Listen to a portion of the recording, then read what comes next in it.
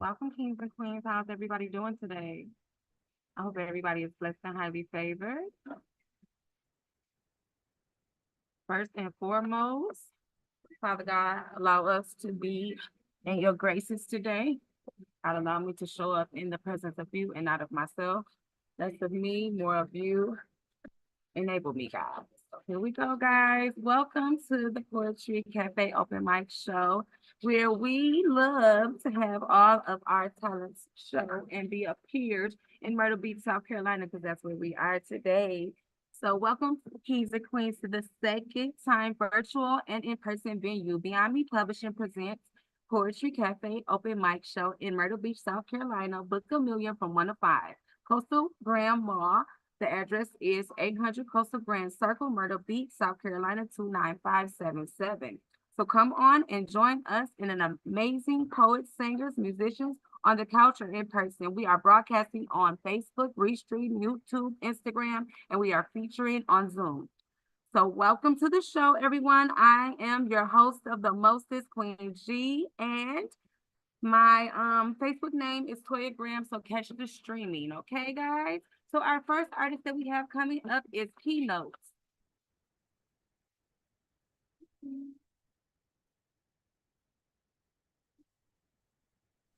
Welcome, Queen. What's going on, Queen? How you feeling today? I'm good. Yo. Y'all hear me good? All right. Yes, ma'am. Right. I hope you are blessed and favored today. I hope God has been treating you good. Pause. Definitely. You know me, it's a blessed Sunday. I get to come kick it with y'all, so can't go wrong with that now. Come on. Right, honey. So we're gonna present your information up here. All right.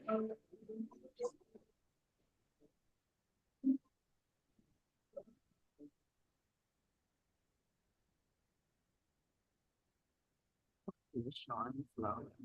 There we go.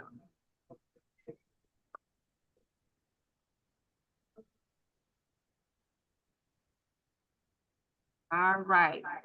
So Keynote is a spoken word artist straight out of Atlanta, Georgia, host of Poppy's Poetry Corner on all major platforms. Be your best strand of uncut dopeness. Too blessed to be stressed. Let's go. So tell the people about you, baby. Rep your city. I'm And straight tell from them the about what poems you are doing today. I'm straight from the south side of ATL. Y'all can find me Wednesday nights everywhere on Poppy's Poetry Corner, door 9 EST. We be lit in there. The poems that I chose today was If I Was a Poem, of course, because it just took flight and I felt like I wanted to add my own vibe to it. So I wrote to that piece, and I'm gonna do another piece called Last Stand. Okay, so go ahead into your first one, sweetheart. If I was a poem. If I was a poem, my paper would be beaten and bruised, a little overused, because these lines got a story to tell. Plenty to say about the blues and whites, how the higher power has saved my life, but there wouldn't be a line that I would rewrite, because from simplest sight, these words manifest light over those who can truly read me. Because my words be exclamation points, like my joints be off the meter. So one sheet could never hold all of me. My stanzas be undefined rhythm and rhyme, a prime. So even if I was wrote in sign or braille, the picture I paint ain't for the weak. I speak in heat that's called flames. I call Queenglish. Tone be on better. Mess around and believe while I'm outside of the margin. If I was a poem, I would be a one that's starving for a voice that's always sharing. A piece to let you know that someone cares. I be layers full of prayers written in blood. I be love, entanglements. Sometimes I be funny-ish, trying to conceal the pain that I was really written with. I be motivation, words flowing with no hesitation. My words be organized chaos for the lost to be found, because I come in so many different forms. If I was a poem, I'd be poetry. So I guess I'd just be me. Let's go. And that's that piece. What? So tell the people why you wrote that. I was actually challenged to write it. Via Shakur actually challenged me, and somebody challenged her. I think it might have been Geronimo Speaks challenged her, and so I just added my own flair to it and came out. I liked it. I loved it. It was beautiful. So if you was a poem, would you scream to the rooftops? Definitely. I gotta write one too. I'm gonna do that for sure. So go Oh, ahead. I must have been on fire. I'm setting off the fire alarm in You this. hear me? Say ding, ding, ding, ding, ding. Yes, yes. Okay, go ahead to your next one, sweetheart. Okay. Can y'all hear that? Move it up a little bit, bro.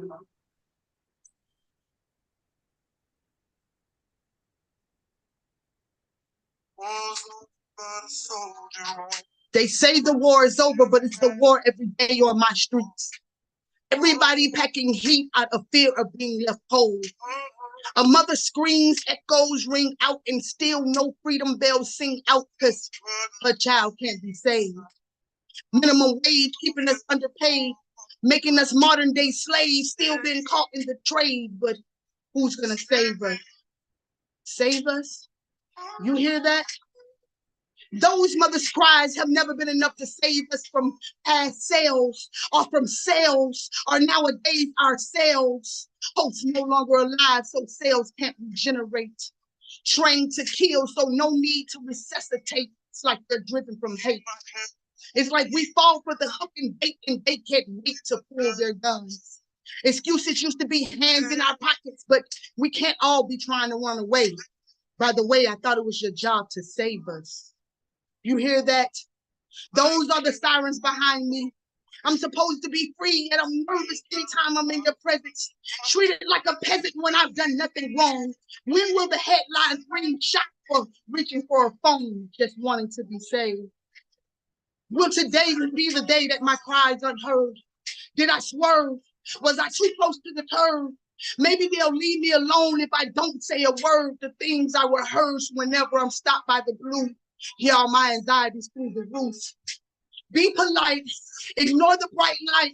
Keep your hands in plain sight. And if everything else goes wrong, let them know you know your rights. Not a savior in sight, so I say we fight. You see, some cops are doing right, but they all make me think twice. But what if we get a life for a life and we blink before we think that you're one of the good guys? Because all I see is Chucky's on the rise, and I no longer want to play because you're making your own rules. Is it my skin color that makes you cool? They say you snooze, you lose. Well, we've lost enough, so please wake up. We've heard enough mothers' cries to last us a lifetime. So I say we become our own lifeline and stop with all the black on black crime and pick your enemy wisely or just open your eyes and ears because they've been picked us. And enough is enough. And that's my piece.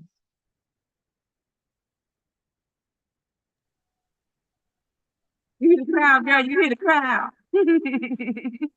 So Thank y'all tell the so people much. why that resonated with you and why you picked that song and why you wrote that poem.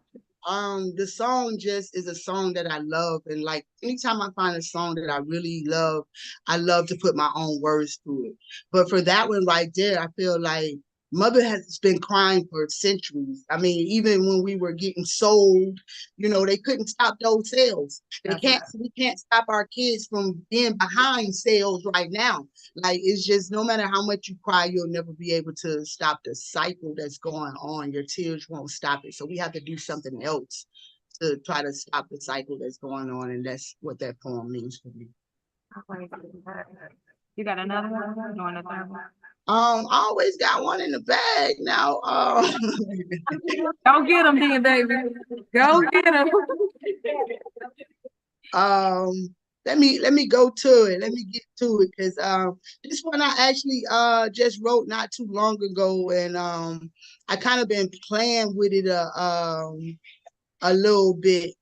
So let me try to pull it up. You know, I was a little bit unprepared, but at the same time, all right. That's all right. So, all right, here we go. Black don't crack.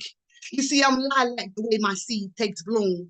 Like when I walk into the room, you can tell my black been blessed since the womb. You see, I'm a present. And this presence oozes beauty, so I feel it's my duty to show you that black don't crack if you don't smoke it. But that's also why we stay piped up, showing you it takes more than 4 quarters to break a buck, so many try.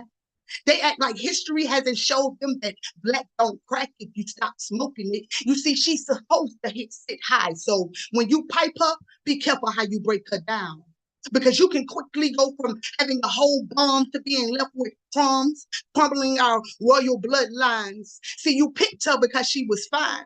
But then you up and smoked, leaving the seed behind to fester and toxic. Ooh, she popped it.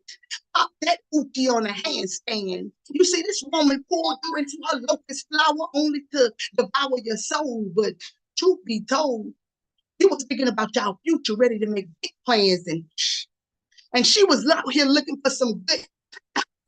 So anytime her body calling, your phone get lit, they keep letting me hit. So the prize I'll eventually get, leaving you for years entangled in that toxic. But remember, black don't crack if you don't smoke it.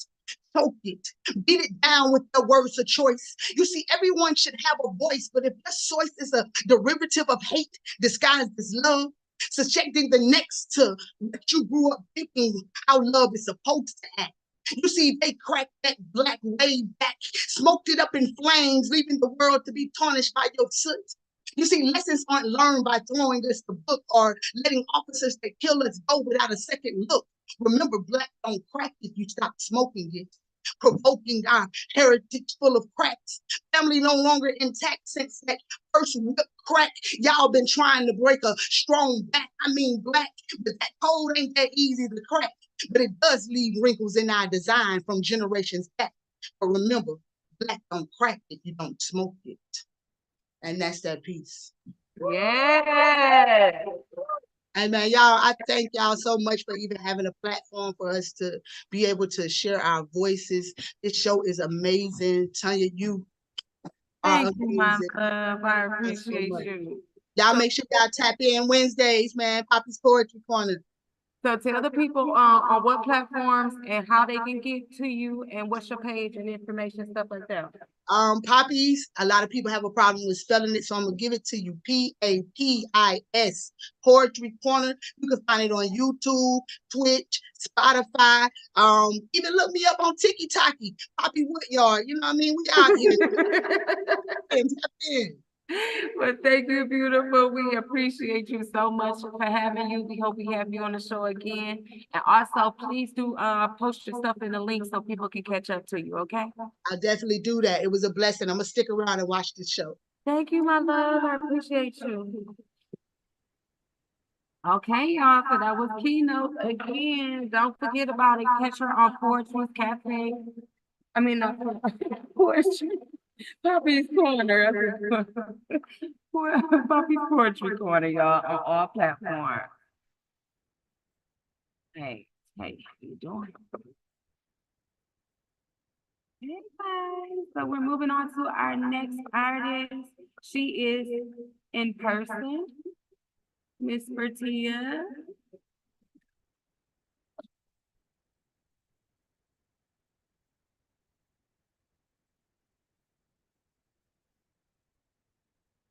All right. Love. Get your mic on. You don't make any. Yes, ma'am.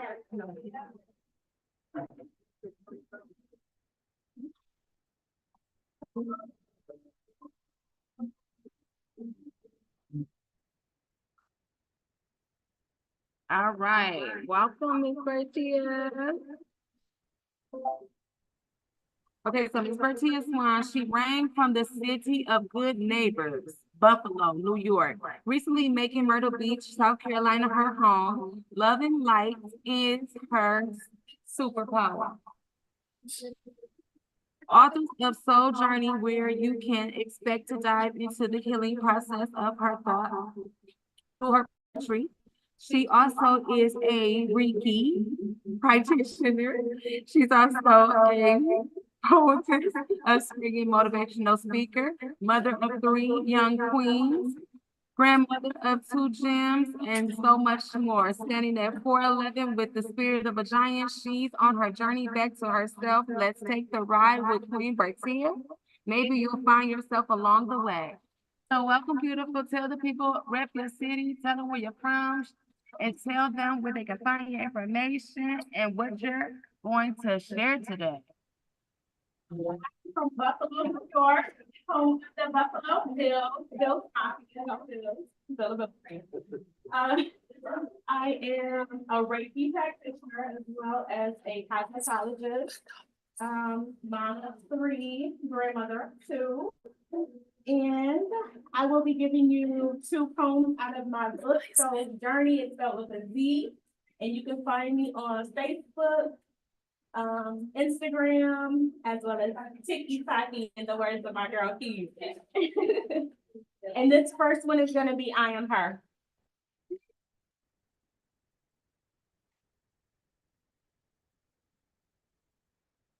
Tapping into my femininity, subconsciously obtaining the scars of childhood, not understanding the wounds that were being created, being raised in a single parent home, where the main breadwinner had issues of her own.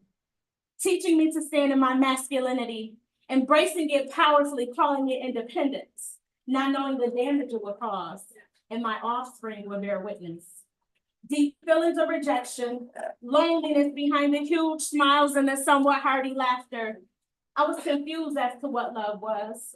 I felt the tuition of Catholic school being paid, a roof over my head, my own room, and clothes that were given by cousins, and wearing my grandmother's socks that fell down with each step. Ring around the collar, uniform shirts and dirty shirts that I ironed. The damage from trying to be someone that I wasn't, being fucked on in an attic by two play cousins, and my mouth being shut by my own damn self. Self-love, self-care were nowhere in sight. I thought the grass would get greener on the other side, only to realize it may have been worse. My biological daddy's family appeared first. Independence is bullshit when it comes to my femininity. They'll never take my power, my power, my power. They'll never take my power, my power, my power. They feel away. Oh, wow. It's what I learned last year alone, standing in my own wise dome. Third eye awakened on a break of them, crushing the matrix like we crushed the crumbs and then he cracked the cake mix, baking a cake for them. Now that's the feminine power taking over like the Sasha and Beyonce, acting as a sword for her. I'm calling up Simone to light the torch for her. Yeah, that's me. Switching in my pumps, open doors for her. She's a daddy with a fat ass, nothing more for her. Is that where femininity hit the floor for her? Or is she stomping the yard like the boys with her? Masculinity rising again, right in my blue 10-speed bike. Is that the boy in her? Rhyming and rapping these rhymes made her come alive and saved her life.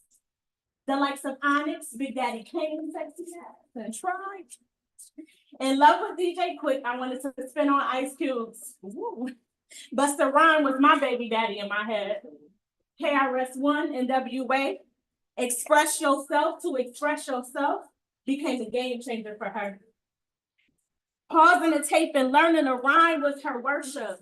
Listening to 91.6 in Mom Duke's waterbed was where the J, the I, the M, the M, the Y, the J, the I, the M, the Jimmy was discovered. Uncovering the eyes of the blind, lost little girl who had no one to turn to for help, screaming to the top of her lungs without making a sound was too much for her. Choking on her own truth was a war for her. Eroding like a volcano was the snow boil for her. Always switching lanes was the norm for her. She had to be who she thought she needed to be until she could find her own spot. I am her.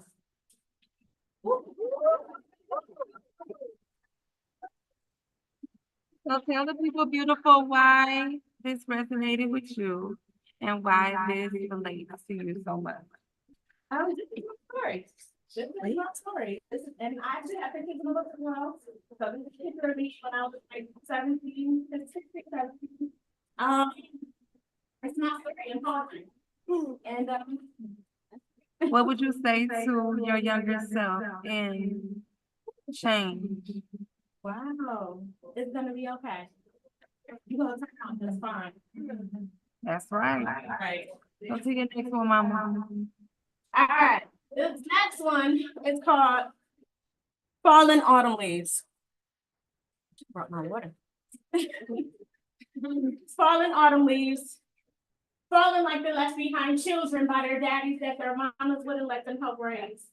Now holding on to regrets like the morning dew trying to correct us.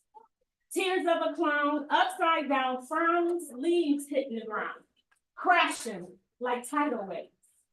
Little boys and girls misbehave and hate the parents that they thought abandoned them, not knowing what it was like living without the other. Do you hear me calling? Do you hear me calling? I'm calling you like regret. I'm calling you like the ancestors are falling from the dead. Unfamiliar, unpardoned, just meaning detached, making the unfamiliar seem just as familiar as the unfamiliar. A strange leaves falling from the withered trees, making us disbelieve that areas need help or hope for the future. Nothing greater than tomorrow because of today's fallen autumn leaves.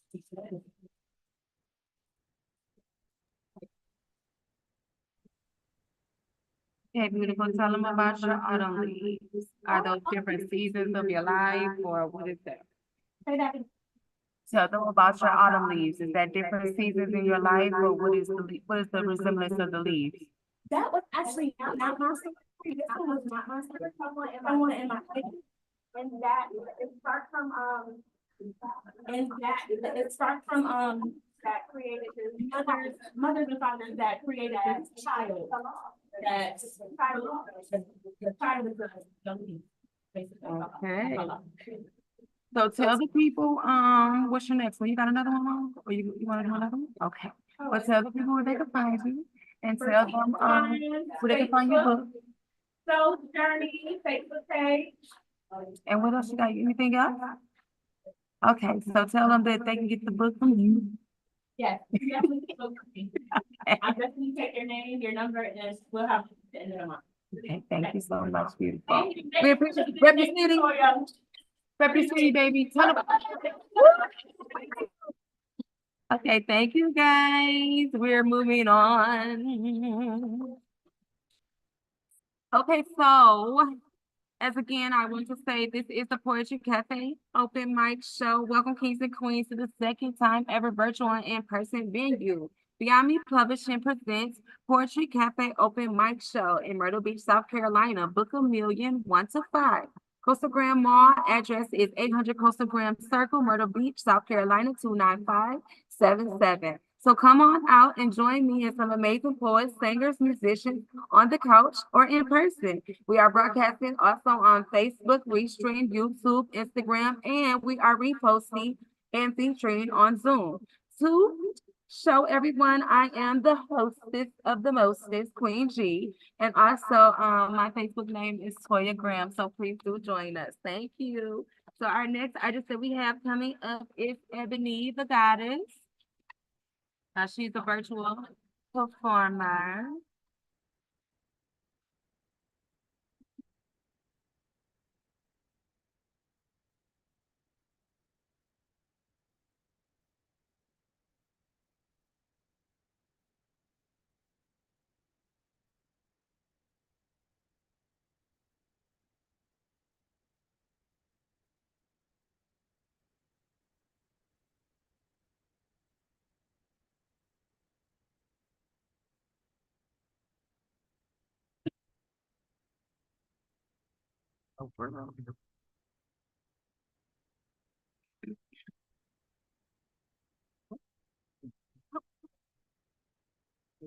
You got me.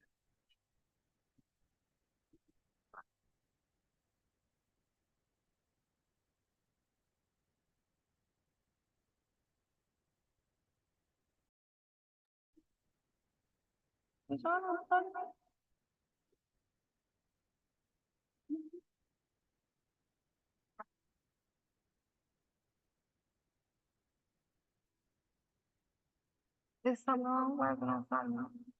Is the TV on? It's on. Is the TV on? Just say so. Okay. Oh, it's on. I got you. Thank you, Mom.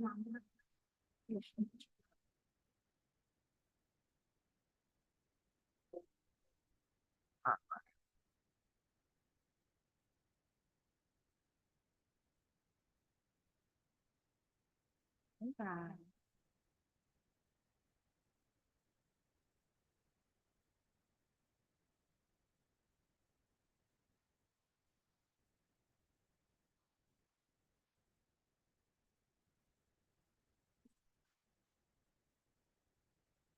All right. Welcome, Ebony.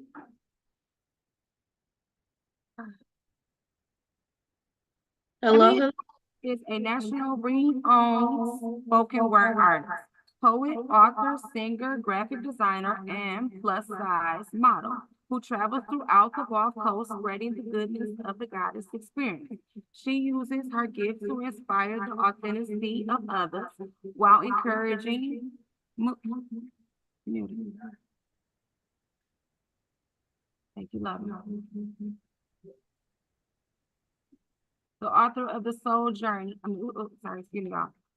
She uses her gift to inspire the authenticity in others while encouraging them to walk shamelessly in their truth. Her book, Worth the Wait, is available on Amazon, and her album, Ebony Speaks, is available on all streaming platforms. Ebony the Goddess believes that our tears lead a trail back to the moments we were purely ourselves. Welcome, beautiful. How are Hello, good you? evening. I'm doing great, and how are y'all? Rep your city and tell the people where you're from and where they can find your information and what poems you're going to share with us today. So what's going on, everybody? This your girl Ebony the Goddess, all the way from Moss Point, Mississippi. I've been doing poetry about 5 years, and I got about 3 poems set up to go ahead and share with you guys. So excited to present these poems. They will all be on my next album entitled Ebony Listens. So be sure to look out for that. It's coming out in April. So definitely make sure y'all tap in with me on all platforms for that album as well. All right, beautiful. I'm excited to hear what you got. So go get into your first one. So my first poem is entitled Ebony Listens. Tell me about your day. Tell me how many times you've had to suppress your emotions. How you have to bait your masculinity daily just to ensure that you make it home to me. Make sure that we'd be able to make ends meet. How you smile so much through your frustrations that you have no smiles left for me. It's like your soul can't breathe. Forever dying for affection from a woman that only knows how to knock fire from your ass. Brought into this world living day to day, prepared to be taken out. Never knowing when Uncle Sam will pay mama's debt for every whooping deferred. Building a ball of rage in the pit of your stomach, the same size as your daddy. Having to be twice the man of a nigga that wasn't even fit to be a father. No space vacant to unpack the trauma. Unafforded the opportunity to be sick and tired, all while serving the same food your mama forced you to finish at dinner time. I see you, black man. Battered and bruised from a mother's lack of support, lack of appreciation, lack of love. Dehydrated from emotions you were conditioned to suck up. Repressing your need to be held for the appearance of manliness, conserving your sweet kisses and tender touch for your offspring, scarred by women who never really saw you, merely blinded by money, status, and security. The stereotypical attributes of what a real man is was created by women who don't desire a man to lead, supreme in their own toxic masculinity. But this poem is for every brother that works a job he hates, to answer his call of duty, only to find solace in video games, an alternate reality where he takes his rightful place as God. See, white collars, unlike nooses, weren't created with black necks in mind. So we're changing them black. Mourning the struggles engorged by systemic oppression, cutting the cord wrapped around the nape of blackness kind, suffocating our respect for you, birthing a new way of seeing you, finally acknowledging the God that resides within you, the power your stride exudes, catches the eye of everyone you pass by. Viewed as sex symbols, only to be reviewed in black bags, wearing diamonds and gold, resenting the riches that was stolen, burned skin beaming the light of the world from your ebony eyes. Black man, you are divine. The woolly locks they dread are merely follicles, radiating with spiritual antennas to higher consciousness. Naughty boy, we eat up your fresh cornrows. Much like God's son, you are the center of our solar system, the flame of fire shining bright on a world that views your illumination as expendable. And to think that we've allowed our black men to feel that masculinity and vulnerability are mutually exclusive. So tell me your deepest, darkest secrets. How you long to be a better man than your father. How you feel enslaved by our expectations of what a man has to be. Black men, you are allowed to cry. Black men, Ebony's listening. Speak.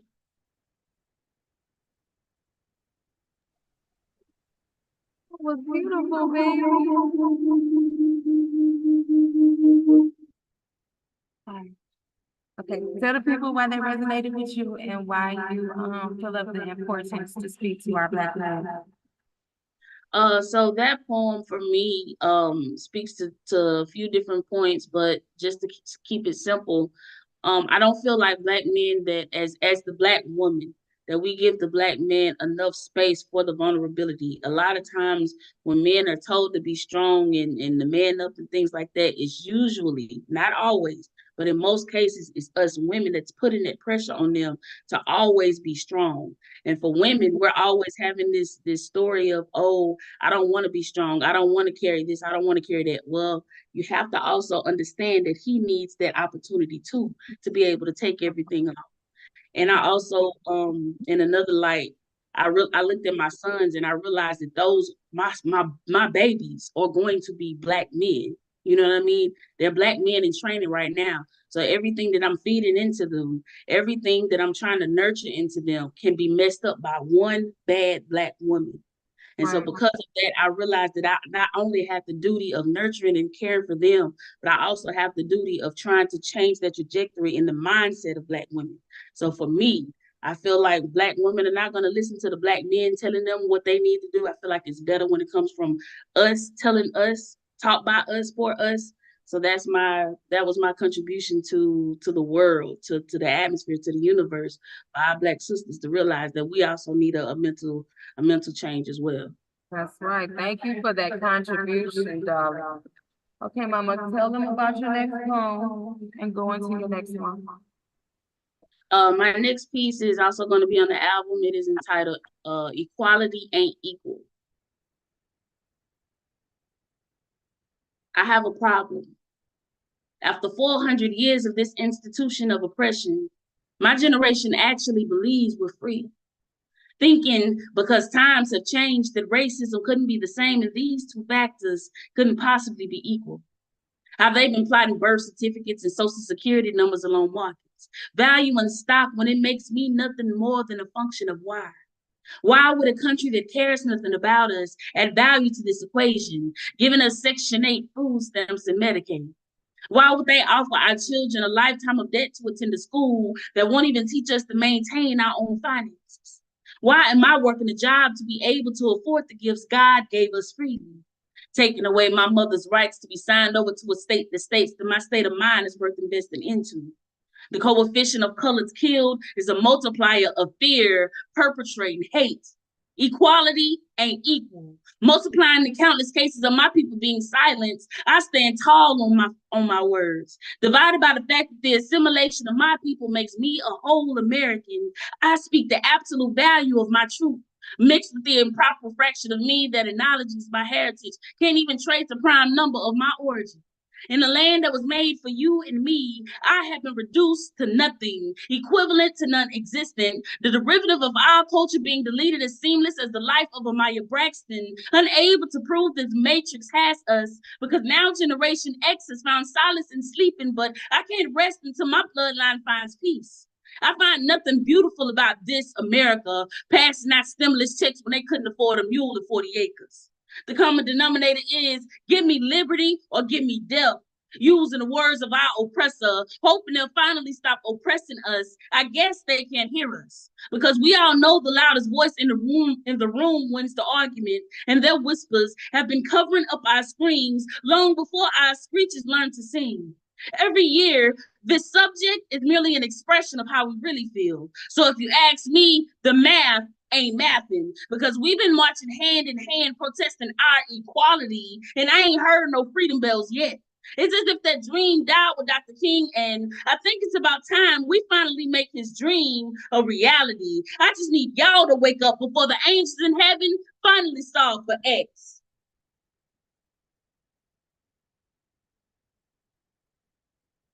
Beautiful, beautiful. Tell the people why that resonates with you. For me, I have a strong obligation to my community. Not saying that I'm,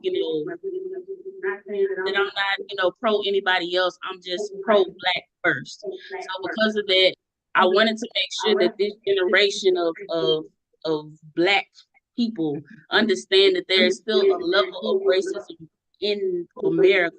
And I'm not saying that it's everybody, but I want them to acknowledge that there are still the seeds of racism still planted in the soil that we are on, and that there's a need for us to understand how we're enslaved to actually have those chains removed, because the chains now have become mental. It's a psychological slavery more so than it is a physical slavery, and they have disconnected slavery only to be condensed down to a physical thing, and it's not that anymore. It's all psychological, and the more that you accept the things that we've come to be enslaved by, the more that you don't recognize where the slavery lies, where that line starts and ends, the more that you're going to accept it and assume that that's the freedom that we're actually receiving. But you're also in the back of your mind going to be uncomfortable. And so I need people to be uncomfortable in order for us to change it as a culture, as a community. Yes, ma'am. That's right. Okay, beautiful. Turn it down, babe. Okay, go ahead into your next one. All right, so my last one is also going to be on the album. This is entitled Altar Call. It's a newer poem, first poem I wrote for 2024. So I'm really excited to share this one with you guys. Satan, we gonna take your kingdom down. Satan, we gonna take your kingdom down. You've been building your kingdom all over this land. Satan, we gonna take your kingdom down. Sundays ain't seeming so Sunday no more. Church doors swing open, and I hear more squeaking and less shouting, more begging and less believing, more dying and less testifying, and I can't help but wonder what happened to us.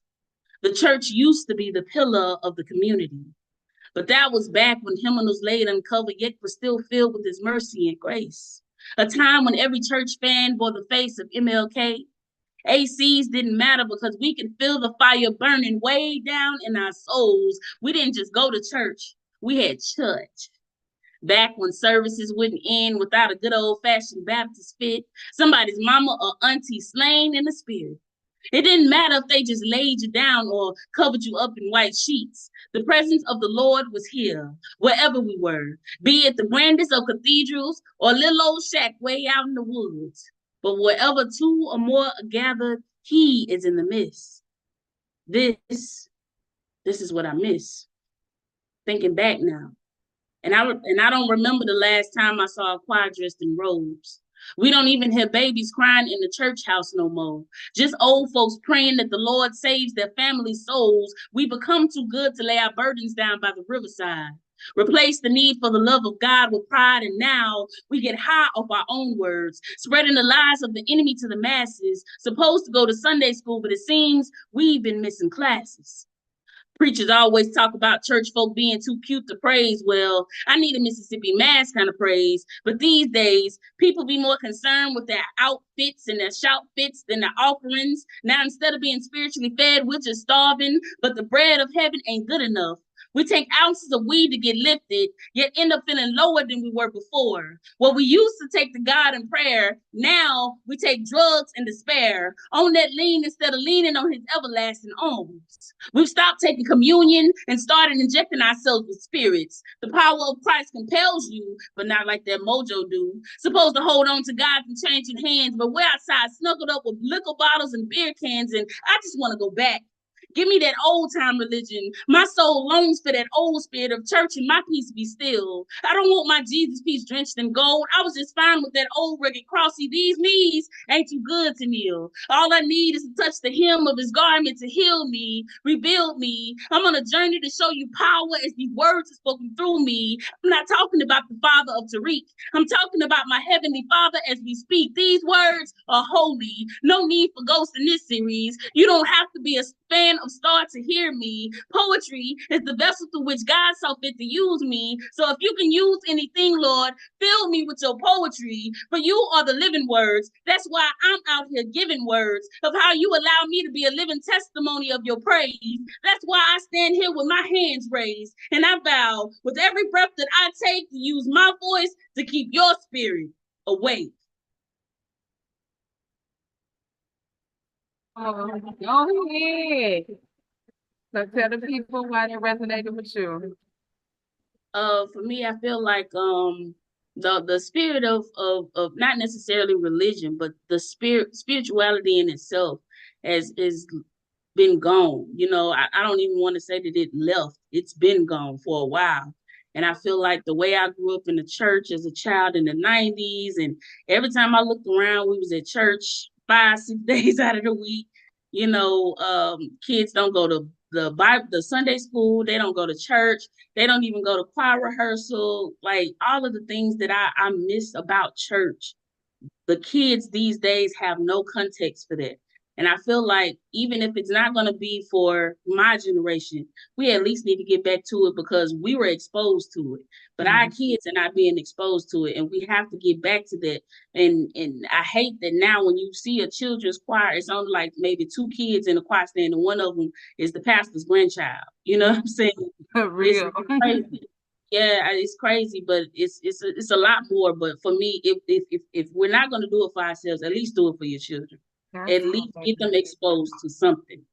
That's Somebody. Tell the people where they can find you, babe. Tell them, rep your city again, all the way down in the bottom, as you say.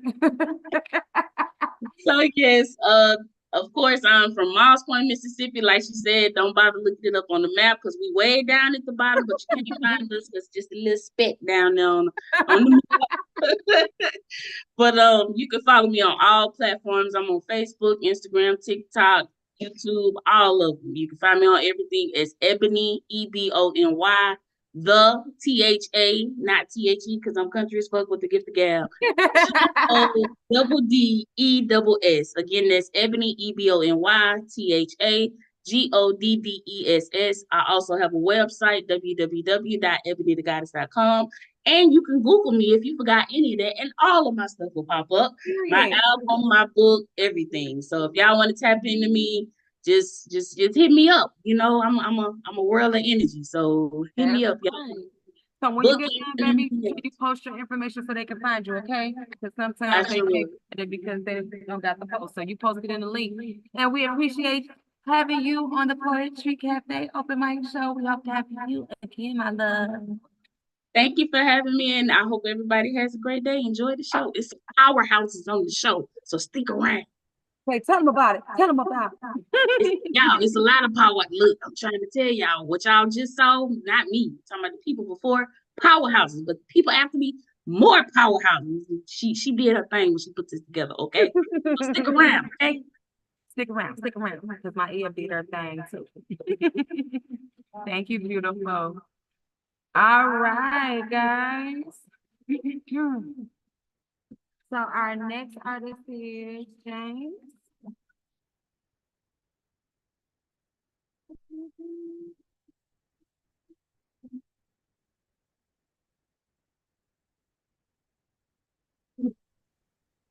All right. Good afternoon, y'all. Rep your city, James, and tell the people where you're from, what's your stage name, where they can find you.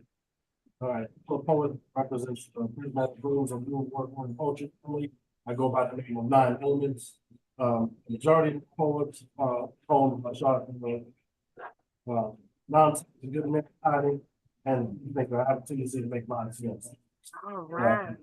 Today, I'm gonna hit y'all with 2 good man shots and 1 light pop shot. Okay, do you need a mic? You good? All right, get up.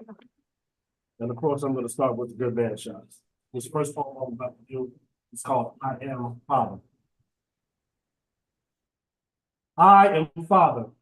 I accepted responsibility that I created when I played my role in creating a distinction of my bloodline.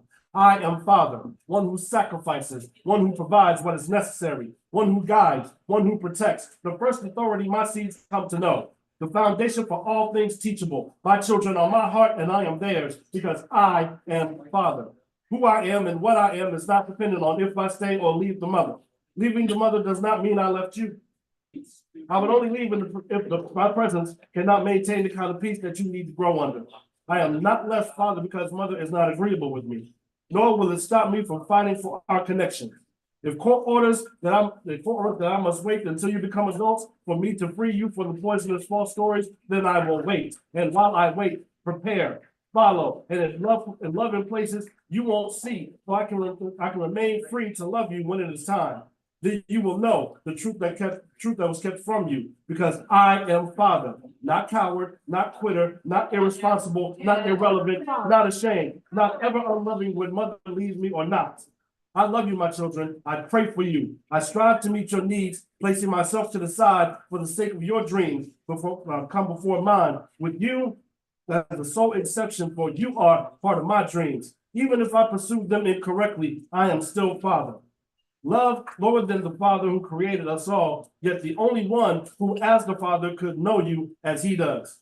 Until my last breath, my love I will pour into your hearts, into your minds, into your spirits, into your experiences, because it is my duty and my pleasure. You see, I am Father, and none will love you like I.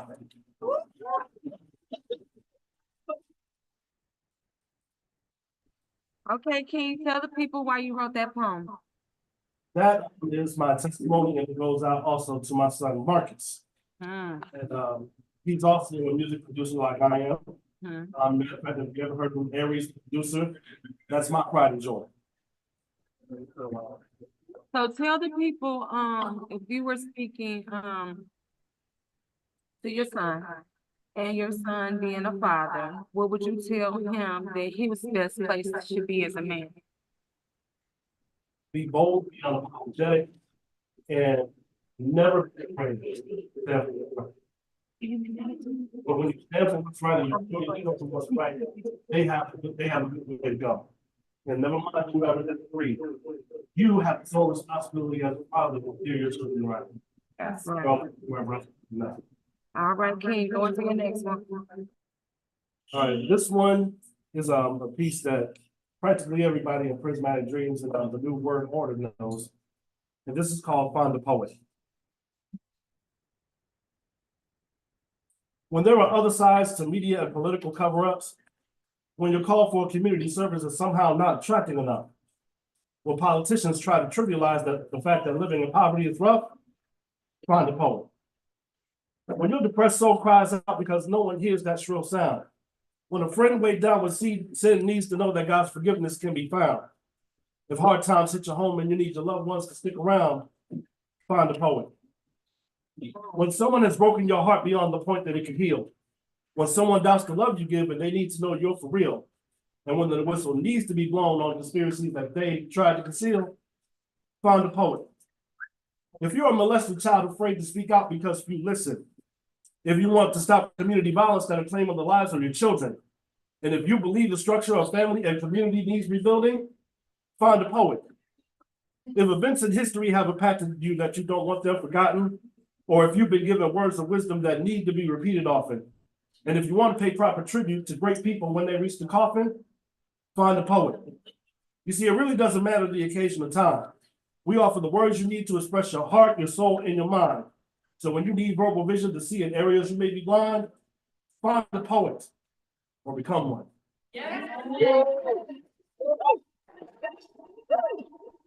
So tell the people why it is important to share your inspiration as a poet. In my tenure with Prismatic Dreams and New World Order, we've done several mixtapes that is to my position from Wordsworth mix, Conspiracy Girls Project, Price of Life, when we talk about abortion. And I gotta say, I'm proud of you because there's so much silence in the world about this issue. And if you come up with your job to speak.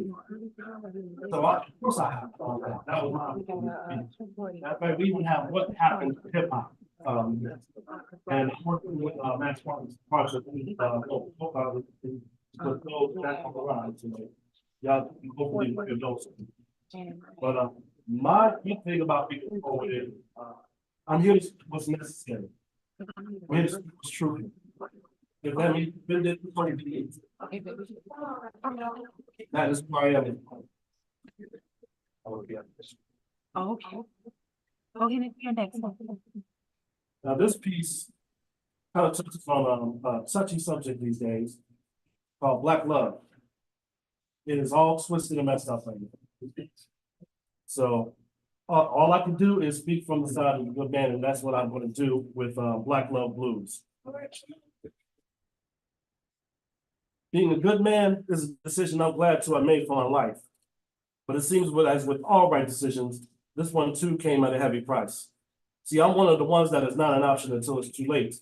And then when I want to help make it work, other hearts I engage with are too filled with hate, too proud to admit that the source of it is the shame they feel over past mistakes. I'm tired of feeling like in order to make them feel loved as a man, I have to break. And when I'm not the one who smashed their hearts into tiny pieces. So many don't want to have Black love anymore, often using blame as their reasons. When I was younger, I made mistakes like many of my peers. But in spite of whatever flaws I had, my intention to love has always been sincere. But I can only love as a man. After all, that is what I am. But the love of good men is now somehow being twisted rather than being considered as something to understand. And my personal plan was infusing friendship with love and patience. And the more we got together, sealed our bond with honor, to become a love that's self-earning forever. But some don't even want to work building that kind of love that it takes. Rules of fantasy now replace reality, and what's real is now regarded as fake. And I'm wondering where the love is like Donnie and Roberta. It seems like no sister I meet can accept the love that I'm giving because somebody else hurt her. I'd rather hold her when she'd rather hold her pain. And it's better to forfeit than force it because in forcing it, there's no gain. I've watched too many run to heartache and pain and heartache like those things are more fun than watch their tears won't wear on them as they age, and then they live to hate because they both what they are and what they chose to become. And they didn't transfer the same hate to the ones that they didn't choose, and when they had the chance, they were too proud to admit that those decisions that were brought on by those in present circumstances. No more old couples showing love publicly through sweet saying and inside jokes. Just souls wearing masks that project outward happiness while they're really lonely folks. And they are still aware that all things that went wrong, Black men and women who want to love each other, but somehow can't even get along. Over the decades, we have only grown weaker when our ancestors were strong. We're now people claiming to value Black love, but these days, Black love is nearly gone. No more compassion, friendship, time, or forgiveness. We're killing each other's hearts daily while the rest of this world is confused at what they witness. And y'all, the saddest part is that our complacency. Because if we wanted to, we could fix it. But no one wants to put the work in, so we've crucifixed it and let it bleed itself dry while we believe every outside lie.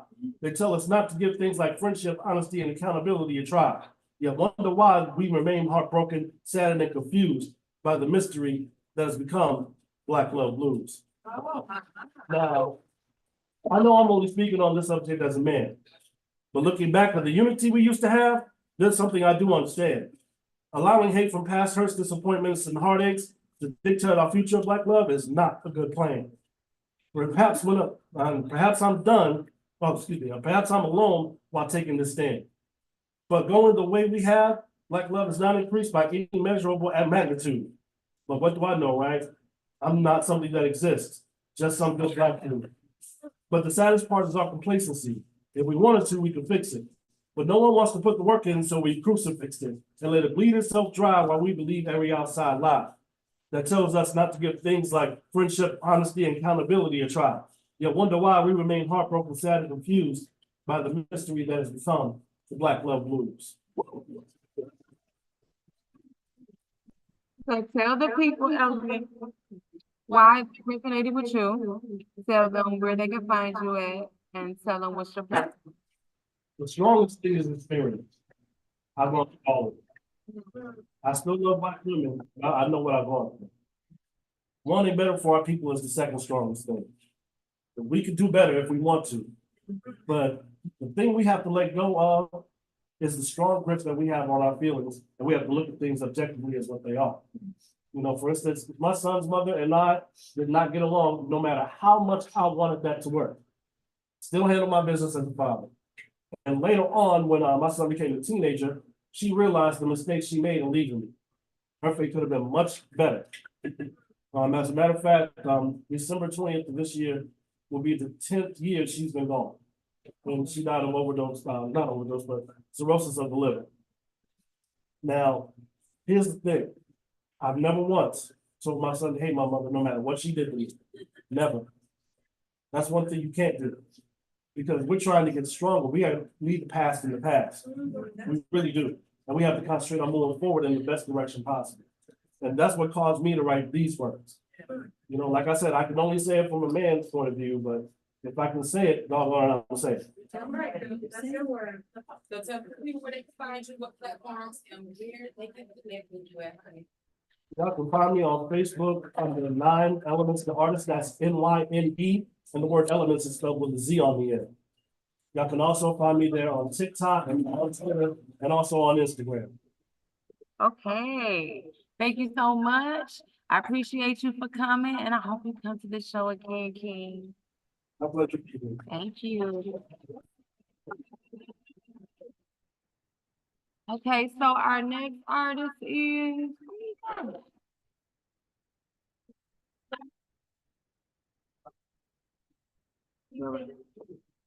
Not Robert. Yeah, he gonna go before Robert. You ready? What? You ready? You ready? It's your turn. How are you? Oh, you ain't have to sign up, baby. So, hold on, we got a 240 open, well, no, a 220 open right after Robert. Okay.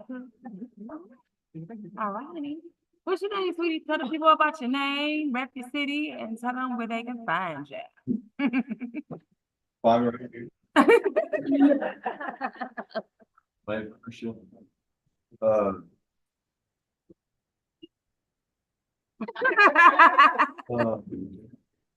Yeah, Well, tell them what you're gonna play, Christian. it's just awesome, buddy. Yeah, past my number for a while back. Okay. Yeah, I've been for like months. I'm not speaking, I can't see the shit. Oh, But, okay. okay. Go ahead.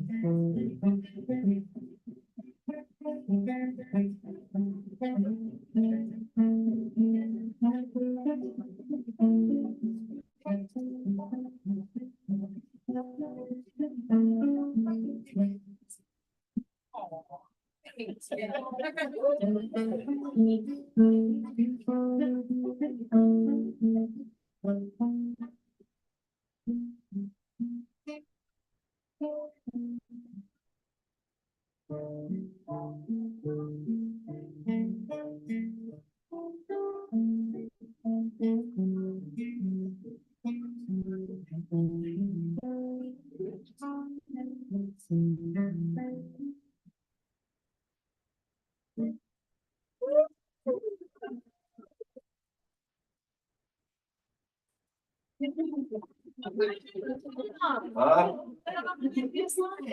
Oh, no. Michael Lucas, I guess. I clicked here.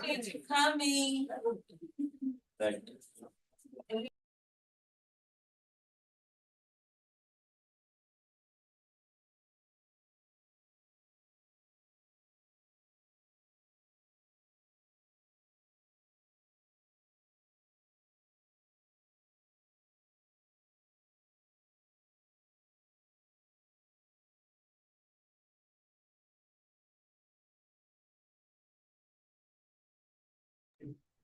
Ready, sir. Turn me down, baby. Sorry, y'all. All right. So this is my Robert. Alright.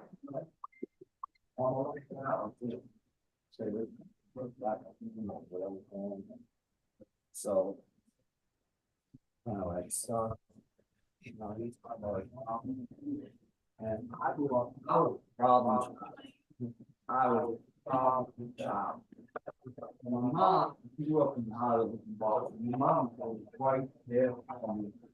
Always, you know, always there in court, you know, always there for juvenile detention, you know. And I went to college and say, guess what, I am, that means I just got arrested, you know. So, I don't know, just love that with all my heart. She's been with me every time, okay, you know, so. But this comes from my left, we would always show. She provided me the best that she could.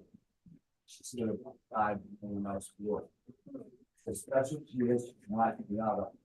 It's love that she wants. Oh.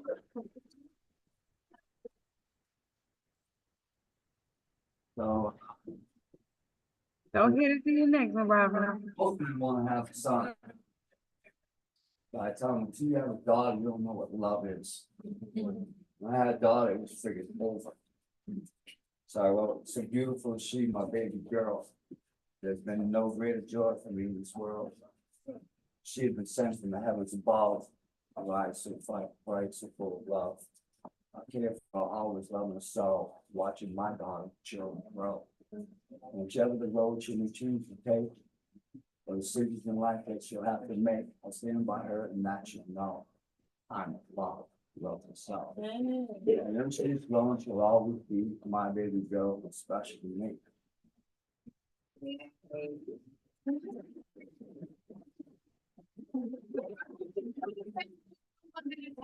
Little girl, what would you say to them? Get ready, it's over. Go to your next one. So he was all saying how we have to do better. Now, I was never political. Never followed politics until something came along. And I watched the fake media, our media is fake. As soon as you realize that, just turn it off. It's all fake. They make up stories and have you believe one thing, and it's not even true. They take little snippets of what somebody said, and then they'll run with it. And then you'll believe, unless you watch the whole press conference, you believe it's a fake news company brought to you by Pfizer.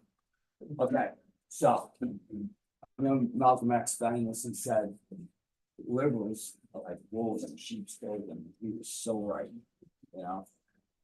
So. Here we go. Something going on here. Here's my spot.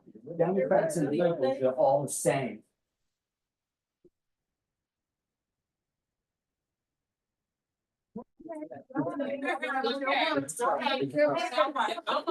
Your words.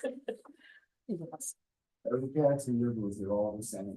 The smile on your face, shaking your hand, claiming they're the one that can understand. They're making all these promises, things that they'll do, just so they can steal a vote from you.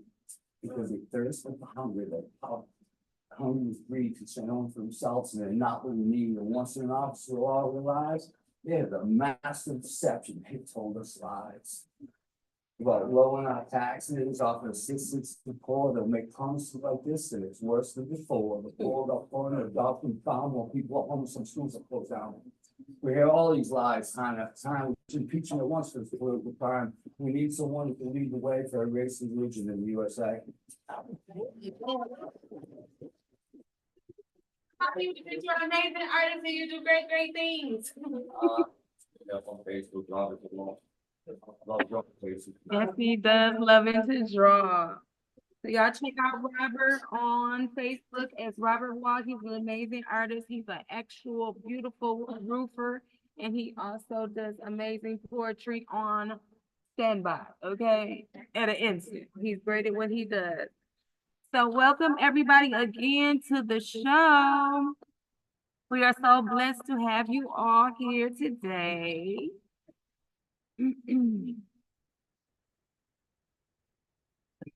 Okay, so welcome again to the Poetry Cafe show. I am Queen, the hostess of the mostest. We are virtual and in person in the venue.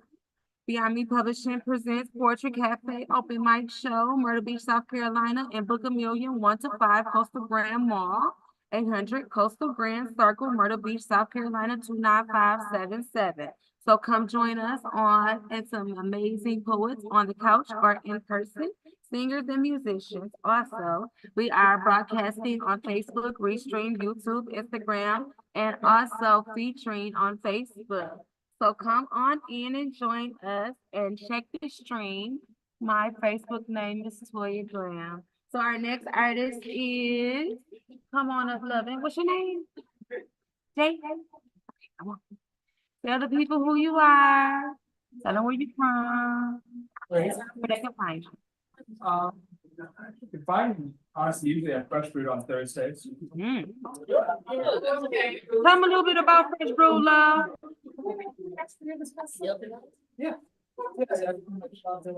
Yes, he did. Tell them a little bit about Fresh Brew, love. Fresh Fruit is a really good nonprofit coffee shop down in Seaboard, or by the boardwalk. They help out the homeless. They always have like food drives. They always keep giving out like free clothes and a nice place, warm place for people that less fortunate to stay. I respect it a lot, and I wish there were more places to take from them down here. You dog, all right. Do you know the address, babe? Because I don't. I don't know the address by heart. Well, it's Fresh Brew. Y'all can Google it just in case if you ever need any items or anything for the homeless. You can always go there. She's an amazing lady. Her name is Miss Katie. Okay, go ahead. Now, what today is kind of by Chet Baker. Time after time, I tell myself that so lucky to be loving you.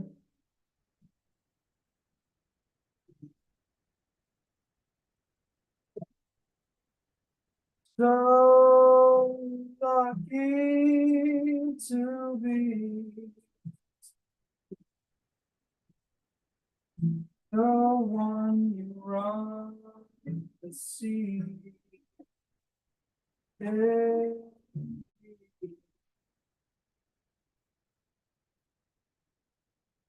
When the day is through.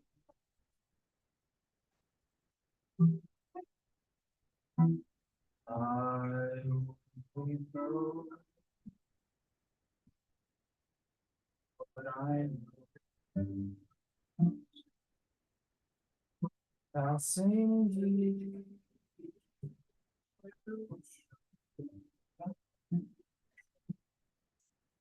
Of my love. So young, so new.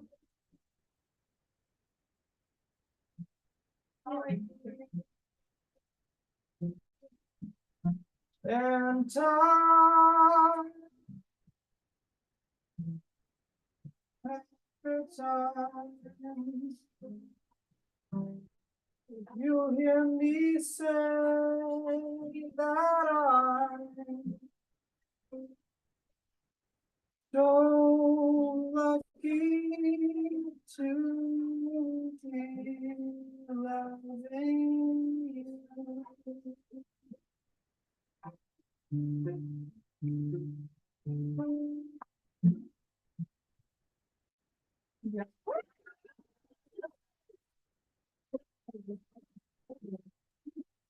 Good, love. You have a beautiful voice. I love you. Tell again the people where they can find you again. Or we can find you. Oh, just on Instagram, just Jacob.Spandar. Thank you, honey. They can hear you. Appreciate you. So we are bringing up our next artist, Miss Attitude. Get 'em, girl. Dinner, mama. How y'all doing tonight or today? I was gonna be saying like, I told her, but I'm here. Okay, so Miss Attitude, Miss Kalana James, aka Miss Attitude. I am a total adult poet, okay? Ain't playing, storyteller. I am from New York City, born and breeded, but I now call Marion, South Carolina, my second home. I have a poetry album out called Naked Queen. I am working on new material that will be out September 2024. Go ahead, beautiful. Thank you for that intro. I also say that my producers here, 9 Elements, produced my album, Naked Queen, and it's naked with my thoughts.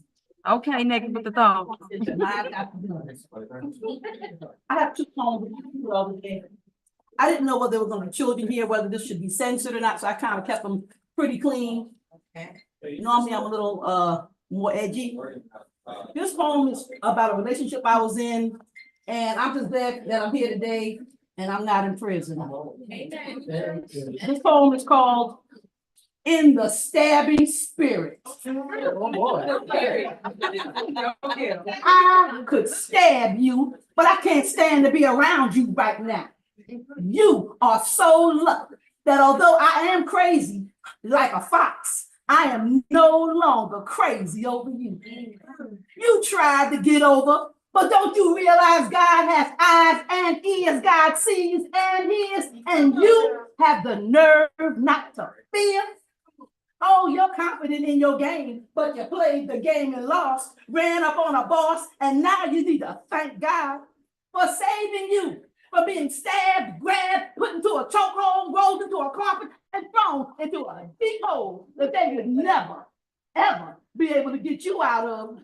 First, they'd have to find you. They wouldn't. I thank God too for showing me who you are. Took the stars right out of my eyes, and I was not surprised because God loves me. He don't want to see me in jail. God made you and knows you are not worth stabbing. God took the caring, the desire for bed sharing right out of my heart. God said, you have a beautiful life. Put down the knife, go out and live it. And with that, I no longer felt the stabbing spirit. Thank you, God. Peace. Miss Attitude. Thank you. Tell the I people. did that because I didn't want to go to jail. Okay, so I got the pills out on that paper and put that knife down. So what would you say to somebody with a knife in their hand and they need to put it down? You got a beautiful life. Go out and live it. That's right, You know, baby. I have to preface it by saying this is just a poem. Okay, I have a question for all of you. And it's a rhetorical question. I don't want you to answer it. I just want you to think about it in your mind. Where do retired hoes go? Where? The name of this poem is called Church. Remember, it's just a poem. Where do retired hoes go? To the church. Oh, no, she didn't. Oh, yes, I did. I said it and I don't regret it. Why does saying the truth bother and upset? Yet fornication and stealing gets you a healing. Hoes used to kiss and dish, hit it and quit it. I've been a witness. Now they say they don't miss it. Then all the dirt in the world knelt and bent, spent their whole lives in a whirlwind, slept with all the men of their kin. Now they're against it and everything fun under the sun and about to do somebody in for their same sins like they've always been a saint when they still got a fake paper stamp. They just got old, had to put down their cards and fold. Hallelujah, praising Jesus, while looking down on the rest of us, because now they don't cuss, but used to curse up a storm, had a revolving door at their dorm, but now they've had a transformation, because their backs are aching from all the drugs they've taken, lies spoken, weed smoke, beds laid in. They had to retire. Now it's all brimstone and hell's fire. You don't agree with me? You don't like what I say? Talk trash about me like you do every day, then go praise on Sunday. I'll be okay. I get high when they go low, because I know they're just retired hoes. Go back up to your mama. Go back.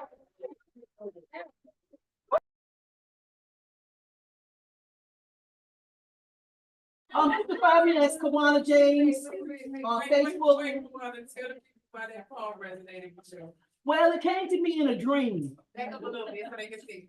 I had a dream, and it just said, the question in the dream when I woke up just said, where do retired hoes go? And I really thought about it, and this was the only answer that came to my mind. And if I'm wrong, God forgive me, but I think I'm right. You can find me on Facebook under Kawana James, Miss Attitude. And again, my producer is not Elements. He's a fantastic producer. And that's And all I- social media stuff, where they can find you platforms, wherever they can find you, anywhere. on Facebook. Okay, any information, book, Kawana James. and where they can get your book from. That's Okay, okay. thank you, boo. Inbox me, DM. All right, thank you, beautiful. Thank you. We appreciate you. Hope you come again. Okay, so 240. Somebody said they wanted to do 240. Okay, let's skip along. All right, so our next artist is The Right Warrior.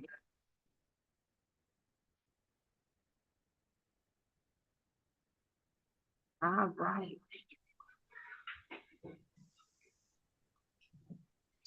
Blessings. Welcome, Happy Marquise. Sunday, all. How you doing? One love always. Blessed and highly favored King. Okay. The Right Warrior presenting Dwight Thompson, aka The Right Warrior, gospel poet, publishing editor, God's First Pen, and author of Pivot, a poetry memoir of mental health, faith, and his favorite phrase is, my favorite renewable energy is love. Love when all else fails, light vibes. Follow Dwight Thomas on Facebook. Blessings. Thank you. Welcome. Tell the people and rep your city and tell them where you're from and tell them Come on now. what poems you're doing today and where they can find your book. My name is Dwight Thompson, aka The Right Warrior, God's First Pen, representing Pompano Beach, Florida, 954. Stand up. Let's get it. Come on now. We in the building. You hear the So people? it's all come on now. It's all about one love always. It's about understanding that we need grace in these times. You have to reflect on yourself and reflect on where you want to be and who you are. And from there, you find your voice. And most importantly, you find your peace. Because in society, we all want our peace. It just takes a while to get there. You can find me on all social media platforms, The Right Warrior, okay? And ask me any questions you have about poetry, publishing, and purpose. Let's get it. The poems I'll be doing today are from my books, Pivot and Inner Sanctum, Protecting My Peace Through Poetry. You can find them on Amazon and Barnes & Nobles. Okay. Go ahead, King, into your next poem. I'm going to see your poem. See your next one. Blessings, blessings. It's hard to be a Christian. Read that. At the age of 13, I came down with the pox, burning up like gasoline. I couldn't use my voice box to say the hole in my socks was bigger than the room I was sleeping in, smaller than the lie I was living in, with a father who didn't bother to speak to me, except it was to say not to use profanity. All he gave to me was a Bible outlined in red. So I was speaking in tongues from the head instead of being dead. Last summer, another brother died and I cried, thinking of all those who refused to let Christ inside. I have a slide of his broken body on my laptop to remind me of where I would be if I ever stop and drop. What's hard? Living a life without Jesus Christ or God, or a life where everyone thinks that you are odd and should be beaten with a rod or a stick or a broom or a switch or shoes or Timberland boots if you have one. I've yet to see a saint or a sinner escape the light of the sun. Salah. King, other people how they resonate with you. Baby. Well, in our life, we are always faced with some kind of crisis. And there are different crises that you'll face throughout your life. And one of the first ones you always face is one of faith. You know, based on the culture you grew up in, the environment, which church you attended, you are taught something. But at some point, you have to make a conscious decision to believe something. So for me, Jesus Christ is my faith and my foundation. And I've been through enough and seen enough to know that he is real. Go on to your next one, King. Blessings. This is for the streets. The things we hold, we don't get. Lighthouse burning, the sea is wet. Carry a torch, the night is windy. Sleep was too late, death too early. Now you listen, not speak. Flag carrying, hard nose running, spitting. For the first time, I own nothing. No land to stand on. I have nothing, only ripped jeans, left, right. No bloody knees, no taxes equals no lights. Your mama paid for the lights to be on. I can see her blood in these streets. Bang this in your truck, turn the bass up. I want all the growl from your woofers. Keep it clean, Dizzy. Let the popo know you're not riding dirty, self-made Joe. Don't repeat the L. Calm that rage. I thought the last act closes the stage. Real life drama keeps bringing me back, turning cheeks back to the next page. Blessings. Tell the people why you wrote that poem.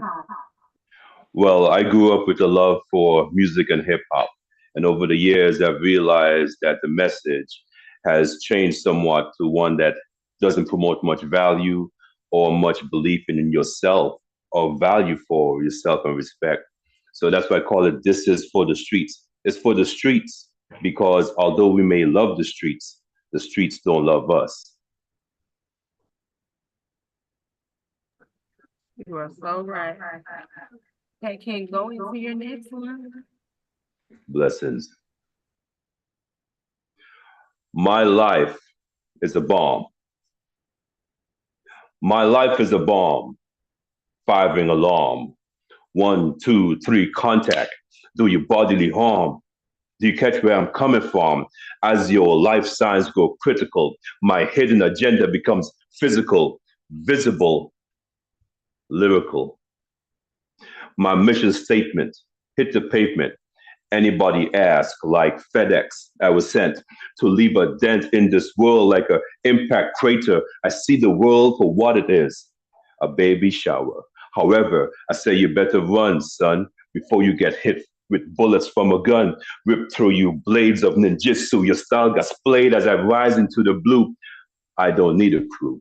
Express myself, mag train, switch the tracks, spread light, blood vein. The pain was real when I felt verbal daggers cut through my soul like a knife through cheese and crackers.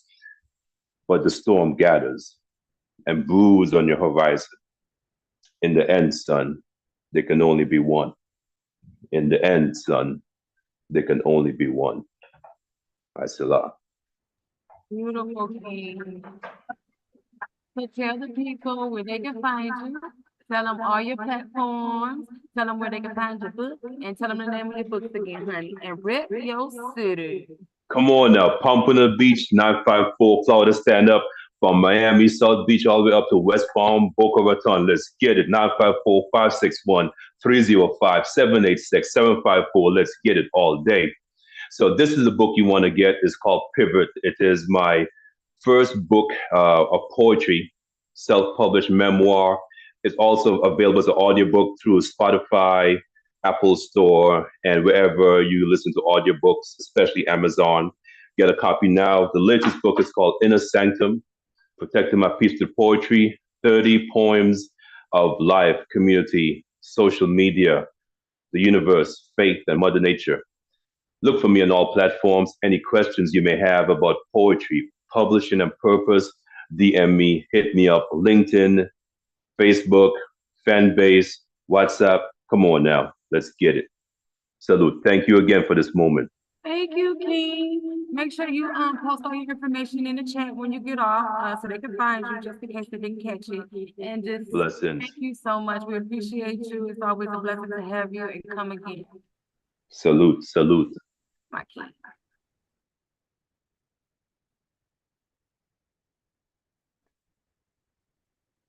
So hey guys, once again, turn me down. All right. Welcome, kings and queens, again to the second time ever virtual and in-person venue. Beyond Me Publishing presents Poetry Open Cafe Open Mic Night. Well, show, excuse me, y'all. In Myrtle Beach, South Carolina, Book a Million, 1 to 5, Coastal Grand Mall, 800 Coastal Grand Circle, Myrtle Beach, South Carolina, 29577. So come on out and join me and some amazing poets, singers, musicians on the couch or in person. We are broadcasting on Facebook, Facebook, YouTube, Instagram, free stream, and featuring on Zoom. So also, if you would like to catch the stream, follow Toya Graham on Facebook. All right.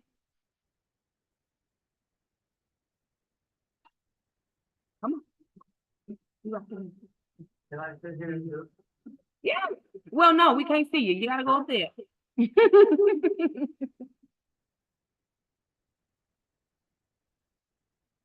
You want your chair? You want to take your chair? Yeah. Okay. Do you need a mic? No? Okay.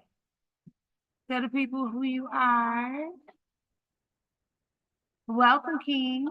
Tell the people who you are and where you're from. Myrtle's, All right. my name is Tom Dowd. I moved down here a couple of years ago and love it.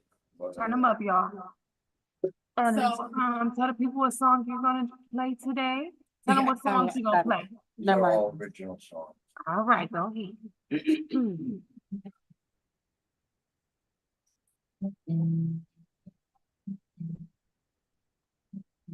This is to my maker.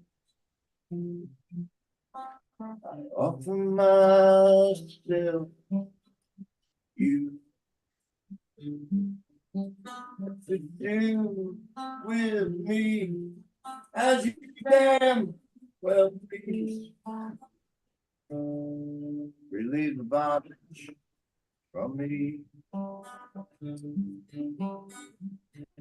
I want to be a better man. You will not mind.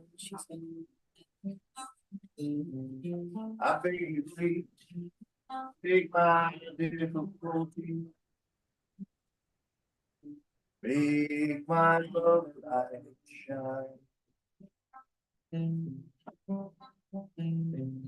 I know that victory over them and witness to those deeds.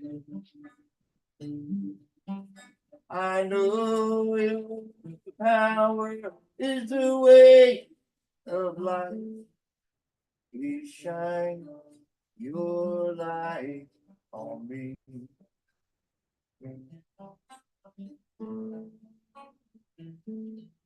All my thoughts are mixed up and scrambled, and my mind is twisted and confused. I have no place left to go to.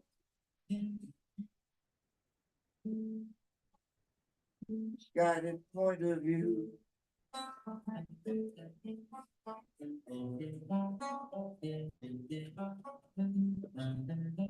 I made sure I was ready before I made this plea. I know it's a hard commitment, 'cause it's all about change and me.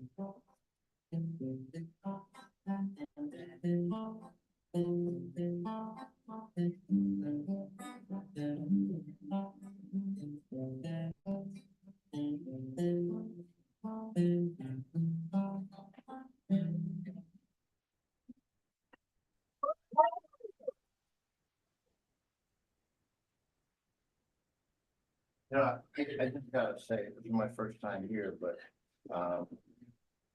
I'm blown away. Oh, thank you, love. The artists that are here, poets. It gave me some kind of lift. Oh, Great. we appreciate you.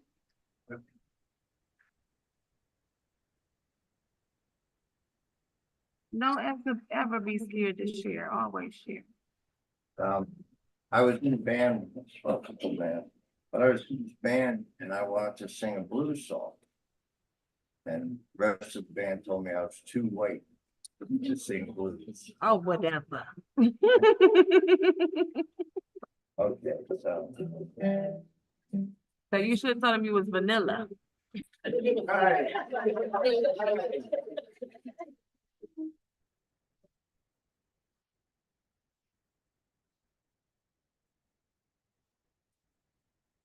I was guided by the light that I refused to know. So more bad than good. But by sight and out of focus. I was blinded by the pain. I wouldn't get over it. But the pain ain't the same. Like I'm hungover. Sympathy and passion. I was brought up that way. Taught by my family. Still that way. but I resisted and complained most of my life.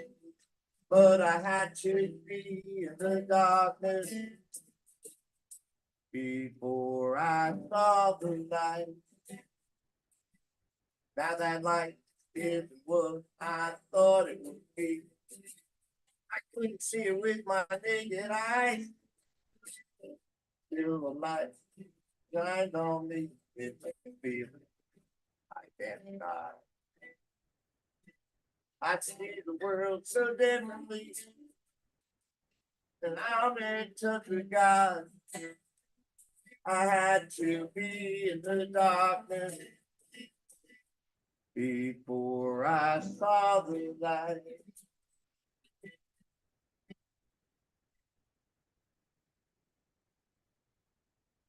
Now that I'm older, I can see the parts I played.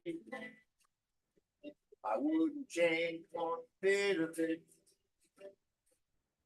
till to this day. My emotions get the best of me. I was blinded by the light. I was a different kind of man before I saw the light. Before I saw the light. Before I saw the light. Sympathy and compassion, I was brought up that way. I was taught by my family, and I'm still that way. But I resisted, I complained most of my life, but I had to be in the darkness before I saw the light. Before I saw the light. Before I saw the light.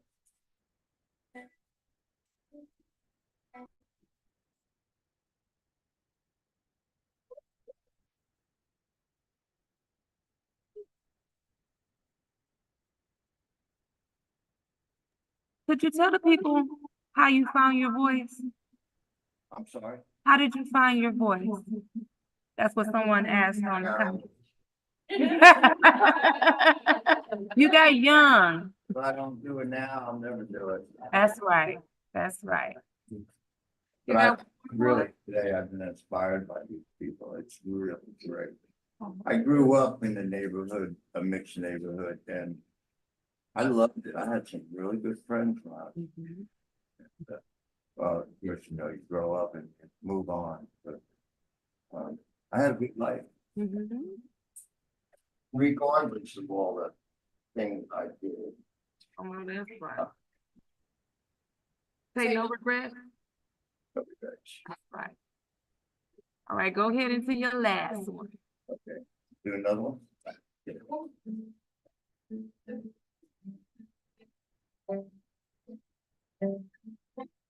Words I play and the words I type all came with rhyme. They all tell in time. Songs in strength with the voice I hear from my mouth, but it stays without fear. Well, there's something outside of myself. It's not something I can tell, but we can read into well. Love that I feel well.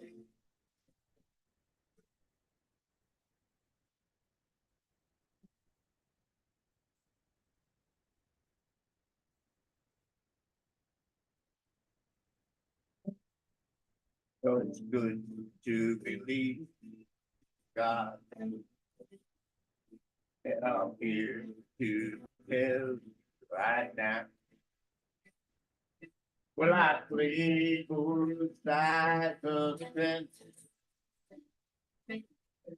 burned by mistakes and confidence.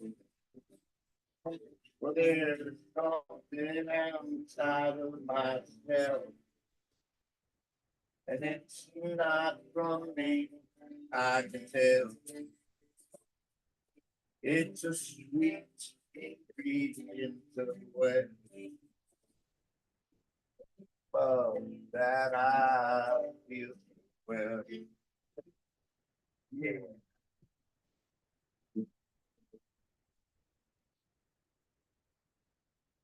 Gangs is all guys are up to hurt.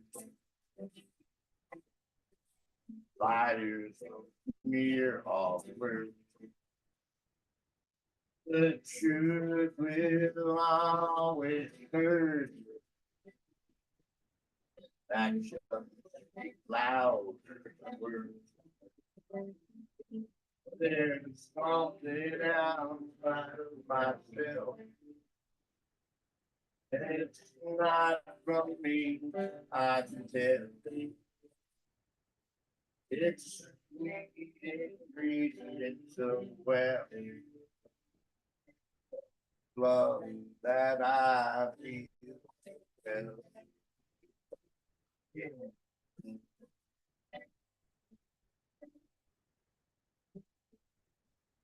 Love that I feel. Love that I feel. Love that I feel. Love that I feel. Love that I feel. Love that I feel. There's something outside of myself. And it's not from me, I feel. A ingredient of well. Love that I feel so well.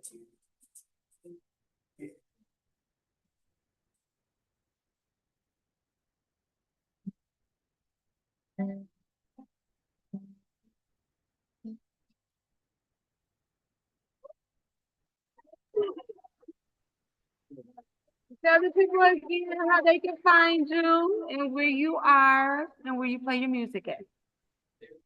Sorry. Tell the people where they can find you, like where do you play your music at? Do you go to Fresh In Brew? my room at Do home. you go to Fresh Brew? Sorry. Do you go to Fresh Brew?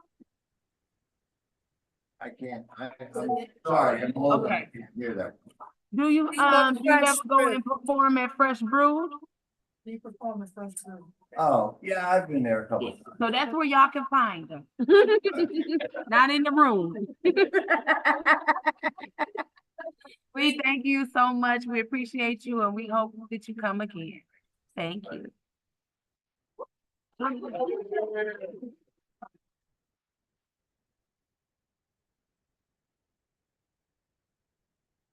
All right, our next artist is Jonathan.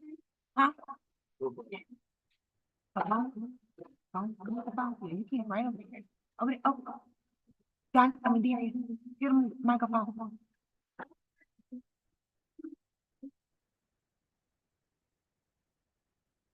All right. Can y'all hear me? Yes, we can. Welcome, Jonathan. Hello. Tell the people about you, where they can find you, and where you're located. Well, I'm working at Fresh Brew for the Open Heights. And I don't have any social media. So Hey, come on. I do one home and 2 songs. Okay. You got it. This first one was called. This isn't a tape, to stop covering your face. You call this all lame, but you have so much shame. You better start acting your age, because you're the only one that there is to blame. There is no escape from being the one who's on the loose. You act like you got something to prove, like you got a curse to remove. And everyone knows the truth, because how could you? You broke me in so many ways. Left my heart in a daze and got me to change every little bit of my ways. Those who used to change because it ended in rage, handing my pain and turning our love into a pace and leaving you a disgrace. Tell me it's okay, then you turn your head And these things you keep saying are ripping me to shreds. You say they're lying and you ain't taking your meds. You may have to call the feds before you start to regret everything you've ever said.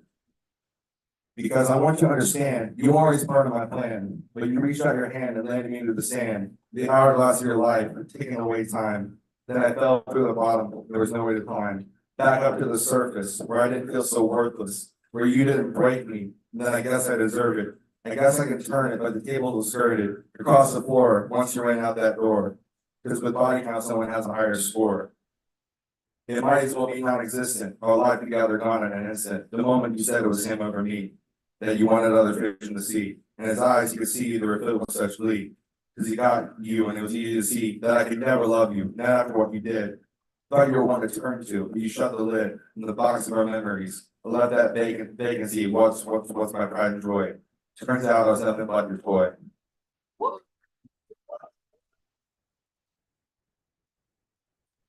Tell the people why you wrote that poem. I had a really bad breakup and it was recent, so. Okay. Yeah, that's my brother now. That's what I got over it. This next one is a song we wrote called Dark Symphony. It's kind of work in progress, but I'll sing for y'all anyway. I see her as I'm falling back into a man whose love's in attack. She left me running after her hand, left me guessing if I was her man. Broken man, lie across the ground, an empty promise, no love to be found. I see the look on her face, know it's just begun. Eternal flames now where I'm stuck. Oh, dark symphony of her schemes that haunt me.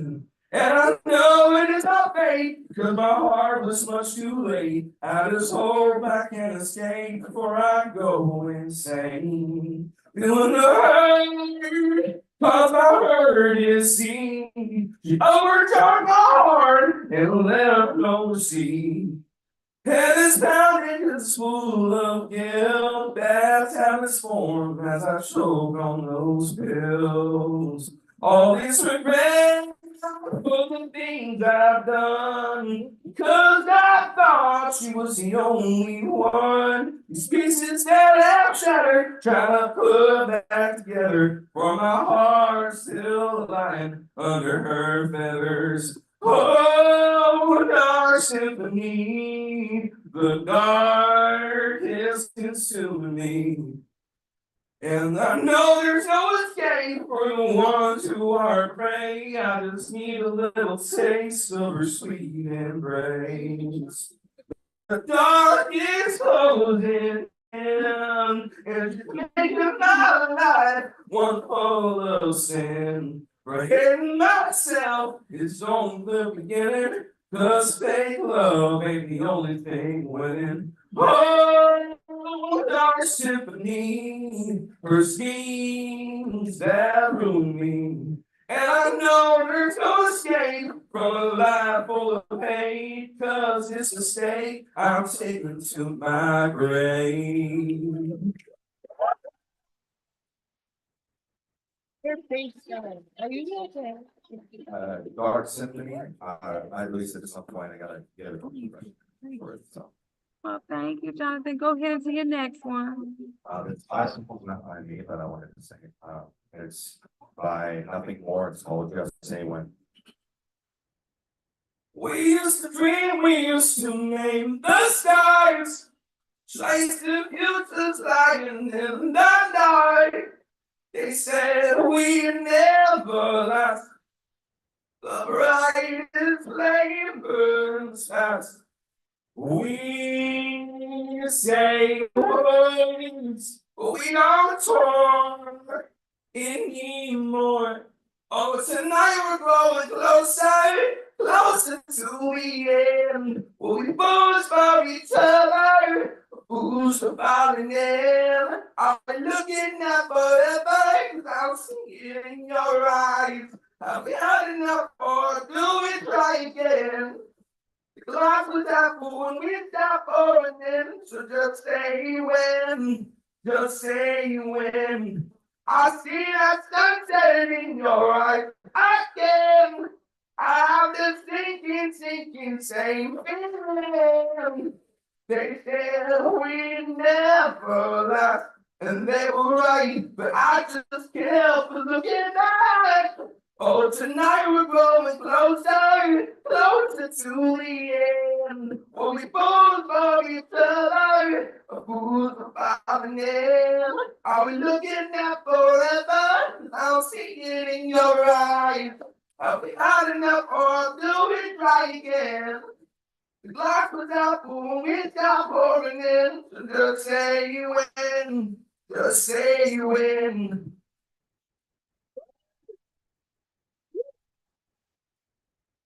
Thank you so much. Find you. All right, on Thursday. Thank you so much for performing. Last time that you came, you were so nervous. You did so well this time. We thank you for coming, and you keep on coming, okay? All right, All right, honey. Thank you. Appreciate you, love you. All right, guys.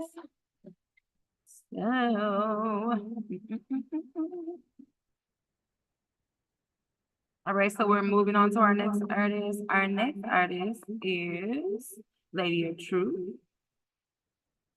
Hi, beautiful. You too, darling. Thank you. Thank for you. coming. Thank you for coming. Welcome, beautiful. How you doing today? I'm well. Nice to have you, darling. I did hear you. My man's somewhere else. Lord. It's nice to have you back. Thank you.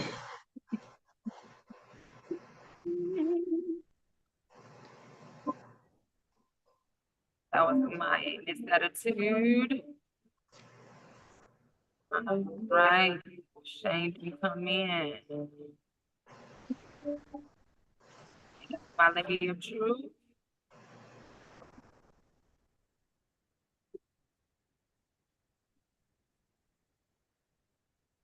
Okay, Lady of Truth, presenting Lady of Truth. Change is possible and I am the proof. Everyone, LaDonna is the published author of Elevate with Purpose, which is on Amazon. And she is representation of change possible and she's the proof. Her motto is giving up is not an option. Welcome, my Jolly. Thank you for having me. Ma'am, rep your city and tell the people where you are from. I'm from Detroit, Michigan, 313, the Dirty Glove. Tell the people what poems you are doing today. Are they coming out your book or are they just poems that you are reciting? Well, the first Show me your book. Elevating Purpose, Stream of Promises. You can find me on all platforms under Elevating Purpose. LaDonna Booker McLemore. I go by Lady of Truth. I believe when you elevate in your purpose, you could receive the strings of promises that God said you can have. All right. Go ahead and tell them what your first poem is and go into it. The first poem is called Listen, My People. Listen, my people. My people, listen. The Constitution is supposed to be colorblind, recognizing one particular race. African Americans, we keep accepting being disgraced. There are no natural chains. Hold on. Against one another, it's time for us to raise up and shine. We must let go of the past injuries and take back what's rightfully ours. See, our heritage is part of our niche. We've been surviving in poverty. It's time to remove the blindness from our eyes and see that the system is set up not to free you or me. Look through the eyes of faith and stop putting trust in flesh. It only leads to death. See, our music is screaming of lust and waste, and this is what we feed in our souls, and we wonder why the youth grow up so ugly and cold. Thug life, ratchet life, whole life. They're not even trying to fight. having pipe dreams. As I look at the TV screen, I see our communities, and we have been desensitized by the cries and lies and the negative soul ties of the oppressor. We should be pressing towards the mark of the prize with unity. The only way to be free mentally is by changing our thinking. By changing our thinking. The only way to be free is by changing our thinking, not addressing more shame, discriminating, hating, debating the lies. Forgiveness is the key to a real reality.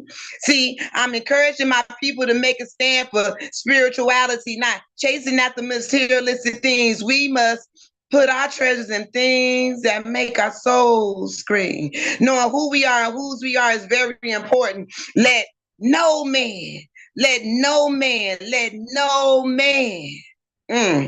change your mind, and you will be a light in dark places, awakening mankind that hurting one another is not part of the plan. So listen, my people. My people, listen. So be it. So the people out there resonating with you, beautiful. Oh my goodness, I wrote that when I was 25. So that was like 24 years ago. I wrote that poem. Praise God. I was taking a political science class and I could not learn the Constitution. I dropped that class and I took political science, African American struggle, and I learned the Constitution, and that poem was birthed. All right. Period. Go ahead to your next one, baby. This other one is called Babies Having Babies.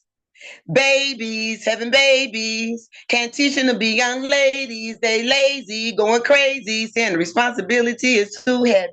Music videos and lyrics is what they are growing up on, and when they get older, they have nothing to hold on to. Their minds are gone, working the system in poverty, never wanting anybody to bother me, and their capacity to hope, and their minds a joke. These babies are on all these drugs with closed eyes, with no spiritual future, full of darkness, self-hate. And their comfort zone has been their way of escape, even though it's fake. They're drowning in a spiritual lake designed by the snake. Babies having babies, it make my soul cry. They're living a life full of stupidity, lacking spirituality, mentally, emotionally immature. We must look at the core problem. It's a generational curse. It's a generational curse. Great grandmother was raped and forsaken, then perpetuated, elevated self-hate. See, we must feed that seed, responsibility, accountability, culture, and self-worth, and love. Then and only then, I'ma say it again, then and only then will we see that seed manifest. We must stop allowing corrupt death, poverty to be the seeds that we sow. It creates a mess of stress. Babies having babies, it continue to happen. They're living the life, man, my God, they living the life without a captain. See, my responsibility is to share the truth to the lost youth, that there's hope through the new birth of you. Is hope through the new birth of you. See, the work is worth it. I'm going to say it like 2 more times. The work is worth it. The work is worth it. Just know that that old life you're living will be gone if you allow God to come in to rise you up. So on today, I would say, babies, this is the only way to become a young man or a young lady. So be it. Tell the people how you wrote that poem. I actually was watching something a long time ago. I think I was watching the Oprah Winfrey Show, so you know that was a long time ago, right? And they were saying something about the Black women utilizing the B word, the bitch word, with one another, and they had like some big figures on there that was leaders in the community, so to speak, right? And so that poem, that's where it came from, but it's actually what I see every day. living in Detroit, I see a lot of babies being babies, having babies, and they're lazy. And I was a baby. I was a youth having a baby. My mom was, and we was passing down that trajectory and when will we stop it? When will we stop that? When will we look at what's causing us to have children out of wedlock? We're looking for love. We're not taught accountability, self-worth, and culture. And so, yeah, that's how that poem came forth. Go into your next poem, love. So the next poem it's called For When the Struggle. For when the struggle is pain, for when the struggle is pain, for when the struggle is pain, it's time to make things change. For when the struggle is pain, the comfort zone, something's wrong. You live in the sand, you know your name is not a game. Now it's time to make a change. You better get clever. Get it out your life and want to kill. It's not what you feel, a man game with no one to blame. Navigate your path. Navigate your path. Navigate your path. Move out the past to unfamiliar territory. No time for worry. You better move. You better hurry. You at the end. Grace running out. No time for sin. Let that new life in so you can win. God calls you a friend. So shine in the struggle. Producing good fruit. Break that rotten root. The time is now to explode violently. He engrafted me, eating spiritual food. It's a good living, it's a giving, it's a reason why you're living. Jesus was risen, we're forgiven. Fortify your mind so you can shine. He give provision for the vision. He give provision for the vision. You must make better decisions. Exert exercising your gifts, pursuing the best with no stress. For when the struggle was pain, for when the struggle was pain, for when the struggle was pain, allow yourself to enter God's rest. For the struggle is pain, a comfort zone that's not comfortable. Look at the reality of your environment and vent in a positive way that will produce you becoming proactive. The struggle will challenge you, make you strong, navigate the course of your past with faith and words. At first, it might hurt. New unfamiliar territory doesn't waste her time with worry. Her friend fear is standing near to revert your steps. To revert your steps. Ooh, your friend fear. Hey, your friend fear is standing near, wanting to revert your steps. For when the struggle is pain, for when the struggle is pain, for when the struggle is pain, you better make things change. The struggle will stretch you, make you anew. You will conquer, then follow through with determination. Get explicit with what you want and never allow your mind to accept less than. Never let your mind accept less than. You'll become implicit with your vision. We are exploding violently. Will buildment fortify your mind so you can shine in the struggle. You will become fortitude, carrying out with tangible tools. You may need some schooling. Eat this spiritual food. It's a good living. It's a giving. It's a reason why you living. For when the struggle was pain, for when the struggle was pain, for when the struggle was pain. The struggle is painful, but the pain can cause one to change. So be it. Beautiful. Tell the people where they can find you. I wrote that 27 years ago. 27 No, years? no, I was 27. I wrote it 27 years ago. I was gonna say you was 27 years old. Yeah, because I'm not, oh Lord, I'm not that old, right? Praise God. I wrote it 20 years ago that when you're in the struggle is not meant to kill you. The struggle is meant to elongate you. It's meant to thrust you. But I didn't know that my 20-year-old self was talking to me in the present tense when I picked that poem up 2 weeks ago to start reading it. It spoke volumes to me that the struggle is here to bring awareness of anything. It brought awareness that, and I had to be honest, I had to see it was 5% of me still having that people pleasing energy. And that's the struggle that I had to get rid of. And I got rid of it yesterday. I'm gonna hit my bell on that.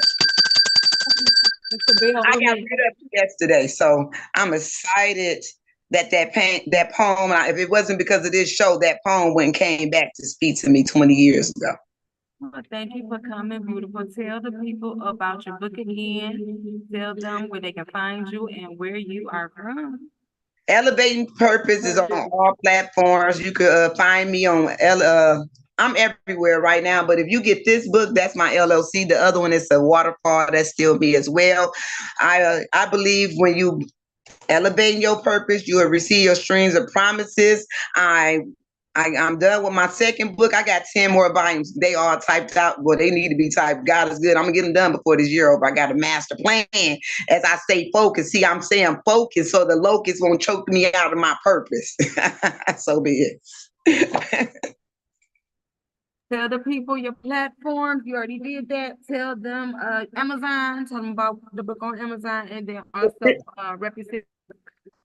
Amazon.com, you can find the book, the one with me standing on here. But if you want to get any the other book, you can actually hear my phone ringing. Ain't that something? And The devil is a liar. my phone don't ring all day long, and then it want to ring. Come on now, come on. So basically, you can find me Barnes and Nobles, Walmart.com. If you could, it's Goodreads. You can find me on Kindle. You could get a Kindle book. I'm everywhere. When you type in LaDonna Booker McLemore or Elevating Purpose Streams of Promises, I'm gonna put it back in the chat. Always make sure everybody put y'all information in the chat after you done, and before put your information in the chat. You can find me everywhere. I'm kind of globally. Thank you, beautiful. So we appreciate you for having you on the Poetry Show. We hope you come again, love. Thank you. Thank you, baby.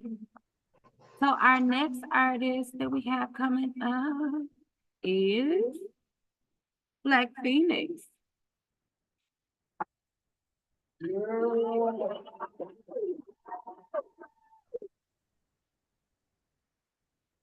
All right. So welcome to the show. We are so blessed to have you today. All right, tell the people where you're from. Black Phoenix, originally from Virginia. I now reside in Greenville, South Carolina. Upstate.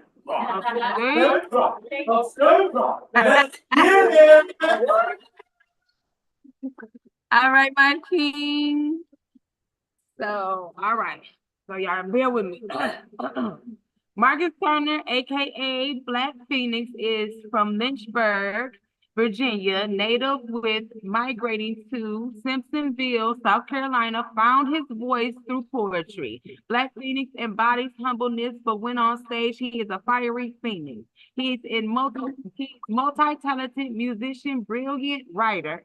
He began his journey by attending open mics throughout the upstate, South Carolina, and competitions and many slams. Through honing his craft and tapping into his pain from relationships and family, and he began to a force to be reckoned with. Black Phoenix is a member of the Upstate Poetry Slam team, Tell It, 2012, and a member of Upstate South Carolina Poetry Slam team, Say What, 2011 and 2013, and tied 9th place on 130 poets. In 2015, Southern Fried Poetry Slam competition. Also, Black Phoenix was the 2012, 2015, 2018, 2019 Upstate South Carolina Haiku Slam champion, as well as being the 2015, 2016, 2018 Southern Fried Haiku Slam competition, Southern Fried Regional National Nerd Slam competition, and current Slam Master for the Say What Poetry Slam team in Greenville, South Carolina, open for Carl Thomas. And Black Phoenix is always a host of Within Poetry Open Mic Night and Poetry Slam for Coffee Underground. Woo! All right, I gotta drink some water. All right, my king. Go ahead and go into your poetry. Tell them what you got going on. All right, so y'all have to get used to this. We get energy here, so. So, a lot going on, especially, by the way, before I get started, shout out to Jesse Weaver. He has a competition coming up on March. All right. Yeah, 15th through the 17th, Mhm. Glad Madness, so if you're in upstate area, Rainbow, South Carolina, definitely hit us up, so. With that, I'll get on Friday. Woo, woo. That's right. So. I just want to talk about love. Love is complex and far after emotions in the world. When you've had your heart broken as much as I have, you begin to hate love. But as a Black man in America, you find being hated is an everyday thing, a part of you really wishing that you could find love. But I just want to ask, do you love me as much as America hates? Make me feel this melanated skin I live in is a moving target for all those who want people with darker hues, whitewash, or white off this plane of existence. I'll talk about that endless butterflies and my stomach type love. I want you to make me feel like a teenager, running down the street, carefree, eating Skittles, sipping icy with them. Life kill my innocence. So please, don't break my heart. Because living in America already leaves me broken. I'm tired of running to love that always starts off cleansing my spirit, but ends up killing me slowly. You know that Flemish the water type love, because that love is toxic. I want you to love me the way cops love Black men selling cigarettes outside a corner store. Just hold me tight. No thoughts of letting go. Baby, I want you to take my breath away. I am sick. Running to love that always ends well before it's time. Call that Sandra Bland type. Which means it's always stop for the smallest thing, no matter how hard I'm fighting to fix it. I'm always left. Hey, you need my heart break. I want to wake up forgetting my heart ache. Feels like I have nothing but fond memories of my wedding bells. You know, the one Sean Bell didn't get to hear the next day. Just have me run into a church house. Thanking God sent me the woman that I prayed for. And even if I'm shot down or blown up in the middle of my grace, I can still go to those heavenly gates with a smile on my face, but don't get it twisted. I know that love is going party. I've been plenty of times that I was basking in the sunshine to my affections, daydreaming of recently drives my future queen, a little princess in the back seat, only our reality shoot me down. But trust, I'm ready to work with this. So Cupid, I'm down on my knees with my hands up, begging for a chance at love, ready to give this all I've got. So fire your arrows, but I promise that I am no Mike Brown, so it won't take 6 shots. So also, America, babe, all I'm simply saying is that I want you to love. Okay, go, Brian. We got a reason why you put that phone, King. So, with that goal, I was inspired. The biggest inspiration was I want to find a way to exemplify what it is like to be a Black man in America, looking for love, but dealing with all these outside forces. Right. So this is what it's like, and why people say Black man is extraordinary. It's because through all this, we still experience this greatness in our life. What? So, this next poem I'm gonna read, it's a poem that means a lot to me for multiple reasons. One, I was recently in a long-term relationship that ended, and through that relationship, I got to become close with a young man who I still see to this day as my son. And being that through 3 years of his life, I helped raise him and saw him graduate. That's special, but yeah. Fun fact. The average shelf life of a popsicle is 6 to 8 months when maintained in a freezer at a constant temperature. You all know the really lasts that long. Especially when raising a teenager that has a black hole where a stomach should be. My fridge trembles in fear of the sight of him. Y'all, I'm scared for my snacks.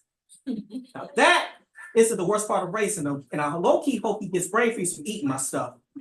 But don't get me started on all that sass, the gall to talk back, as in his 13 to 17 years of life trumps my 38. Thinks he's smart with being a damn smart aleck.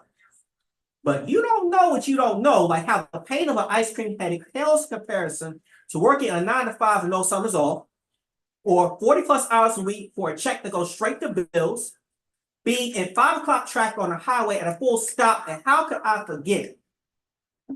Being scared for your life when you're stopped by the cops. Now, I want him to keep his black boy joy, but I'm scared his intro to black man struggles is going to be a nuisance knot or a traffic stop that turns his body into a cold reminder on how our boys go from playing freeze tag to wearing toe tag. In my home, he drives me crazy as a menace to my fridge, but in these streets, I am scared that he's seen as a menace to society, a tasty morsel of strange fruit ripe for the picking. On Niagara Falls flows from my eyes, watering his graveside in a fruitless attempt to have him sprout back to life. I have no God complex. I love this world, but I'm not ready to give it my son. I'm scared his strong will to talk back and recede as green light and let shots blast, causing his black skin to become a black hole for their bullets, just to watch his life melt on the side. I never want to see him go from chasing ice cream trucks to being carried in the back of one, as a cold stone marks his new permanent bedside. So what I would do for a Klondike bar will pale in comparison to what I would do to anyone in the name of his protection. Because any Ben and Jerry won't hesitate to give him a halo top, being as biased cold as an Eskimo pie, while his demise comes at the end of a magnum for reasons as simple as whistling at the Dairy Queen, and our morning will just be good humor. I am scared for him. Because although I know the average lifespan of a U.S. male is 77.28 years, I also know the lifespan of a black man was stopped by the cops. It's less than a popsicle.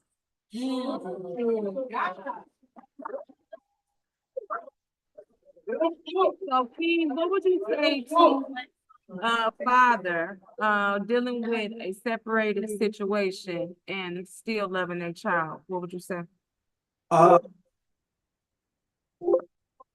That's a difficult challenge right there. And it's not one I'd be the master, really, to be honest with you, because through that separation, me and him are definitely not as close as we used to be. So that's hard in itself. So, because anytime there is an end in that relationship, that's gonna suffer in some form or another. The best advice I could probably give is probably do the opposite of what I did and try to power through that. Understand that just because the love between you and that other person dies, doesn't mean it has to do with the child. Exactly. That's the best thing I do. So So, to your next one. speaking of that, in a separate note, 1 second for short and loop. When it comes to relationships, Ready for this? it got to a point where I'd rather try to solve a Rubik's Cube than to try to be in a long-term relationship. The thing is, I could never solve Rubik's Cubes. I was always puzzled in getting everything solved with all sides being one color. Befuddled at attempts to solve this 6-sided riddle, so I would ask for advice. Work at it for hours. Even went as far as to look up YouTube videos to try to solve this riddle. You know, all that spin right, rotate top, place corners, place sides, and in the end, with all my attempts to solve, just ended up with a bigger mess than before. Just like the day we parted ways. I was left confused. See, I was twisted in a mass of misery. Never knew loving someone would cause me so much pain. I had no idea as I was falling into this emotional torture it would bring. I never felt so much agony. I thought falling in love wasn't supposed to hurt. Then again, it's never truly the fall that hurts. It's always the sudden stop. And when we crashed into dead-end pavements, nevermore, it left me broken, confused, twisted in a mass of misery. I was stuck in a complex puzzle of emotions. I could do nothing but attempt to solve, spin left, turn right. Why can't we work this out? Spin right, rotate top. What can I do to fix us? Place course, spin left. What made you stop loving me? Place sides, rotate right. Why can't I stop loving you? And in the end, all my attempts to solve it just ended up with more of a 6-sided catastrophe in this cluster of emotions. Yellow, scared to be hurt by someone else, too afraid to try to love again. Blue, filled with sadness. Someone I felt was a better part of me decided to depart from it. Despite the fact that I would have walked through blizzards, no winter coat, just to get used to the feel of your cold shoulder red. Angry that I poured so much of myself something wasn't supposed to last, ring. Sick to my stomach, I almost bought you a ring white. Ghost of the man that once was the woman I gave my heart to, rip it apart. So no longer see the orange glow of the sun shining, what was supposed to be the future of my life. I don't think I'll ever be able to solve this Rubik's Cube of emotion swirling inside. So I guess I would just be husband.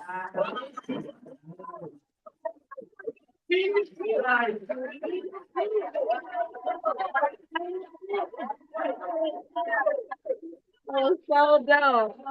Now, King, tell the people why you wrote that poem. Sorry, repeat that. Tell the people why you wrote that poem.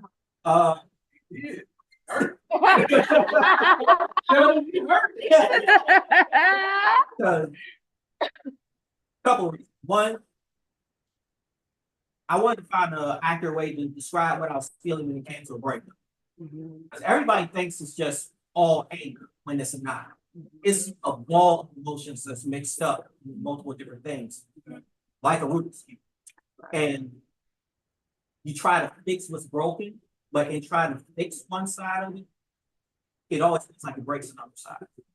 So Well, tell the people where they can find you, King, rep your city, and tell them all your social media platforms, if you got any books, anything, and where you'll be. yes. So mainly in the upstate area. You missed your cue. Oh, true. So mainly in the upstate area. No, you say upstate. Upstate. Bruh.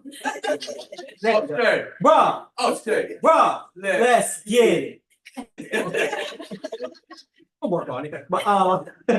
But yeah, you find me in the upstate area. It's gonna be Greenville, Simpsonville area, Coffee on the Ground, 1 East Coffee Street. Doors open at 7, show starts 7:30 every Sunday night. You will also find me like just all around performing. I'll actually be in Alabama coming up in 2 weeks, featuring there. I will be at Slam Madness. Go to johnnycweaver.com and get all the information there. And it's gonna be from 15th to the 17th. Cash prizes for $2,000, 32 poets competing, and there's still slots open if you want to register. All across social media is Black Phoenix Poet everything. Black Phoenix Poet Instagram, Black Phoenix Poet on TikTok, Black Phoenix Poet Facebook, email blackphoenixpoet@gmail.com. I have 3 CDs actually. One on iTunes.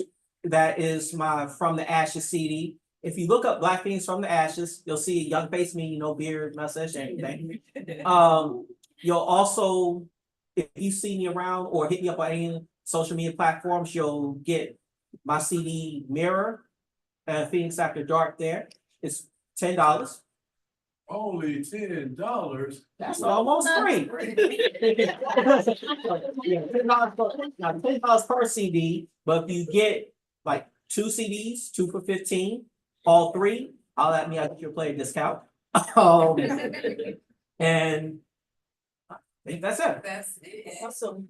We will be back here in June. Thank you so much for having you, King. I hope you come on to the cafe show again. We appreciate you so much.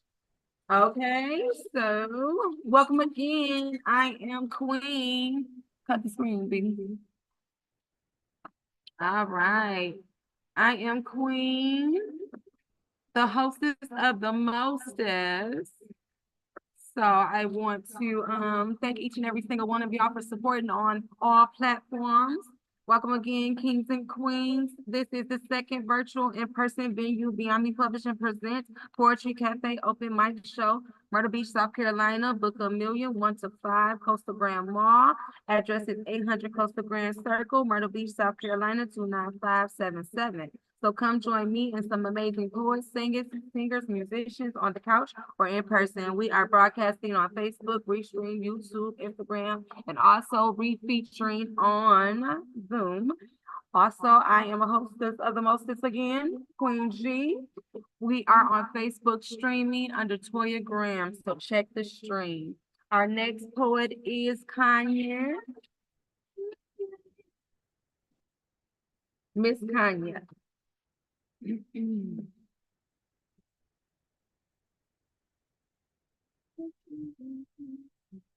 Hi, beautiful. Hey, hey, How are you today? I'm doing well. How you feeling? I'm blessed and highly favored, love. I can't complain. God is good. We here. I Okay. know that's right. And it's a winning, baby.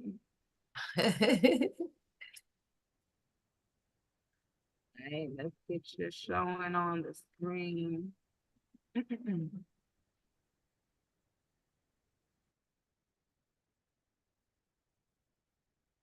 All right, that was our last poet, Black Phoenix. We're moving on to Miss Kanye. Ooh.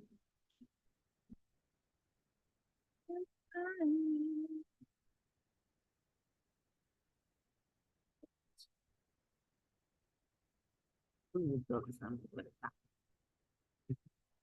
All right. All right, my darling. Miss Kanye is an author, performer, a safe space facilitator. Miss Kanye loves all things artsy. Miss Kanye's first love, however, is poetry in addition to her chapbook. Okay, now I see it right. Syncopated Hearts. Miss Kanye is a co-author of collections of called 100 Poets and Possibility for Healing to be released on January 9th, which is already passed, so check it out. She used her skills as a poet and a facilitator to inspire hope and healing through her business. Kanye Inc. Healing is the pen, LLC, and her nonprofit, The Ink Well. Her mission is to help others access personal healing, empowerment, and growth through poetry and creative expression. In her words, poetry is my friend. It is my, I'm gonna say it. I just said it. Catharsis. Catharsis. Catharsis. There we go. Okay. Poetry is my catharsis, my gift to the world.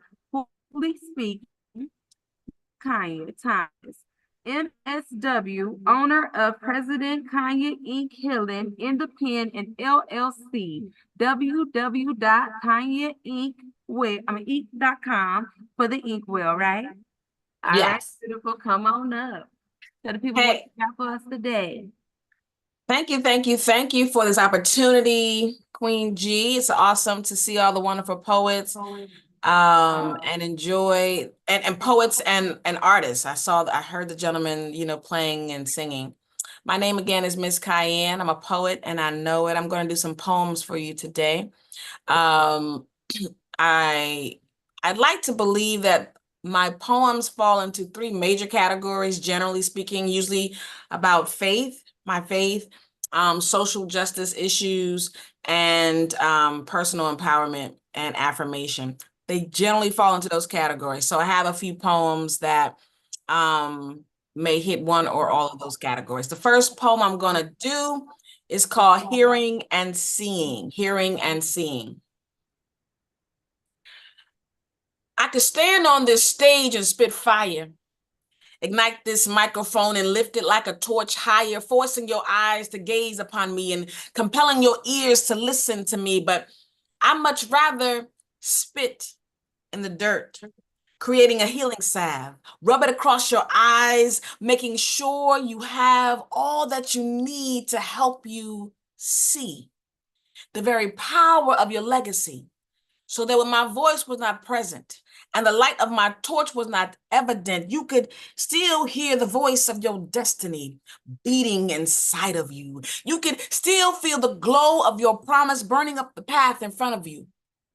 And the words that I speak in poetic form is but a small ember added to your fiery norm. And the words that I speak and flow and beat is but a pitter of the pat to your own cadent heat.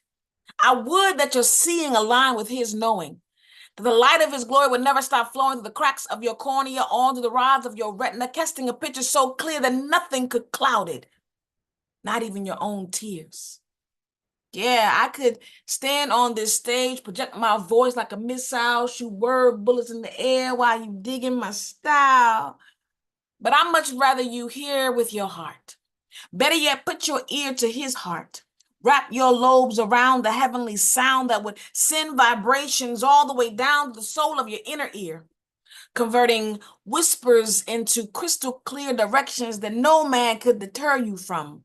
Strategies that even in your most brilliant mind, you couldn't even fathom. So what on earth did I come here for if not to spit poetry and snap it up till your fingers are sore? I came to redirect your attention. I came to redirect your attention. I came to redirect your attention so that you can hear with your eyes this encryption. Watch to see what he will say. I'm in the good book, Habakkuk 2:1. Don't play. See the realization of God's word spoken over you. Watch closely as these prophecies come true. You're more than just a chemical reaction between two body parts. Didn't you know? You're the very essence of God's heart. Hear the sound of success and victory echoing through heaven's tapestry, converting sound into reality, because see, he made you propitiously, perfectly. Hear faith and see it through. See love and be it too. Dare to sacrifice yourself for another man's urgency. Abase yourself, yet always dream courageously. Yeah, I could stand on this stage and spit fire. Work this microphone so hard, make you want to retire. But I just want you to hear what I'm saying, see what I'm relaying. And through these rhythms and through these rhymes, make sure that your hearing and your seeing fall in line. Home. Beautiful, love. That was so beautiful. Thank you. Could you tell the people where that resonated with you? Yeah, that is a piece that I wrote some time ago, and it was inspired by a message that I heard at church. But more specifically, it resonated with me because sometimes what we're seeing in our natural eye and what we're hearing or in our environment doesn't necessarily align with what God is showing us or what God is trying to say to us.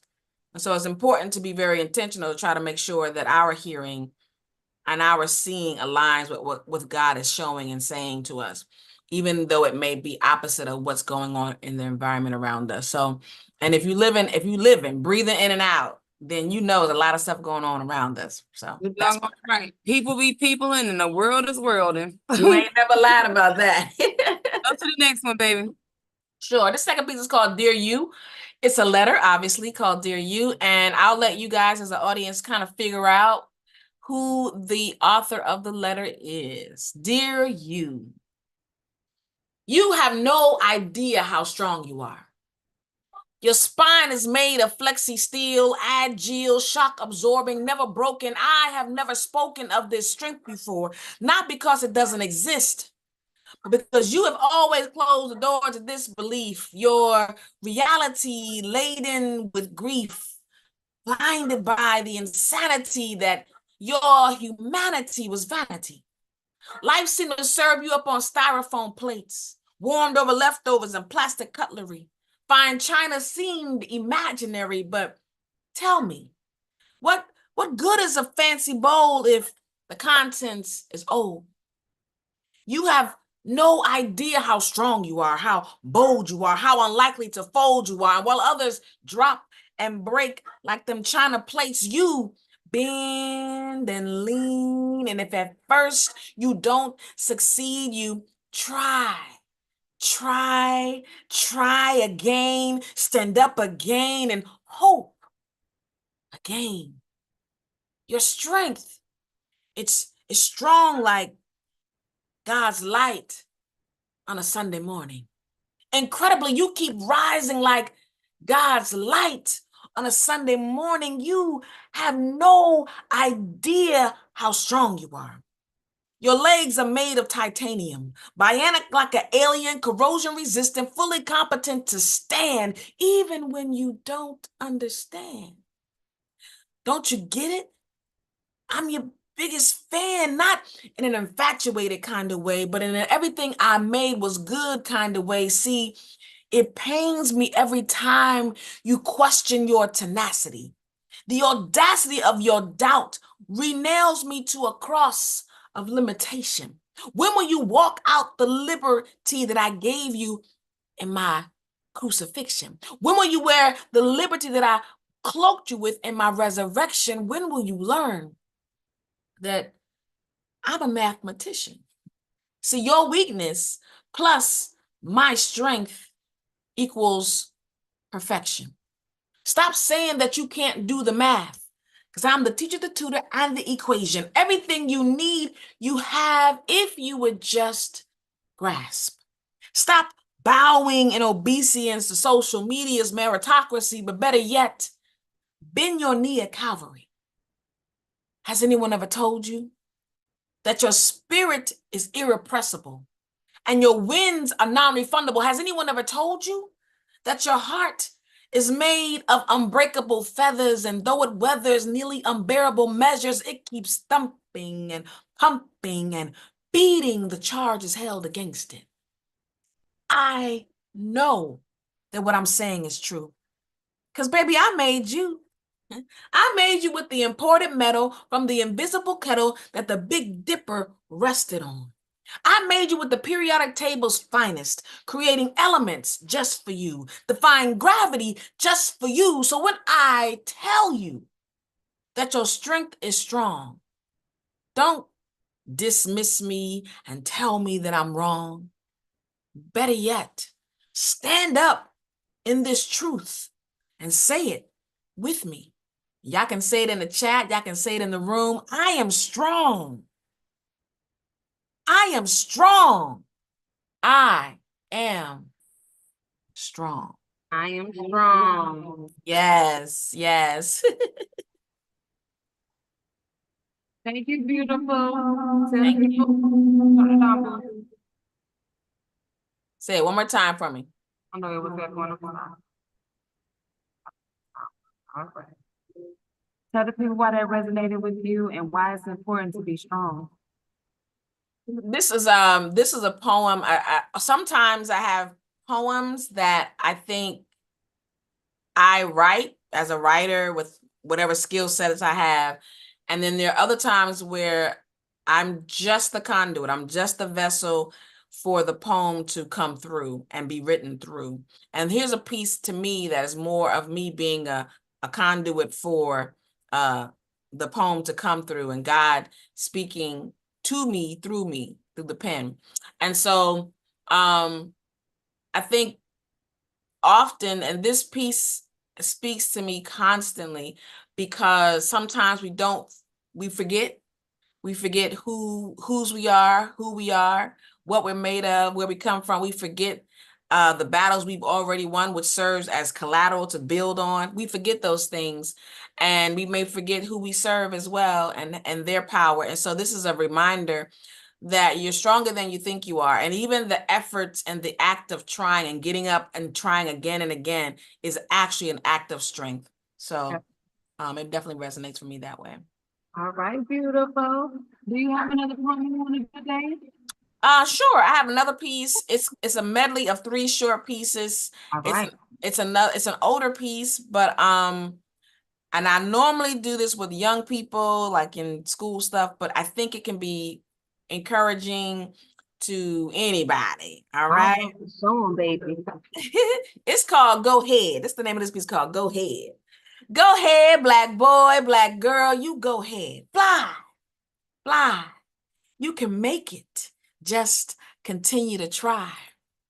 Go ahead, Black girl, black boy, you go on ahead. Don't let them break your wings as you aim for those brass rings. Go ahead, black girl, black boy, you go on ahead now. Reach, stretch, seize. That's how you make dreams tangible things. And keep your head up with your eyes fixed on hope and your heart chained to faith. Keep your head up. Keep your head up and never concede to your spirit being cast down. Always agree with second chances because they only birth more second chances. Keep your head up. Keep your head up. As you remember daily your weaknesses, remember daily his strength. They go hand in hand. Keep your head up and don't be afraid. Never be afraid of the growling voices in your own mind that tell you you can't. Know that you can because, well, God says you can. Don't be afraid. Don't be afraid of the arrows of flame that whiz over your head and smash into your shield. Keep your shield of faith lifted. Don't be afraid. Never be afraid of past hindrances and obstacles. They have become weightless history. Don't be afraid. Speak to the mountain. Watch it crumble before you. Don't be afraid. Keep your head up and go ahead, black boy, black girl. You go on ahead now. Reach, stretch, seize. Make every one of your dreams tangible things. Poem.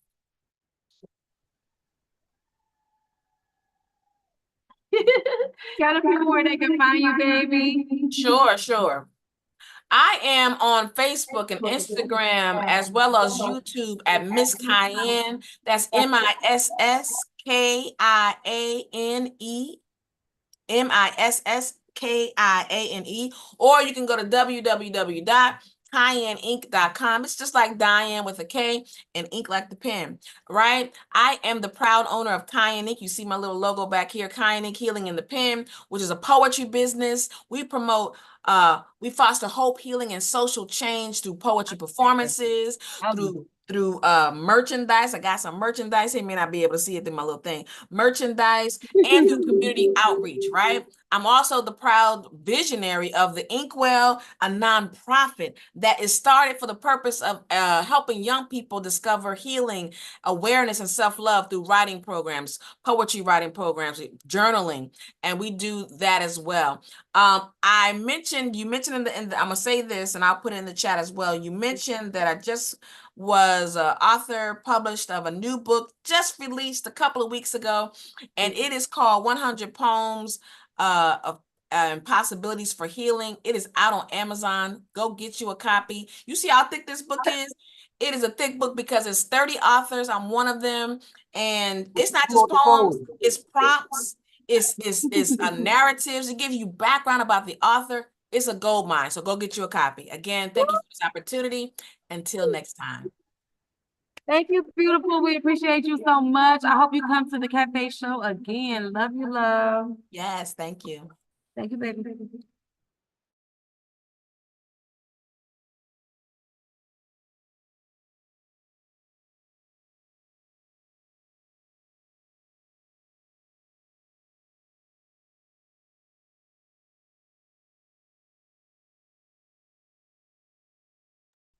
All right. What's your name, baby? Oh, it's Karen. It's Karen.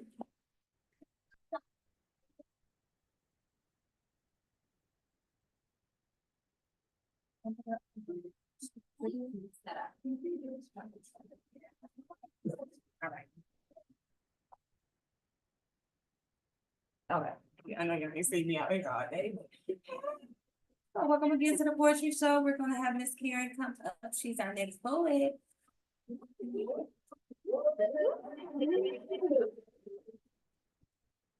Hello, I'm Karen. I'm been living in the Myrtle Beach area for a while. But I am originally from East South Carolina, right there next to the upstate.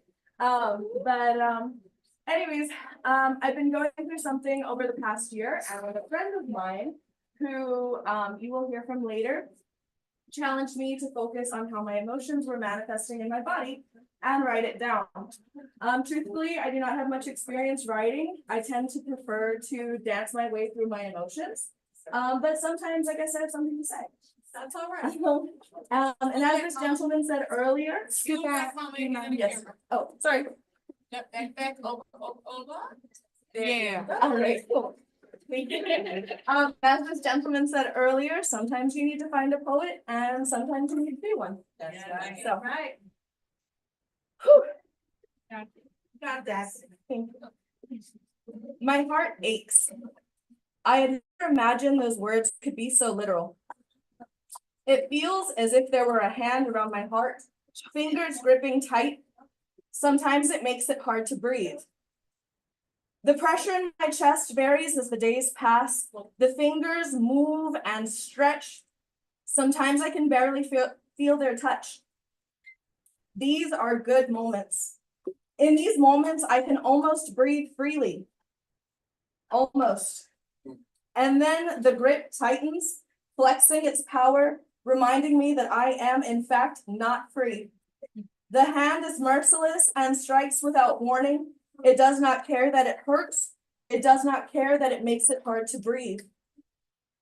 The hand is yours, and while the heart is mine, it has not yet been freed from your grasp. At times, I find myself desperately and physically trying to hold myself together.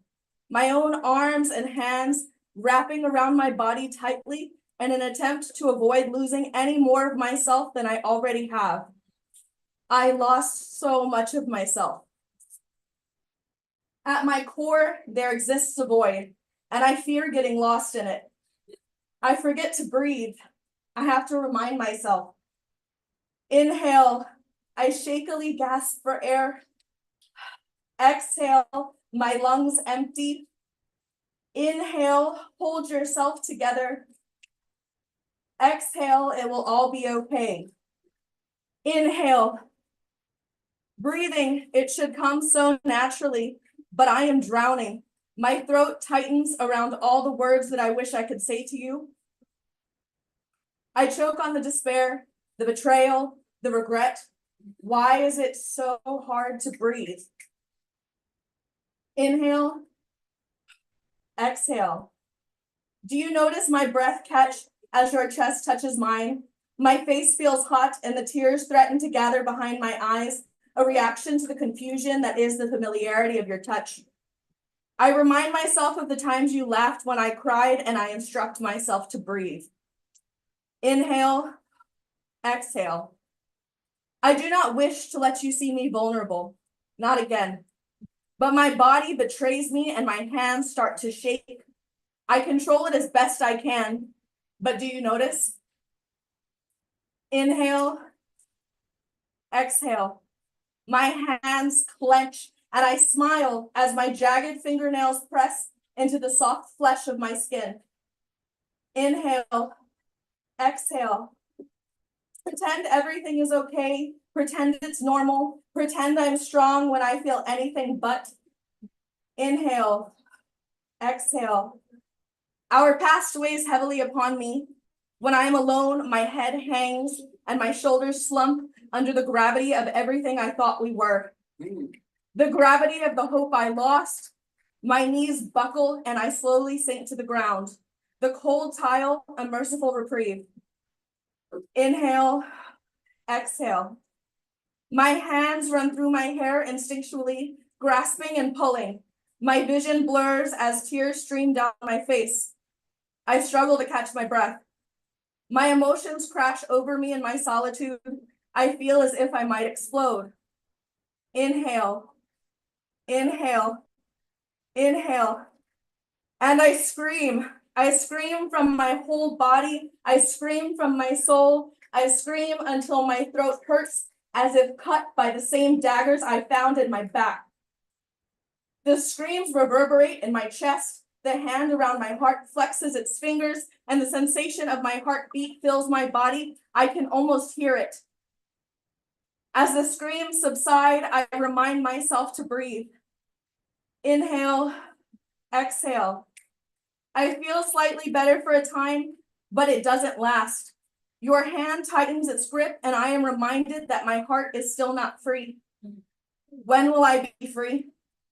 Inhale, exhale. I just want to be free.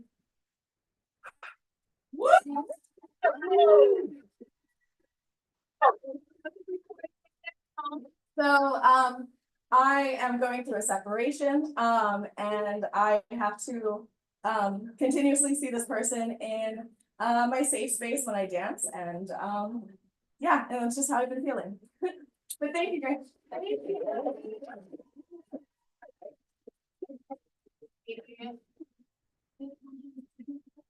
Yeah.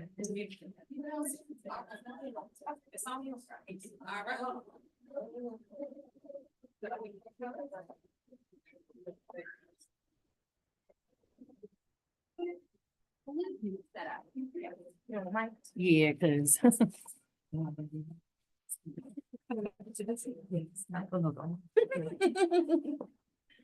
Hi, everybody. Okay, we'll have Bean, our next poet, which is still being a minute.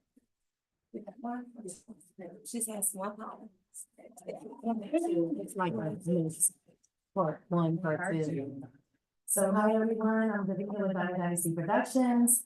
I wouldn't really call myself a poet, but I used to journal a lot, like way back when. And I actually used to battle rap, but I'm probably pretty corny now at my age.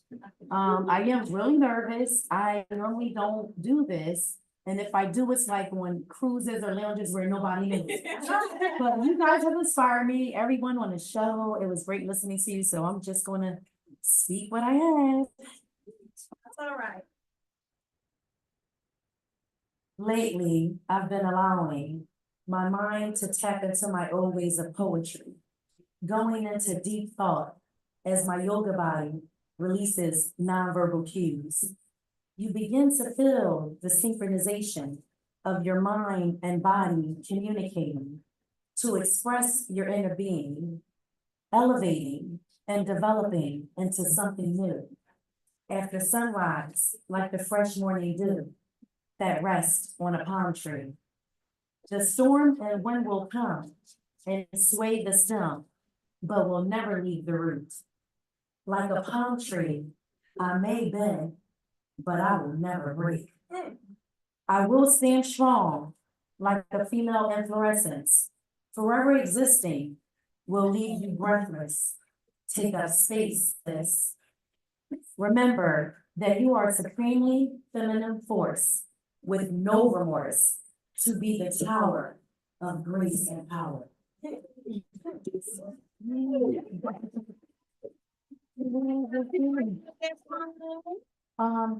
was actually the first poem I wrote, just like last spring. I was doing some reels and learning how to do video creation.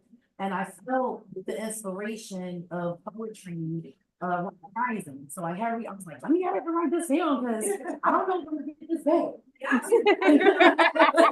You know, it's been a while. And this next one of my girlfriends, she had a Queen's Woman Empowerment. And this kind of inspired me to like take your seat and step into your queen's place, because we are queens. That's We are right. divine. So this next one. Feeling like an Egyptian queen, ready to take my place on the throne. Who would have known for such a time as this to reach high latitudes of natural light? The synergy of my inner and outer being maintains an electrifying, pulsating vibe that descends from the earth's sky. Allow your body to produce the energy you need to reach its highest peaks. Dig deep and prepare for your ceremonial seat, for you are royalty. You are an Egyptian goddess to be worshipped. With your charm and beauty, there is one thing certain. The angels assigned to you will forever encamp around you. flying, as the joy of my world is to be in that sacred place in Zion. That's all I have. Thank you. Tell the people where they can find you, babe. So you can find me on Facebook at either Davina Lloyd. You can also, I have a business page, Diamond Dynasty Productions. I'm on Instagram and YouTube, Diamond Dynasty Productions. And I'm here in Myrtle Beach. I'm having an International Men's Empowerment Conference. Men, if you're out there, if you're local, or if you want to come, I'd love to, possibly hire you to speak and empower the men that's going to be here for a pre-cognizant event on June 8th. On June 8th. Tell them how they can find that information, baby. So just in case. Oh, they wanna- yes, so you can either text me at 267-437-7763, or you can look me up again, YouTube, Instagram, or on Facebook, Dynasty Productions. Right on the camera, mama. Put it Oh, to the camera. Dynasty Productions. Thank you, Bill. And thank you, Toya, boo. And I pray for your blessings in your ministry. This is great.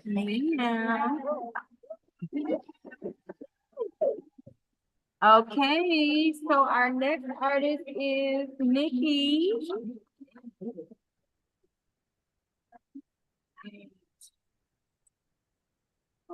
You all right, Nikki? Go on, girl. And let's see. All right, Nikki, City, tell the people where you're from. I'm Houston, and I currently live in Myrtle Beach. I just moved here 6 months ago.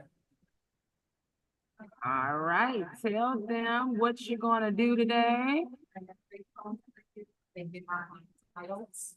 Let's get into it. Get into it. The women I love have iron rods in place of spines. With a vine of thorn flowers wrapped around it, when the darkness comes, part of the human condition to wear dark, like yes. That thoughts that keep us great. And still these women breathe and say, if I knew, I'll go again tomorrow. I will not go away from outside of me. I will face every fight necessary and because make no mistake, this does not wear me. It does not sit in my closet as a token of things I've forgotten to throw out or have placed in pile or void. I wear this story of every single thing that tried to break until it is time to kick off. No, I will know because flowers in bloom again.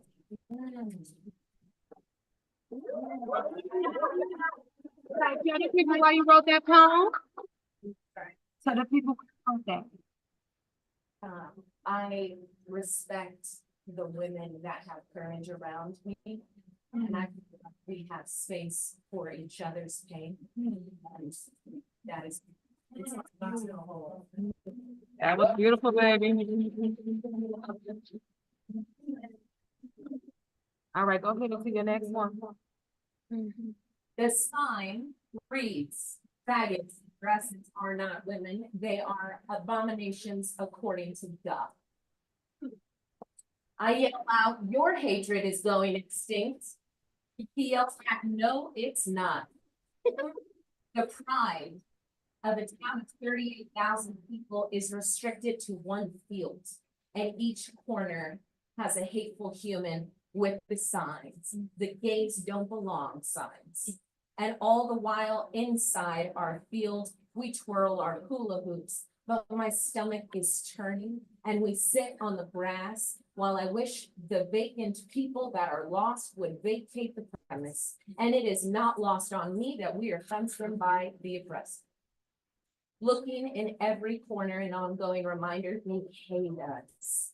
They want to rip the joy right out of our dresses. They want us to know that we are abominations to their God. And all the while, I think about how we wear our rainbows and they wear their hatred. And we're both equally comforted in the attire we would meet God in. And I tell you, if your God doesn't want me, I don't want your God. I won't convince one more being of my worth. Call me a lost cause. I would rather be clothed in acceptance. I would rather spring back at the backs of my picketing enemies, because silence only assists the oppressors. Because silence only assists the oppressors. And I'd rather them be scared that there are tornadoes behind every rainbow, teeth in every one of our anatomy, ready to strike at their sanity, eager to tell them, for all of our acceptance, we are no longer accepting the shame that you have us change our garments for. We are no longer tolerant of hiding ourselves so you can live comfortably in your discomfort. And for all of the love I am ready to give, because I will never lose sight of my anger, because it is also my protector in the face of injustice. And if it comes to you or me, I'm done taking my anger out on myself. Fighting for my soul to rearrange when you won't reflect on the fact that the light you're so damn eager to let into my life could shine into yourself to change. I look at the eyes of this breathing fossil, and I think of his bones as an artifact to an underground museum of all the ideas that will die with him.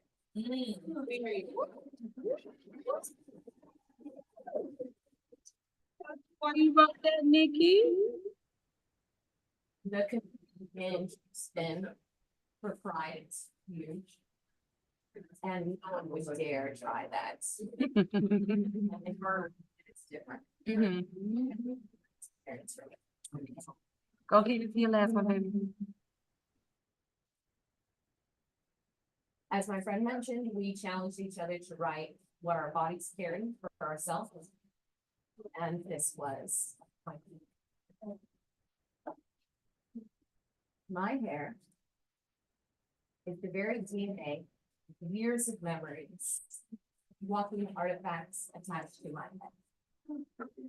Moments restrained in a ponytail, seconds and hours of solitude, gratitude, tears, excitement, blowing in the wind of every memory I remember and every moment I've forgotten. I think about what the roots of my hair carry, what memories are sprouting from my cranium now, the browser history, where the only way to clear the cache is via scissors. And while otherwise, I'll carry it into next week, next month, next year, next decade. Every memory strand attached to me whispers among themselves all the knowledge they've collected. Maybe the memories I forget are the hairs that fall away. My smile is attached via string to my chest, fluttering at the will of my heart's beat to show when the world fails me, confusion, relief, to reciprocate, to convince, indicate feeling full and feeling empty. Ready to give everything away, the spring door to every guest my heart has invited to dine with me. There is no law, and I'm shocked at all who enter without the name. Okay. My left collarbone serves like a waitress does a receipt. Pay the check, maybe friendly reminder you are not. All the bigger muscles in my arm and shoulder overcompensate for the weaker ones. My bones took twice as much time as expected to feel, nearly indicative of everything I've ever healed from. It's curious to avoid therapies to remain stagnant, yet too much movement is to inflict pain. Balance, I have yet to discover my whole body a tightrope of all things I'm willing to reveal or not, a wire presented when I've had no practice, how to prepare for the situations straight out in front of me. And still, mortal bone made me aware, snapped in half, something could still be made whole again. With a hospitable environment, despite my headspace, my body will insist on rest and resilience. Yes, my body is more prone to see that I do well. And so I'll pay the check, reminding me of my mortality. All the while, the knots in my back feel like garments with too many pockets. I didn't mean to buy this. It feels like something free I took off of somebody's hands. I meant to put it in the giveaway file. I don't have this many places to store the things that scare me. Places to store questions that went unanswered, to store the things I hide away from myself for safekeeping. It seems to me pockets add weights and things we convinced ourselves we can't go without. And with that many pockets, who leaves them empty? You tend to add more things to hold on because you believe you have a handle on it. You look at all the tolerance bumps under my skin after I have carried all that I thought and then more than I thought I would. And days when I have no knots are as rare as the days that my pockets are empty. And I always seem to forget how freeing it is to have nothing to carry. My confident hips, tattooed and invisible, each hip guided by Maya Angelou's impression on fourth grade Nikki to walk as though you had gold mines digging in your backyard. Does my haughtiness upset? Yes, my eyes are up here, but you can enjoy the fucking view, in which every wrinkle of my hands deserve an ode. There is the matter of countlessly comforting wrong ones are the right ones. Every punch I've ever struck, the defenders of my ego and its fragility, that have carried the grocery bags on one trip, the scientists to my body warning of temperature, alarms of intrusive thoughts with sweaty palms, little housekeepers cleaning everything, the counters, the floors, the toilets, both my cats and my own. Every time they caught my entire clumsy body with so little impact. In which ways these hands do as little damage as possible to catch me. One asterisk for my body unfolding in the midst of internal strife. My fingers write my poetry. There are infinite layers of intimacy. Trace the back of your neck, the front of your legs, lacing yours. It is unruly the way they dismiss and encourage the conversation. My fingers are both the gentle and assertive parts of myself. My gut is a vault I keep guessing the through. Chest is the living room, couches and all. Neck is the hallway for feelings, and should they arrive at their destination, I promise every feeling a microphone, all the while laying every feeling that was caught in my throat that didn't make it to rest. My eyes carry what I believe in. My eyebrows carry my judgment. My knees carry my restriction. My bikini line carries my secrets. My elbows carry my reactions. My fingernails, my insecurities. My spine carries my pride. I look forward to the day I rewrite this. That day, I will identify the parts that I can't seem to place. Where am I holding my peace, my self-assurance? What are the parts of my body I am not willing to talk about? What are the things I carry that I won't reveal to myself? When I rewrite this, what will my hair have to say then?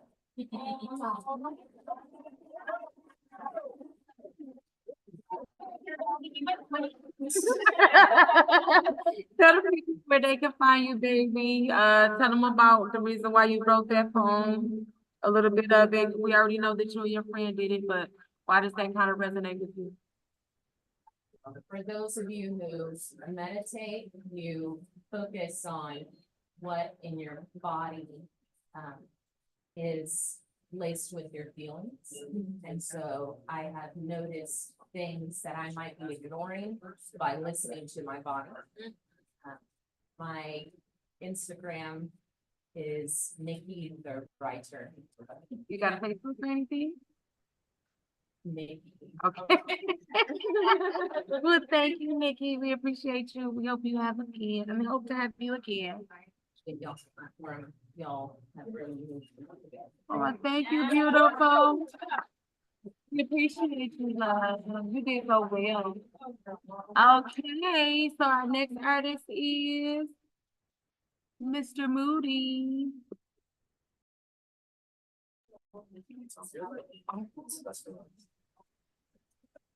So as we get these things together, we will show his preview.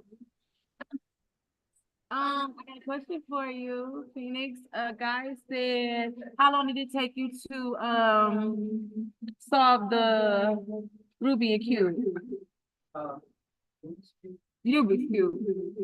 About, I think, a day. He said a day, David. He's just so spectacular, isn't he? A day. Who is he talking to? So, how did you be able to coincide the two with you being able to do the Ruby and Cube and finish with your poem at the same time? Because I can't do that. That just makes perfect, y'all.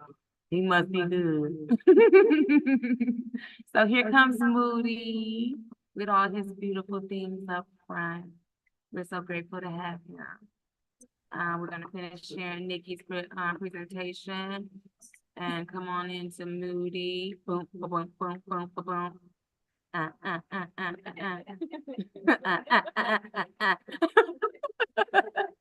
All right. So hey, Moody. Okay, rep your city, Moody, and tell the people where you're from. Upstate, upstate, upstate, let's get it. All right, Moody Black is a TEDx performer, a national award winner, poet, host, a smart art teacher, artist, and motivational speaker, spoken word and visual artist, an actor, a voiceover artist, a chess instructor, a storyteller, a comedian from Spartanburg, South Carolina, who is now residing in Greenville, South Carolina. Moody is the product of Spartanburg County School District, Spartanburg Technology College, Spartanburg Community College, and USC Upstate. Moody Black is passionate about teaching poetry to the youth and adults as well. And speaking about purpose and challenging depression, each time he's on stage, he aims to uplift everyone in his audience. Get a movie. All right. Okay. All right, I'm gonna be a little bit different. I'm gonna move real fast. So they try to ask me questions in between and take my time. Exactly 10 minutes. Yeah, 10 minutes, bro. Yeah, 10 minutes. Y'all get questions at the end. All right. So I'm a wrestling fan. I grew up loving Ric Flair. So to keep y'all, that will be a part of the set with me. All right. So when I say, can I get a Ric Flair? I want you to table all your legs. Go 1, 2, woo! Let's practice. Here we go. Can I get a Ric Flair? Woo! There it is. I'm gonna need that throughout the set. All right. For my first piece, I'm gonna let you all decide. I'm gonna give you 2 titles. You tell me which one we're gonna do. All right. Title 1, Are We Marching? Title 2, Every Closed Eye. Marching.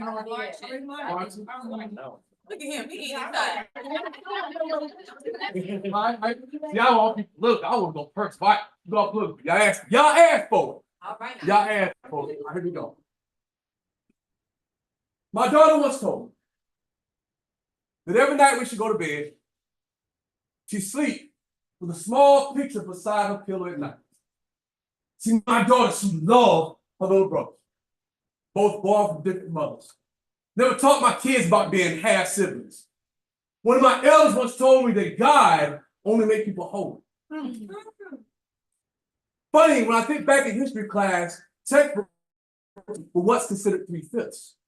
So on July 9th, was supposed to be a day of hanging downtown with Daddy. I, along with my 8-year-old daughter and my 4-year-old son at the time, we found ourselves in the midst of a march. Folk marching over the deaths of Alton Sterling and Philando Castile, so we marched. My son, faced through a 4-year-old aggression, he renewed in his spirits. He felt the energy of the crowd. Black Lives Matter screamed like a steam engine from his 4-year-old teeth. His older sister reached for his left hand to make sure he was safe as we marched with. She drew the truth in her eye, closed eye on his every step. She turned around and she said, Daddy, how come we march? So I explained to her by asking, if your brother and I wasn't doing anything wrong, and a police officer killed us only because of our color, would that make you mad and sad? And she said, yeah. So I told her that these people are marching because they don't know what else to do, and they want to show the world that they're mad and sad. Y'all, deep down, I was mad and sad because Black folks still march. So immediately my mind flashed 10 years from now, seeing them still marching. My son, faithful 14-year-old aggression. My daughter, she's 18 years old now, still watching his every step. And they're just pumping their fists, shooting for justice for the murder of his father. My mind flashed 10 more years, seeing my 28-year-old daughter still marching, holding a picture of her little brother. That same picture, she's laying beside her pillow at night. No, she'll never see him again. And she's crying, and Niagara falls on her face, screaming to her voice became solid. Black Lives Matter. My mind flashed 10 more years, seeing my 38-year-old daughter still marching, holding a picture of her husband, holding a picture of her father, holding a picture of her brother, on a picture of her son, hoping y'all get the picture. I'm hoping y'all get the picture every week. Somewhere, somebody who's a brother, who's a father, somebody right now got a daughter go to bed with a picture of their little brother right beside the pillow. No, they never see them again. And we are mad and sad and refuse to be broken. How can we keep being reduced to being a fraction of what we're supposed to be? My elders once told me that God only make people whole. Then how come the police trying to breathe this our freedom? How come Black folks still marching? We've been marching since 1942. We are tired. And our shoes ain't got no more souls to give.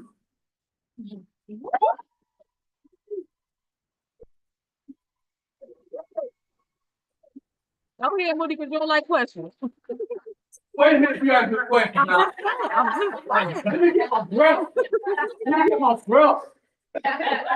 Once again, I am Moody Black, y'all. That's why I do full-time this for a living. I'm a teacher artist by trade. That means you can hire me at your school, come into a residency for a week and make poetry fun for elementary school kids, middle school, high school, college. I even do workshops for grown folk. All right, yes. Everywhere. We go outside to a picnic table. You know, inside and outside the church. This is what I do, but I also travel, perform my pieces all over the country. Like I said, I do workshops, do poetry, do a little comedy, and I do hip hop as well. All right.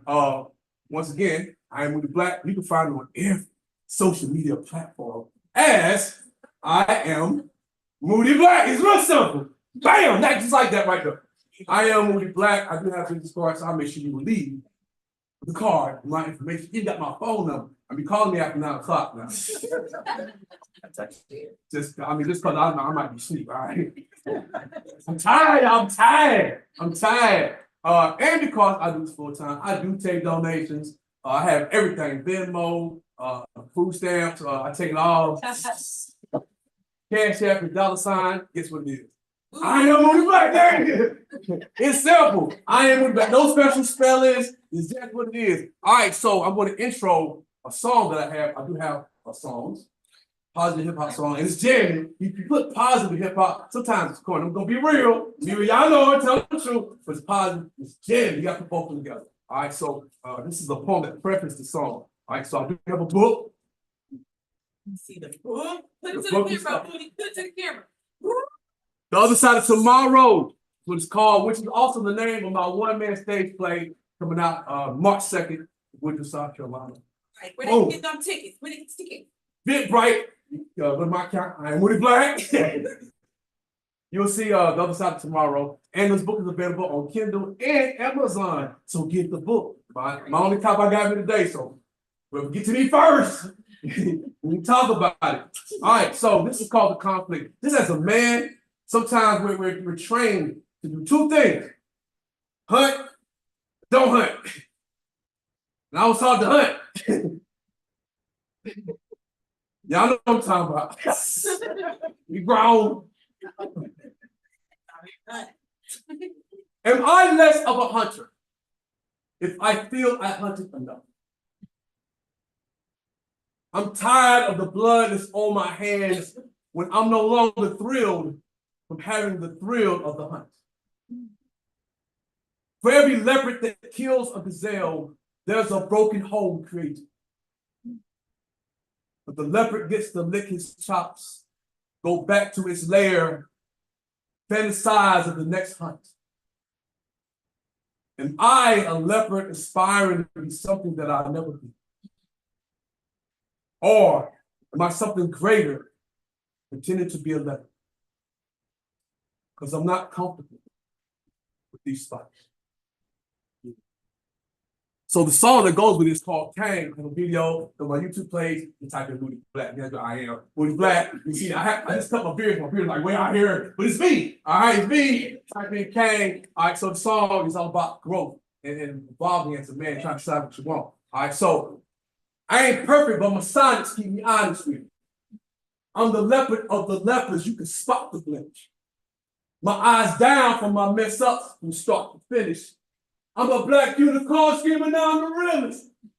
Couldn't focus back then, man. I love women. I'm from the South, so you know that I love the figures. Go to little hood in them. But don't focus on the savage that's good in them. And with no discipline, I got a bunch of cheer. Hit it hard, but that child support be hit it different.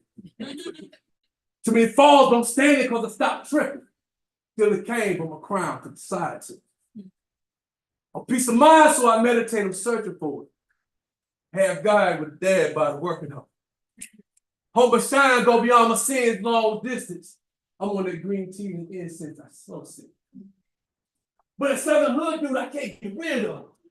Keep the heart when the home so the kids love him. But these queens want the king, so they side-eye. Because I used to be a rook, I was side-slide. This chest can't make a palm, put you on blast. Hard to be a king with a checkered past. So I earned the salt pepper, now my bid season. This for those who born the rule, but they call it seasons. I try to balance royalty with the ratchetness. They want my heart, but my actions set them back a bit. Married twice, but my exes wasn't having it. Now the champagne glasses in the cabinet. And when you almost die, because you think about it. Do you want to be alone and have someone beside you? Beside myself, because I want it, but I don't. We get in arguments for leading, but I won't. Hopefully they see the guide. Get a hope to my heart before it guides me. I'm a sinner, but I know what a blessing is. I ain't perfect, but I'm learning what perfection is. I'm an illusion, but it's all for the choosing. You sad to win, or you happy that you're not losing. Think about it. Okay.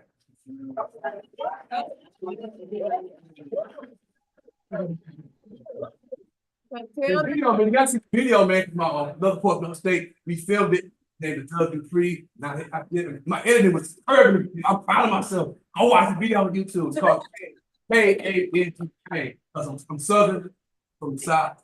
We don't say king, Kang. That's why it's called Kang, because we mispronounce things in the South. All right. Okay. Any questions? Ready? Okay. Anybody got any questions for Moody? I got my last week. Okay. I just wanted to say, tell the people where you from. You know where I'm from? You speak red where I'm from.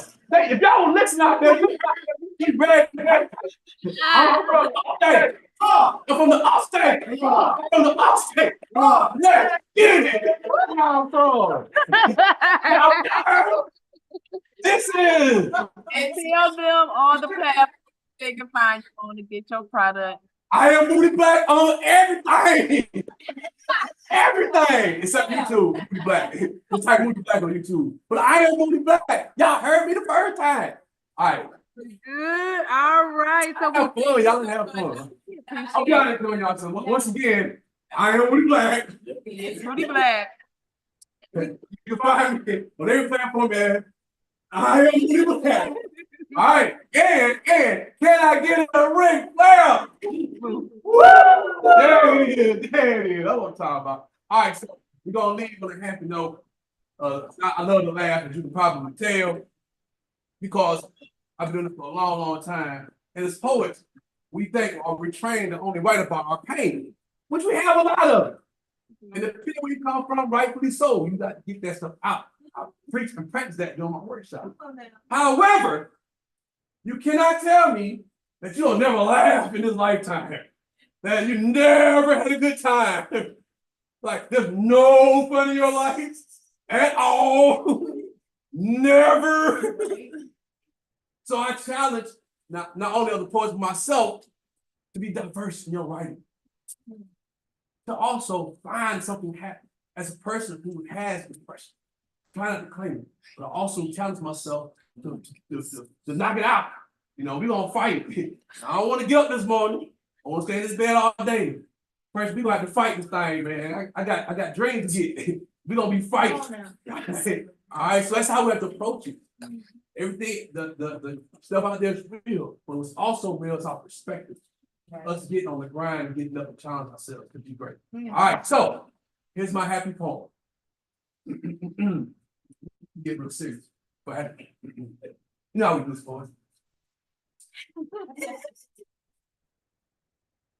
I want to be happy. I want to be happy like a puppy with two tails. I want to be happy like a tornado in a trailer park. A tick on a fat cat. I want to be happy like when my daughter calls and she say, "Daddy, how you do that there?"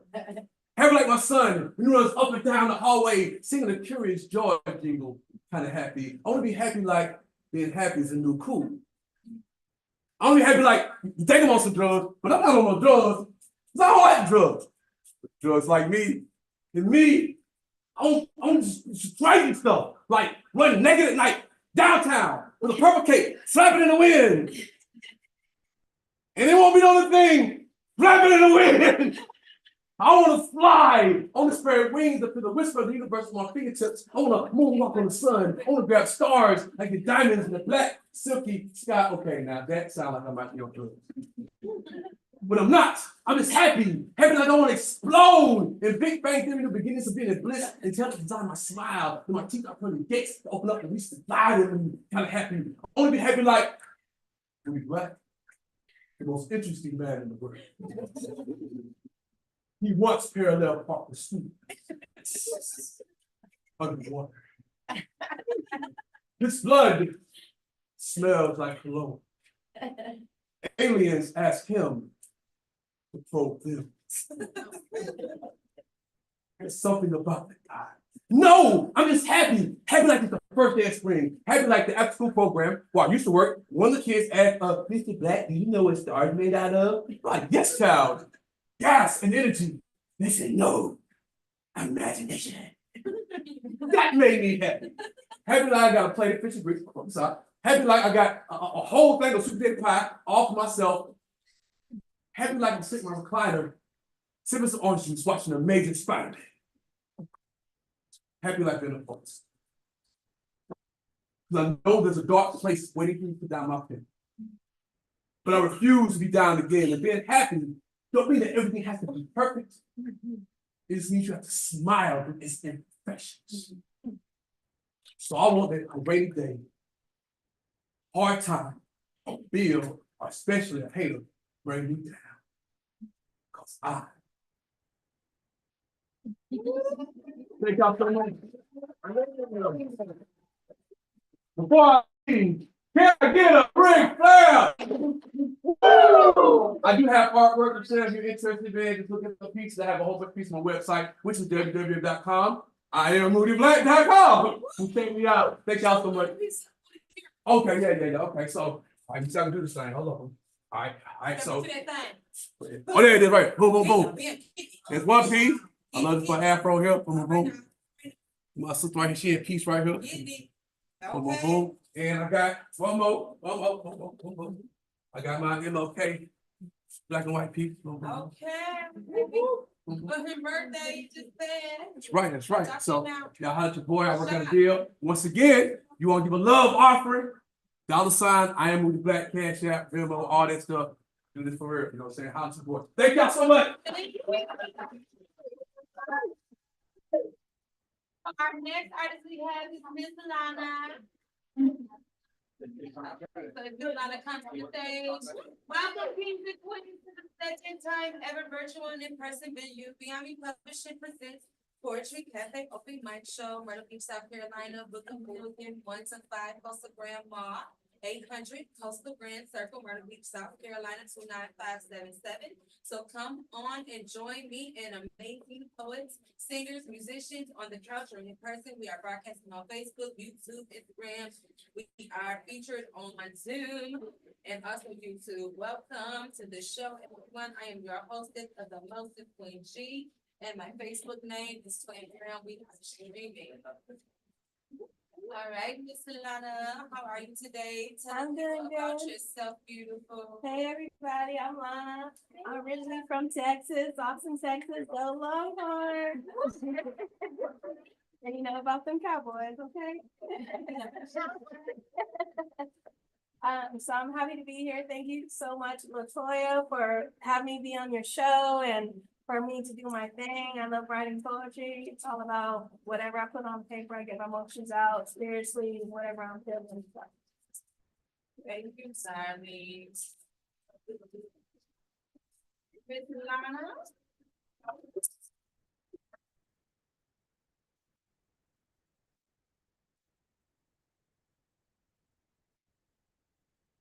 Lana's originally from Texas. She loves to be in the nature, and also loves to write poetry. Poetry is a way for her to write down what she feels, and also for the use of God using her spirit from the pen. All right, Miss Lana, come on, baby. Okay, everybody. So I have 3 poems I'm gonna write that I originally wrote. So I hope you guys enjoy. This first one is called Thoughts of the Unknown. Thoughts of the unknown. Don't know what the future holds, but ready to jump into the unknown. Holding on and being strong, I know we are not alone. He holds all things in his hands. He's leading the way when we only see what's in front of us. He sees the vision and knows the plans he has already made in his hands. Wanting peace, but leaning on your promises that sometimes don't make sense. Trying to trust in you and let go of things I can't control. It's a constant battle between my flesh and the fear you put within me, knowing that I am enough. That you are bigger than my problems and my dreams.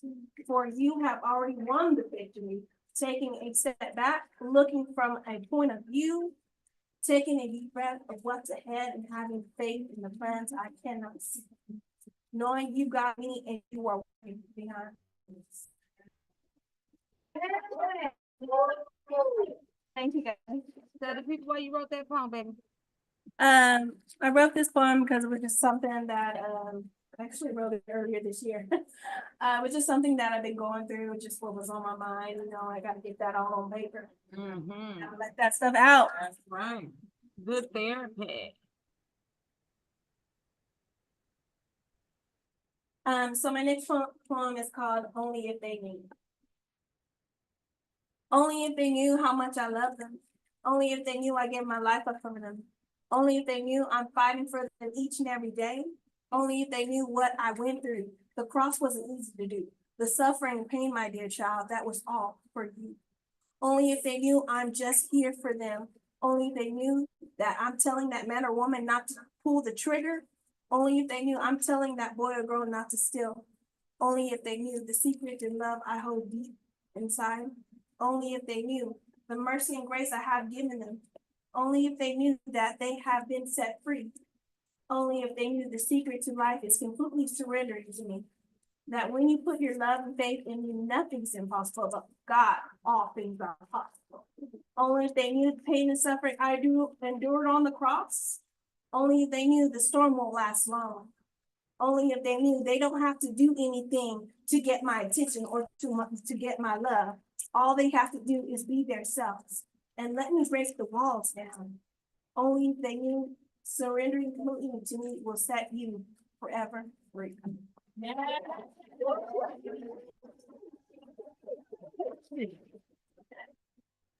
Tell the people you wrote that poem.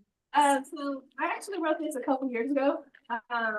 It's something, you know, as poets, you know, when something comes to you, you gotta hear it right down. So Harry gave me this and I just heard and wrote it down, so. All right, go back to the next one, baby.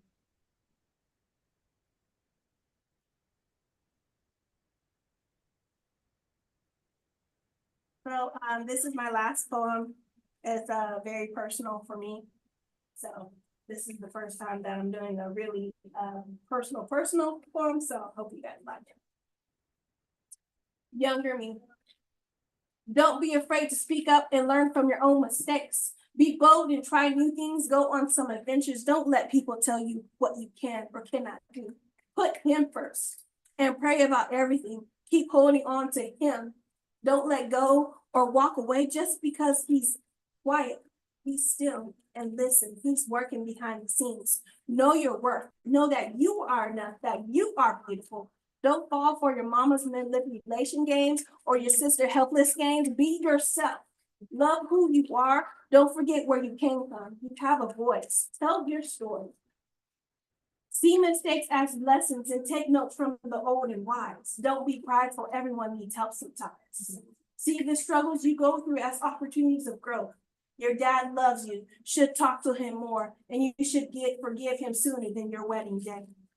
Your husband is your best friend. It's God and him and God, him and you against the world. Do what makes you happy. Forget what everyone says. You can take their advice or leave it. You're not perfect and that's okay. But God, I'm sorry. You're not perfect, but that's okay. But you are a mess, but God's beautiful mess and masterpiece. You shouldn't have to have it all together.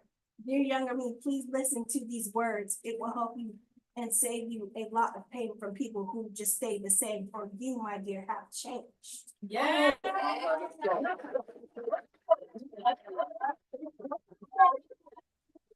Tell the people why you wrote that poem.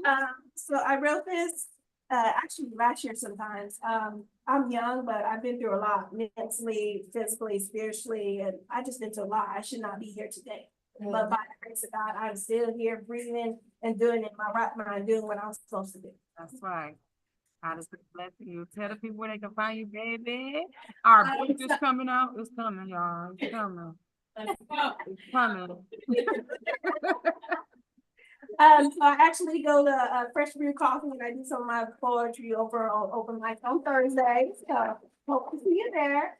And then I also have a YouTube channel, Lonna Zepeda. That's LONNAZEPEDA at 119. Yeah, 119. Sorry, I had to remember that. And again, thank you, LaToya, for having me. I loved it. I've been loving everybody, all the poets, the artists. It's been really awesome. Thank you. Great, baby. Rep your city.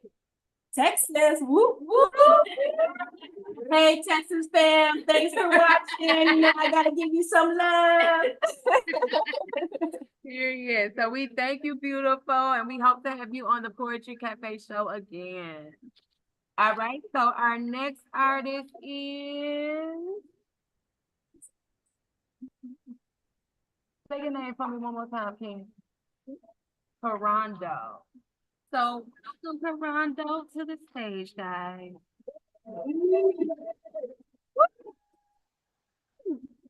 All right, King, rep your city, tell the people where you're from.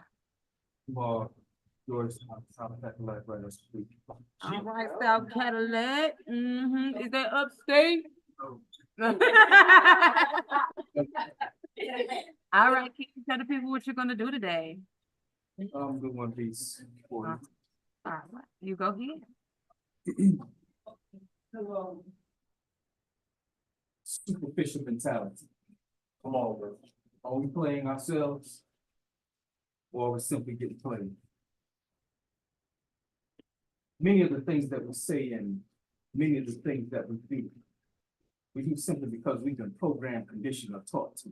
You see, many of us are not taught to use understanding, and that simply means to see things for what they are and not for what they appear or represent themselves to be. Instead, many of us are taught to take things on face value simply because someone else is doing them in this society. And because of this conditioning and programming, it's no wonder why many of us are so superficial. And I'm talking about everyone, from the so-called saints to the so-called criminal. You see, many of us no longer go to church to seek spiritual enlightenment or seek spiritual guidance. Instead, we go to see preachers going to preach about or to see people gossip about what the other so-called saints. We send our kids to school, and we're not really concerned about what they know, but seemingly we're more concerned about who they are above or who they are below. Not what did they learn today, what did they learn this semester, or what did they learn this 4.5 weeks. Instead, we're more concerned with whether or not they got an A or if they got a B. Not whether they can think rationally, can they think logically, can they think critically, or can they even critically analyze? Because the fact that they have an A or B simply shows and proves that they are able to play back the information that the teachers ask them to memorize. And then many of us don't support, participate, or even associate ourselves with brothers and sisters striving to do positive things within our communities, simply because they don't belong to our organizations, our institutions, our churches, our mosques, our sororities, our fraternities. And then you got brothers and sisters buying houses, moving to these other neighborhoods so that they can say that they move up on the ladder. But the motives and the bills alone are breaking them down because they've exceeded the budget. Never mind that, as long as people think they got it, because that's all that matters. And then we sit back here and we wonder why our brothers and sisters who are supposed to be pillars, who are supposed to be in the areas where we need Black people to be, aren't doing a dog of things to contribute to cause a better in our society. That's the minute minds are overshadowed by the superficial mentality. They quick to do things and oppress other people, oppress certain parts of society, but not because they need to do it realistically. As long as they have a certain title, a certain status, a certain position, or someone constantly patting them on their back, they only do what's necessary to get by and obtain personal gain, regardless of the involvement or the attention that the community lacks. And then we got these women constantly trying to find a brother simply based on physical possession, so they can say that man has this or the man has that. Look at the brother driving an expensive car, wearing expensive clothes, because that is supposedly a sure sign that his pockets are fat. And those brothers constantly trying to find a woman simply based on her physical composition, so you can say a girl is fine like Nicki Minaj or Halle Berry. We don't care about her mentality or personality, just as long as she has a fatty. Brothers trying to hear everything more because the sister with the fat behind is appealing. And it's the superficial mentality about the physical composition that makes us think that we are in constant need of sexual healing. So indeed, the physical composition of a woman is alluring, captivating, fascinating, and downright mesmerizing. But it is the mentality and the personality that keeps relationship growing, that keeps relationship evolving, that keeps relationship rising. They have a new hairstyle, a new pair of sneakers, a new pair of boots, a new outfit. We have to break our neck to go ahead and get it. Everyone walking around here, if they can walk, wearing new Jordans, new Nikes, new Timbs, all that from the adults on down to the infants and toddlers, 7 months old and 1, 2, 3 years old, walking around here in new Jordans, new Nike, and the new Timberland boots. And then these same kids all get up in expensive name brand clothes and the hat on the top of their head, all the way down to their feet, covered in designer name brand shoes. Wow, when they can't even begin to comprehend the value of the material that they are wearing, that you spend so much money to try to get. But that's not an issue with you, because you only concerned about people seeing your child, what are they gonna think? I mean, do the knowledge.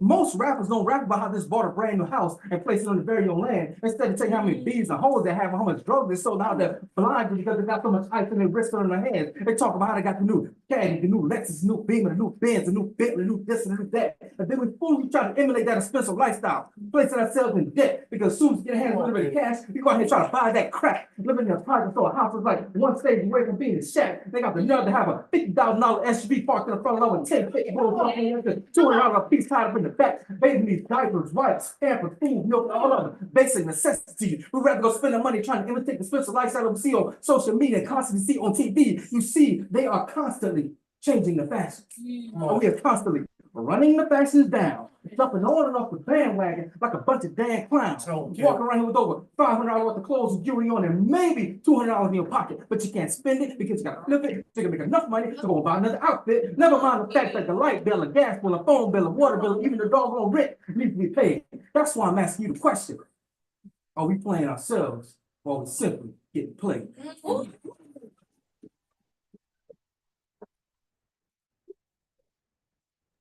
Tell the people why you wrote that poem. Right. Like, I mean, around you every day, around me. I mean, I was part of that culture. I mean, like, we have this overwhelming desire to grab things simply because it has so much famous on it, has a high place. Case in point, my brother was in the military. My brother came home and my brother had on some I call them bowling shoes. So he like, these things are. I said, man, I can go to the bowling alley and get them same damn shoes. And so it's that mentality that puts us in a lot of situations that we in. You doggone right. Tell the people where they can find you. Do you have any books, any social media, anything like that? Books yet. Carando Haynes on Facebook, on Instagram, Carando the Poets. Next month I'll be in Atlanta at this event right here. Come through with it. Come through. Oh, back it up, baby. Back it up. Clear it out. Straighten it out. Hold on, we can't see it. Well, I know Haynes, you can give me a Facebook and then, let's post it on there. So.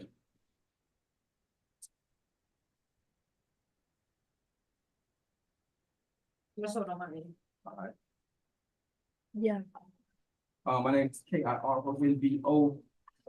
Haynes, YES. There we go. On Instagram, KIRONBO. Catch the streaming, please, y'all. Catch it for 'em. All right. Thank you, King. So we're gonna encourage you. All right, guys. So our next artist is Southern Style. Come on in, King. We appreciate you coming out. Come on in. Hey, how y'all How you doing? doing? Tell the people about yourself. Well, my name is Derek Commander, aka Southern Styles. I'm from the upstate of Greenville, South Carolina, and I'm actually part of the group, Woody Black, Black Phoenix, myself. We came a long way to become one of the So glad to have you, man. First of all, I'm great. Also, beautiful establishment is wonderful opportunity to be able to promote on this platform. So I really appreciate y'all for coming out and giving my words. You can always be able to find me on Facebook. First name is Derek, DERRICK. Last name is Commander-in-Chief in the military. You also be able to find me on my page as well as Southern Styles. That's SOUTHER. I'm THERN Styles STYC. And you can be able to find me there. You can find me on Instagram. I'm also on Instagram. It's Southern Styles 1278. And I'm also on Twitter, but I don't know what my Twitter is, so charge to me if I'm hard. Rep your city. Representing, rep your city. Yeah, rep your city. Oh, my city, of course. Upstate, rock, upstate, rock, upstate, rock. Let's get it. You know how we do it. We do it big. Southern Style, right? If your life depends on it, that is his phrase. And he is from Greenville, South Carolina. Go in, King. Right. And also, before I go ahead and get started, I just want to let you know that we also have a very big national poetry slam competition, which is called Southern Pride. I've been a proud member of numerous slam teams there. So this is kind of let you know I've definitely been in that particular mode of being a slam artist. Also, we do our poetry on Sunday nights at Coffee on the Ground upstate Greenville. So just in case you ever find yourself up there, please stop by. And I'm also the DJ, and also I am a host as well too, because I also do hosting. So with all that being done, you know, I'll say, let's go ahead and get to the poetry. You're a cold-hearted chick. You got a bad rep in my neighborhood and everyone knows it. Couldn't take you out. Even if I could, I wouldn't because I'm ugly. They say that I'm sleeping with the enemy. They're saying that being with you would kill me. It seems like you had me caught up under your spell. I swore that I'll never get caught up with you ever again, but see, here I am at the edge of despair with a million thoughts running through my head. You drove me mad with temptation, and I long for you. I love for you. I lied. I love for this, and you loved it. See, there you go again. Playing with my head, and I hate you. Being with you became my side job after my 9 to 5. There were things in life that I used to love, like eating. See, food used to taste good in my mouth. It's no longer there. It's always been replaced by you. I wonder if food would ever get jealous of you. So you became my muse where I couldn't speak or express my views. It's like a train riding a track. When I got on you, there was no coming back. So you loved the night. You called it your best friend. You love the sights, the sound, the light. It seems like you have always been a casualty of the system that you've been a slave to. I wonder if she has those fish-legged legs for those lies that she sees through. You became my enchantress that was saying a beautiful song to control many. But who knew that the prettiest girls could have the evilest faces? Well, say if you love something, you should let it go. But the problem is that you have always came back You had a grip on me tighter than Superwoman. See, your love look lasso always seemed to grip me and see my truth. Say if you love the way that I got you. I wonder how many times that you have been passed around the hood, how many times that you have been used or abused, the countless souls that has been lost to you that couldn't count less if they were spending money on you. You got a bad rep in my neighborhood, but everybody knows. You told me that you loved me and how my touch always made you feel. Coach, okay. You're a cold-hearted shit. For me. What? The people why you wrote that poem? So I wrote that poem in response to, I was looking at news one evening. I was looking at some news. I was looking at the raid. No, actually it wasn't news. It was actually it was a documentary, and it was talking about like how back in the 70s, how hard cocaine and crack to get living and everything. So kind of inspired me to kind of write that piece, but I kind of burst it a little bit. I wanted to make it sound like I was talking about the young lady. But the flip on top of his head at the end, say that, hey, cocaine, you're a cold shit. You both me. That's the reason why I wanted to make sure I kind of put it out there. I know that, hey, look, cocaine can run rapid. And it can turn your life upside down in an apartment. So I want to let y'all know, don't do drugs. Don't do drugs. First of all, and number two, just know that anything can be expressed in words, actions. So just feel free to make sure you definitely put the paper to the pen and let your words be heard. Play with the words. Play with the words. All right. So Okay, King. yes. All these years we've been good at many things, some more than others. But they say that our greatest skill is running. I'm not talking about a normal jog. I'm talking about a heavy sweat, soaked run for your life. See, when I was 5, I was taught the most carefree thing we do in life is run, like running on a sunny day, basking in the lights, or running on the beach with the wind in the hair in the moonlight. But see, I wonder how it felt back in the days as a slave running at night. You have the barking of dogs, the shout of nigger in the night air. I swear running for your life must have felt more like a death march. Back then, we tried many ways to get the freedom, walking, sneaking, and ultimately running, but we never could get to that goal of being free. Back then, some will say that the selling of cotton was the biggest seller in this country. Seems like the selling of niggas was bigger, go figure. See, it's funny how things work in this industry. I'm sorry, I meant to say how we look hanging in these trees, how beautiful they say we look running in these streets, how beautiful they say we look under their white sheets.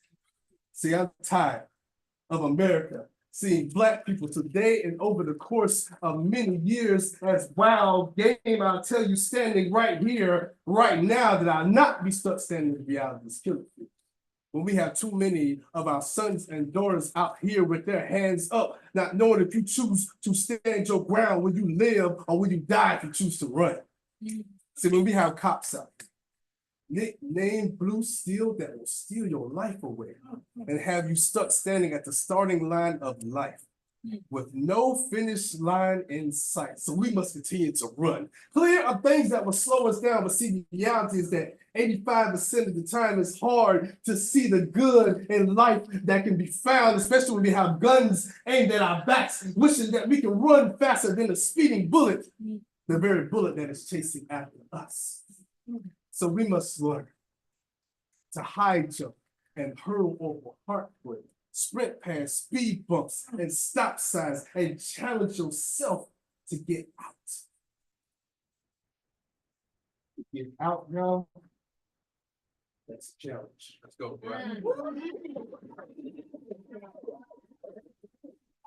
That piece was inspired by, actually at the time I was part of the slam team and we were going to compete for Southern Fire, which is a national poetry slam competition. And we were just talking about running the movie, Get Out, actually. We was talking about the movie Get Out.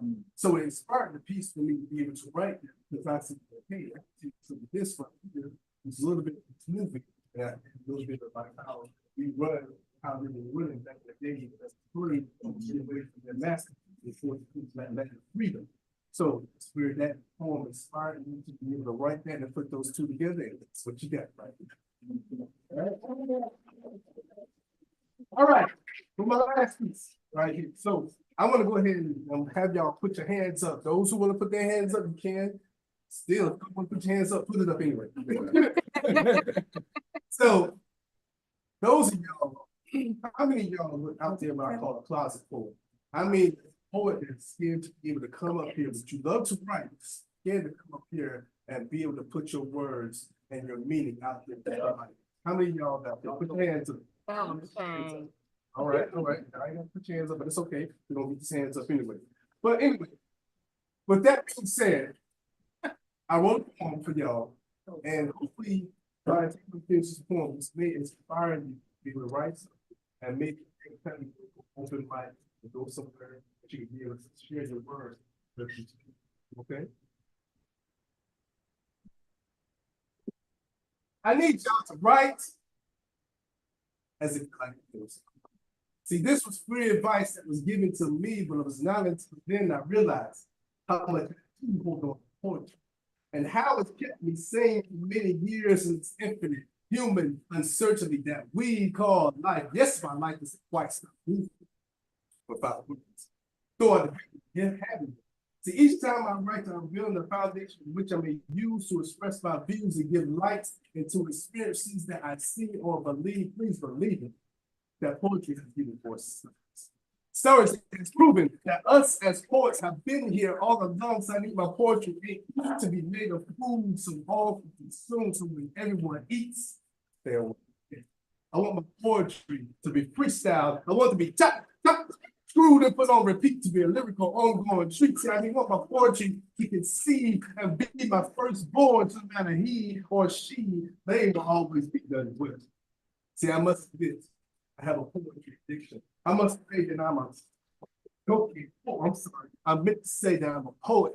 See, I'm addicted to these lines that's ejected from my paper to you. So I'm addicted to the smoke from a smoking of a mic, and a fellow poet of mine would say that I spit. Because being a poet is hard work. Being a poet, it takes guts. And if you, I'm sorry. If you can't hold your poetry liquor, you might as well leave it. Because nobody ever cared about a single poet. It is not the writing that's hard. That is easy, like reading from the ink of your soul to your pen, and your possible innermost thoughts win. Possibly a soul, possibly a slam, possibly a nation. So remember, ones of y'all out there that writing in the comfort of your home, listen, write. I want you to write because you know it's within your soul. And remember to write as if your life is. Yeah. Tell the people why you wrote that poem. Gosh, that was the very first poem I wrote right there, friends. Yeah, one of the first that I wrote right there. So basically, that poem was just me letting you know that, hey, don't be afraid to, let your poetry be shown and be out here, because like I said, you never know. That poem, to this day, somebody has heard that poem and said, you know what, man, that touched me a lot right there. I think I'm gonna go home, I'm gonna write some poetry, I'm gonna come up, and sometimes I've seen poets hear that stuff, come, go home, write something, come back the next week and write something farther than what I may have done. So hey, that poem is a testament that anybody can be up here and your words can mean a lot to anybody. And that's why I will. So yeah. Tell the people where you're from, rep your city. All right, Greenville, upstate, upstate, upstate, let's get it. So Greenville, South Carolina again. Like I said, you can be able to reach me on all of those platforms. If you want to do a love offering and whatnot, my cash app is $Styles. That's STYLES. EZ1278. And that'd be greatly appreciated because we came a long way to come down here to perform for y'all and give y'all these words. So please, please, down opportunity, no matter big or small, doesn't matter. Just like I say, support your poet because we all work together in the community to put these words and put these silly lines out to y'all. So again, thank y'all so much for this platform. Thank you so much, Queen, for definitely giving me the opportunity. I still love Queen over here. Thank y'all. Appreciate y'all. I'm gonna get off my box, but she did a lot of hard work. Yes, she stayed in contact with all of us poets, and she made sure that the timelines were where they're supposed to be at. So again, much love to you. Thank you so much. I am Queen Styles. I am black. But yeah, thank y'all so much again for having us and having me, and enjoy the rest of y'all day. Thank you. We don't make I am black. Period. I am Moody Black. So our next artist is Shane. Look at him.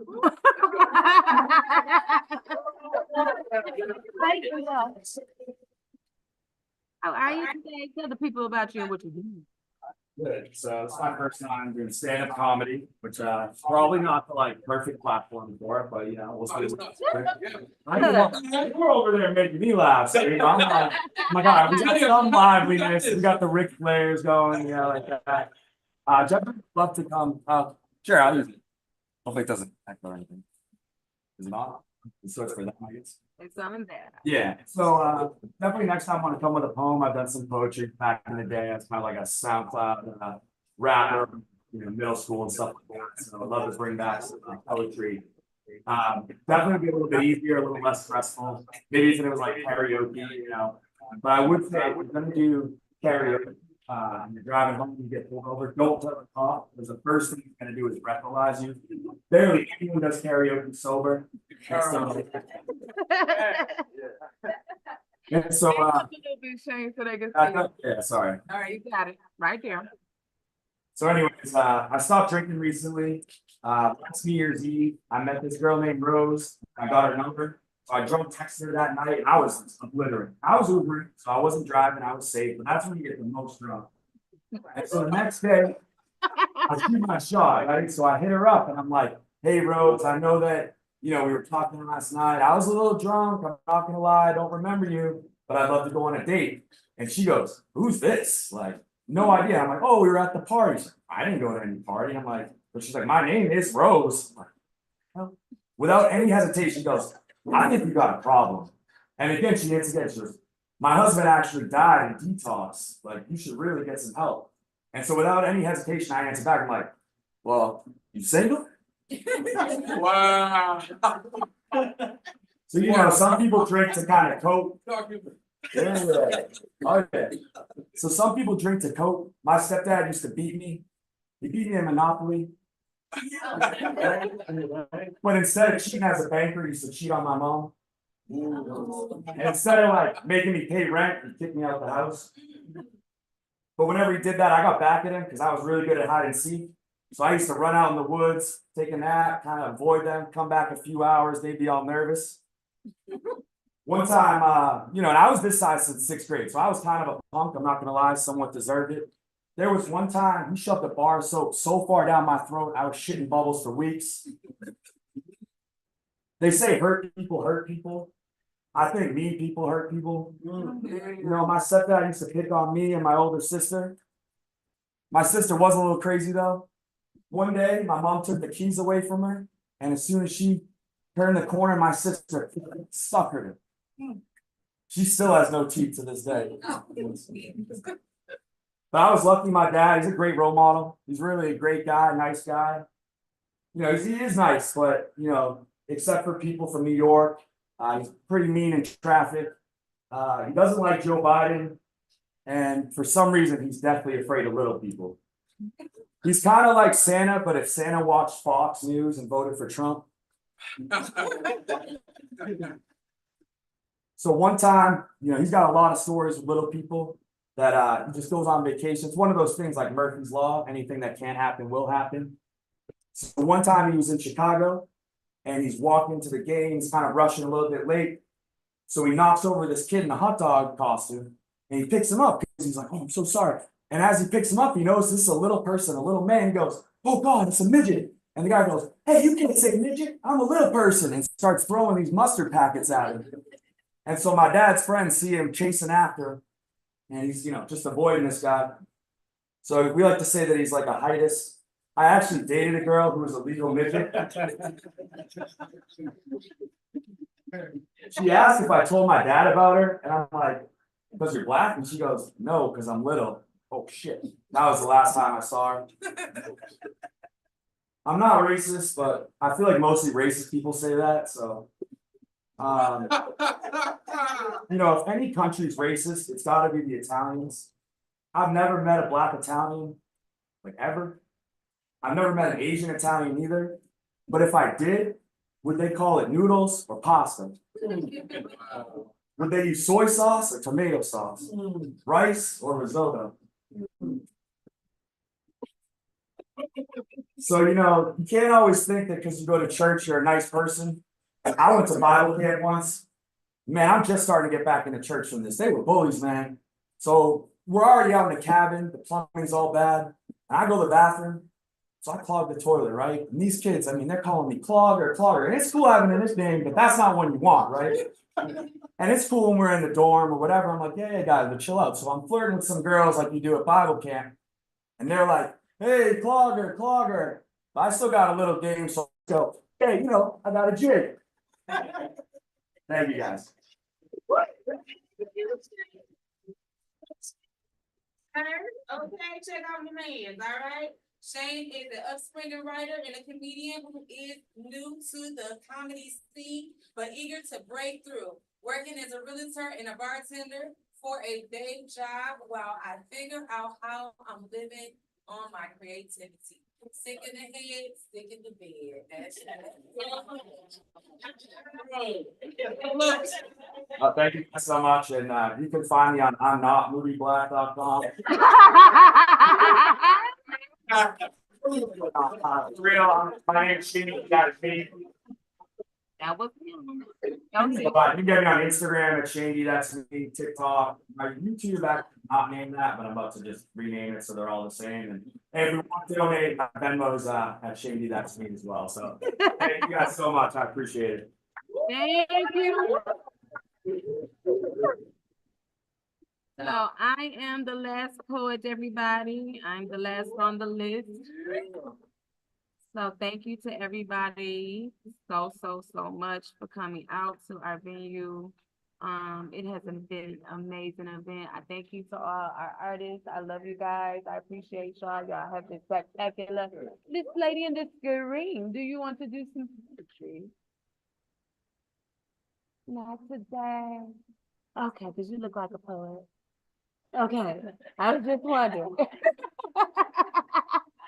Okay, so I just want to make sure we touched everybody in the room. Anybody else?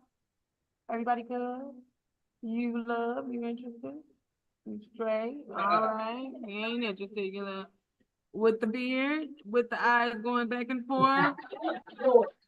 Mama, you into it today? She ain't into it, y'all. She publishing though. She publishing. Very small. Okay, so I'm gonna present myself, guys. I thank you all again for coming in. It has been a pleasure. I am Queen G. Look at me, gotta read my own stuff. I am a spoken word artist. I am the owner of Beyond Me Publishing. I am 6 years in, guys. It's so great to me. I just turned 6 years, January 26th.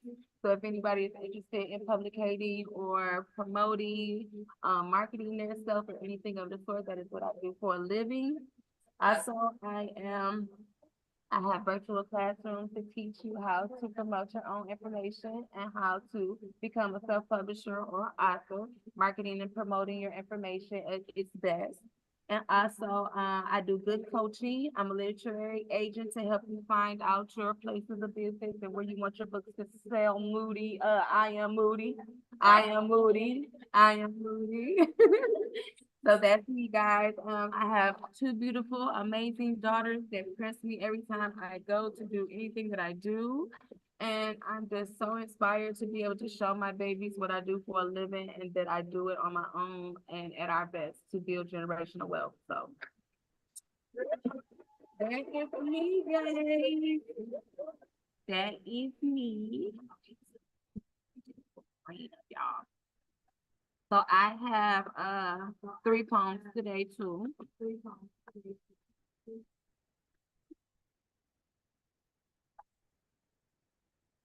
So folks, they can just hear me and we won't be echoing. All right.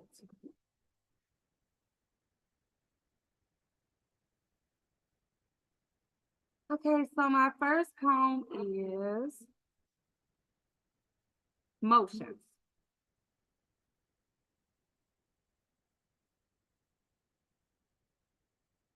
I'll turn your phone on, it ain't working.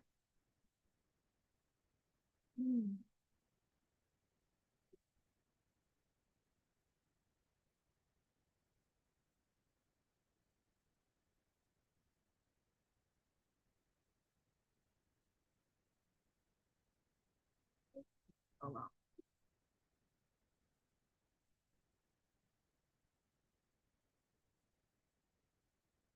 The motions. That's what life is like. Big motions, starting from beginning to end. You have the chance of feeling the rocky motion in your life, the feeling of your mother carrying you in the womb, the feeling of comfort, where the things in life are smooth and you have built up the life of comfort where everything seems to be shielded and comfortable with lifestyles to the point to there is no room for change. Stuck in circles of the striving of being blinded by people lies, might I reply these motions? Motions were like life gives you the feeling like the first time you ever had a ride on a never-ending raggedy ride on a road that is where you just never seem to be enough and never having enough problems that built up and things are just chaos and wondering what you are here for and your purpose of being on earth and where you have your darkest and where you have the chance to see in the sunniest days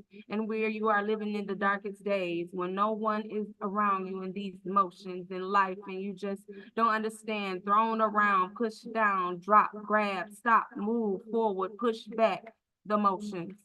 Might I reply, we all endure and having our own reasons. These are the reasons of control of the motions in our life. And through the storms, I think of the motions, like the strong woman I am blessed in, understanding to grabbing my life in my hands and no more motions. I'm still able to stand.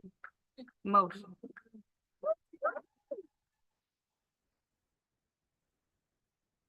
So I wrote that poem because life is just motion.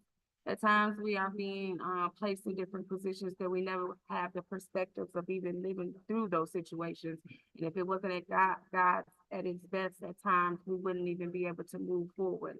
So I'm just thankful, even though all the motions that God has took me through and the struggles that I have been through, I wouldn't regret anything because motions is what has created the star and also the diamond that God is creating with all the pressure. All right, so the next one I'm going to do is I take myself back. Today I give myself back to me, to stop allowing my loved ones and friends to take advantage of me and my peace, and doing what is special in me and the other people that don't see me. I see when I'm invisible until they need me, but when I am on my good deeds and they forget all about me and I build relationships with the greatest king. So now they are mad at me because he gave me faith indeed and worked on a plan that has nothing to do with what they can't see and about moving my emotions. Won't understand me and pretending I love them all and that it does hurt me to leave my clan and all. But God didn't say they would stand in awe. And there is a place I'm going to choose to follow my king, and it's not my place in playing the gate. Wow, I'm standing there when he opens that gate. I will be standing there in God's plan, definitely written in my plan, in his path. I'm willing to slip again, not willing to slip. I'm going to, even if my people don't understand. No one will be there. I don't think they understand. God, hold me close. I choose your heart. Choose my heart again. You over all humans again, and I try to break the foundation of my temple. I'm working to learn again, to be the best friend. And they say I'm lonely again. Never, I'm not. Your plan, but want to be and become the queen I am again. Accept every obstacle and path that you have mended. I'm following until the end, and I choose in actions of everywhere. My worth, my faith in my hand, and placing my feet in no quicksand, and I'm not standing on quicksand no more. Dust is all my enemies' plan. I'll look you up when God says I can. And I'll see you again. And remaining on this gold road I don't end, and sitting back in my king's feet with my plan. And thank you for the introduction to this queen again. And I never imagined the strength of throwing me within, and it breaks me again with the armor of hardening again. I'm loving me and not playing this time. It is what I am in. And no matter who is coming or drinking water from my king's hand, the wife of God is what I'm saying, and I'm not quitting this time, no matter what this enemy's plan. Y'all don't understand my soul. I have peace, your sanity, and understanding that chaotic is distracting God's plan. I'm leaving, even if you don't understand. He will anoint me and cover my grace and brought me back again. I am myself, and back to this day, this ain't no pretend.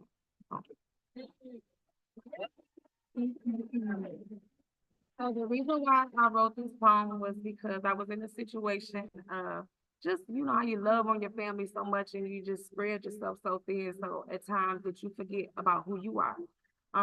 So I went back into remembrance, and as they say, in my darkest days, I went to my darkest days to find my shiny days. To see how God was going to bless me in a different way. So that's the reason why I wrote that poem. Okay, I got one more. All right, bear with me now. So this one is called Illusion.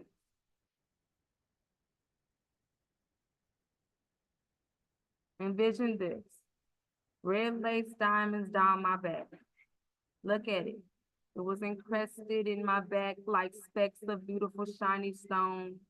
Red feather lace panties, flesh shimmering from the sunlight through the window. Eyes glare like brown spears around my darkened pupils. Cherry blossom gloss that shines like new red bottoms, in the black cement fall into my illusion. Diamonds and glitter dressings of all the rooms, sweet smells of velvet white chocolate that filled the air, from millions of candles that filled the room. Soft flowing, intense music plays in the background, all white furniture from wall to wall filled with colorful people of every race dressed in their finest lingerie, which still seems that everyone's eyes rests on me. It is sending a shivering down my spine, you see. Overall, an unworldly walking slowly as the lady in black diamond chains, wrapped only where it covered in the private places where a man comes dare, and desiring of the unknown of the white gold tray and the savor of a sweet smelling champagne. I smell and I take a glass, swallow a great sensation, off in the zone. I sway seductively, catching the sight of two peering men from the side of the room. Cage dance women, each corner of the ceiling. It turns out I am about to perform. Two of the finest men crawl from the center crawling from the center of each side of the room to the center of the room, where they lift me, sliding up both of my legs, raising me into the air as I walk me into a flipping on the stage. As the arms into slowly split, forming on the center of the stage as the crowd goes, sliding off the floor, pulling myself up onto a near pole, climbing to the top, wrapping my legs slowly, reaching and top and flipping backwards, touching my back on the pole, holding only my leg, and the crowd goes wild again.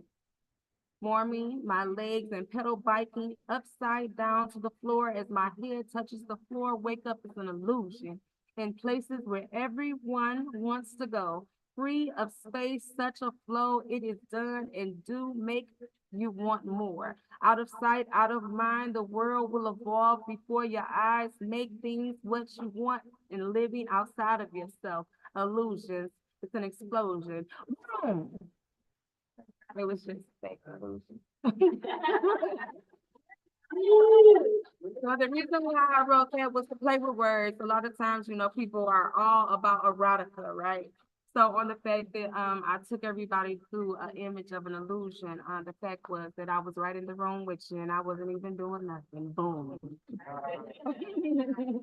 So that is our show, guys. I thank you so much for coming out to Myrtle Beach, South Carolina. Even if you were on your couch, you were here. I'm sure you were here because we were streaming on Facebook, YouTube, Instagram, Restream. We also featured on Zoom. So there was no place that you couldn't touch us. So I am so thankful to have each and every single one of you. Welcome again, kings and queens, to our second time ever virtual and in-person show. And Beyond Me Publishing presented in Myrtle Beach, South Carolina. We were at 800 Coastal Graham Circle, Myrtle Beach, South Carolina, 29577. So I'm so blessed that you came out and joined us. I am the hostess of the Mostest, Queen She. Thank you so much for coming to the Poetry Cafe show. We hope to have you again.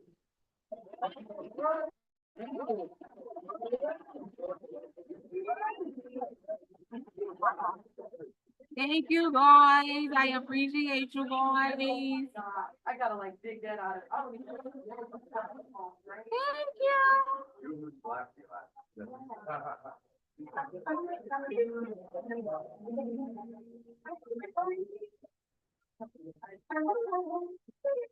Welcome, little kids. We appreciate having you.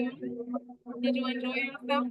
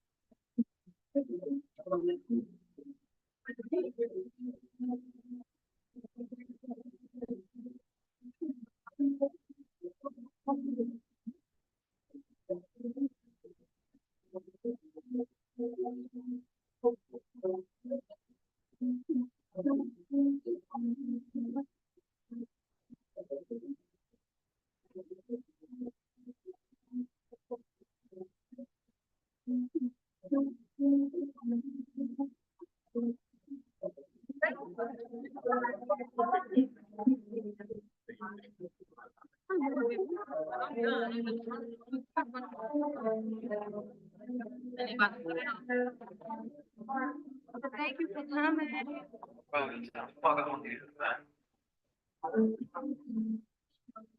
Yeah.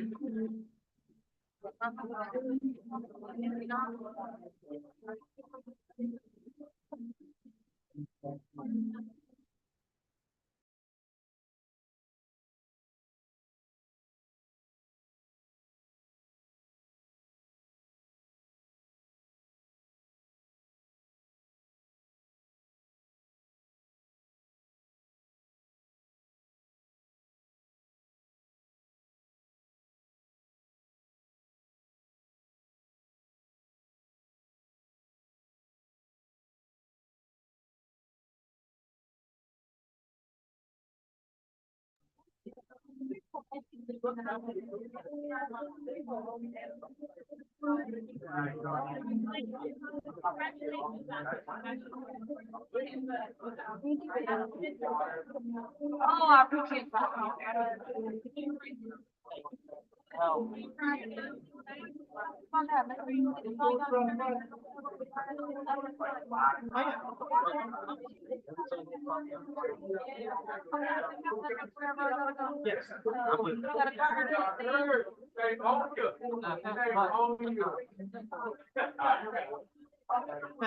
You can text it to me too, and I got all your information too, all your platforms and stuff that you put in my phone.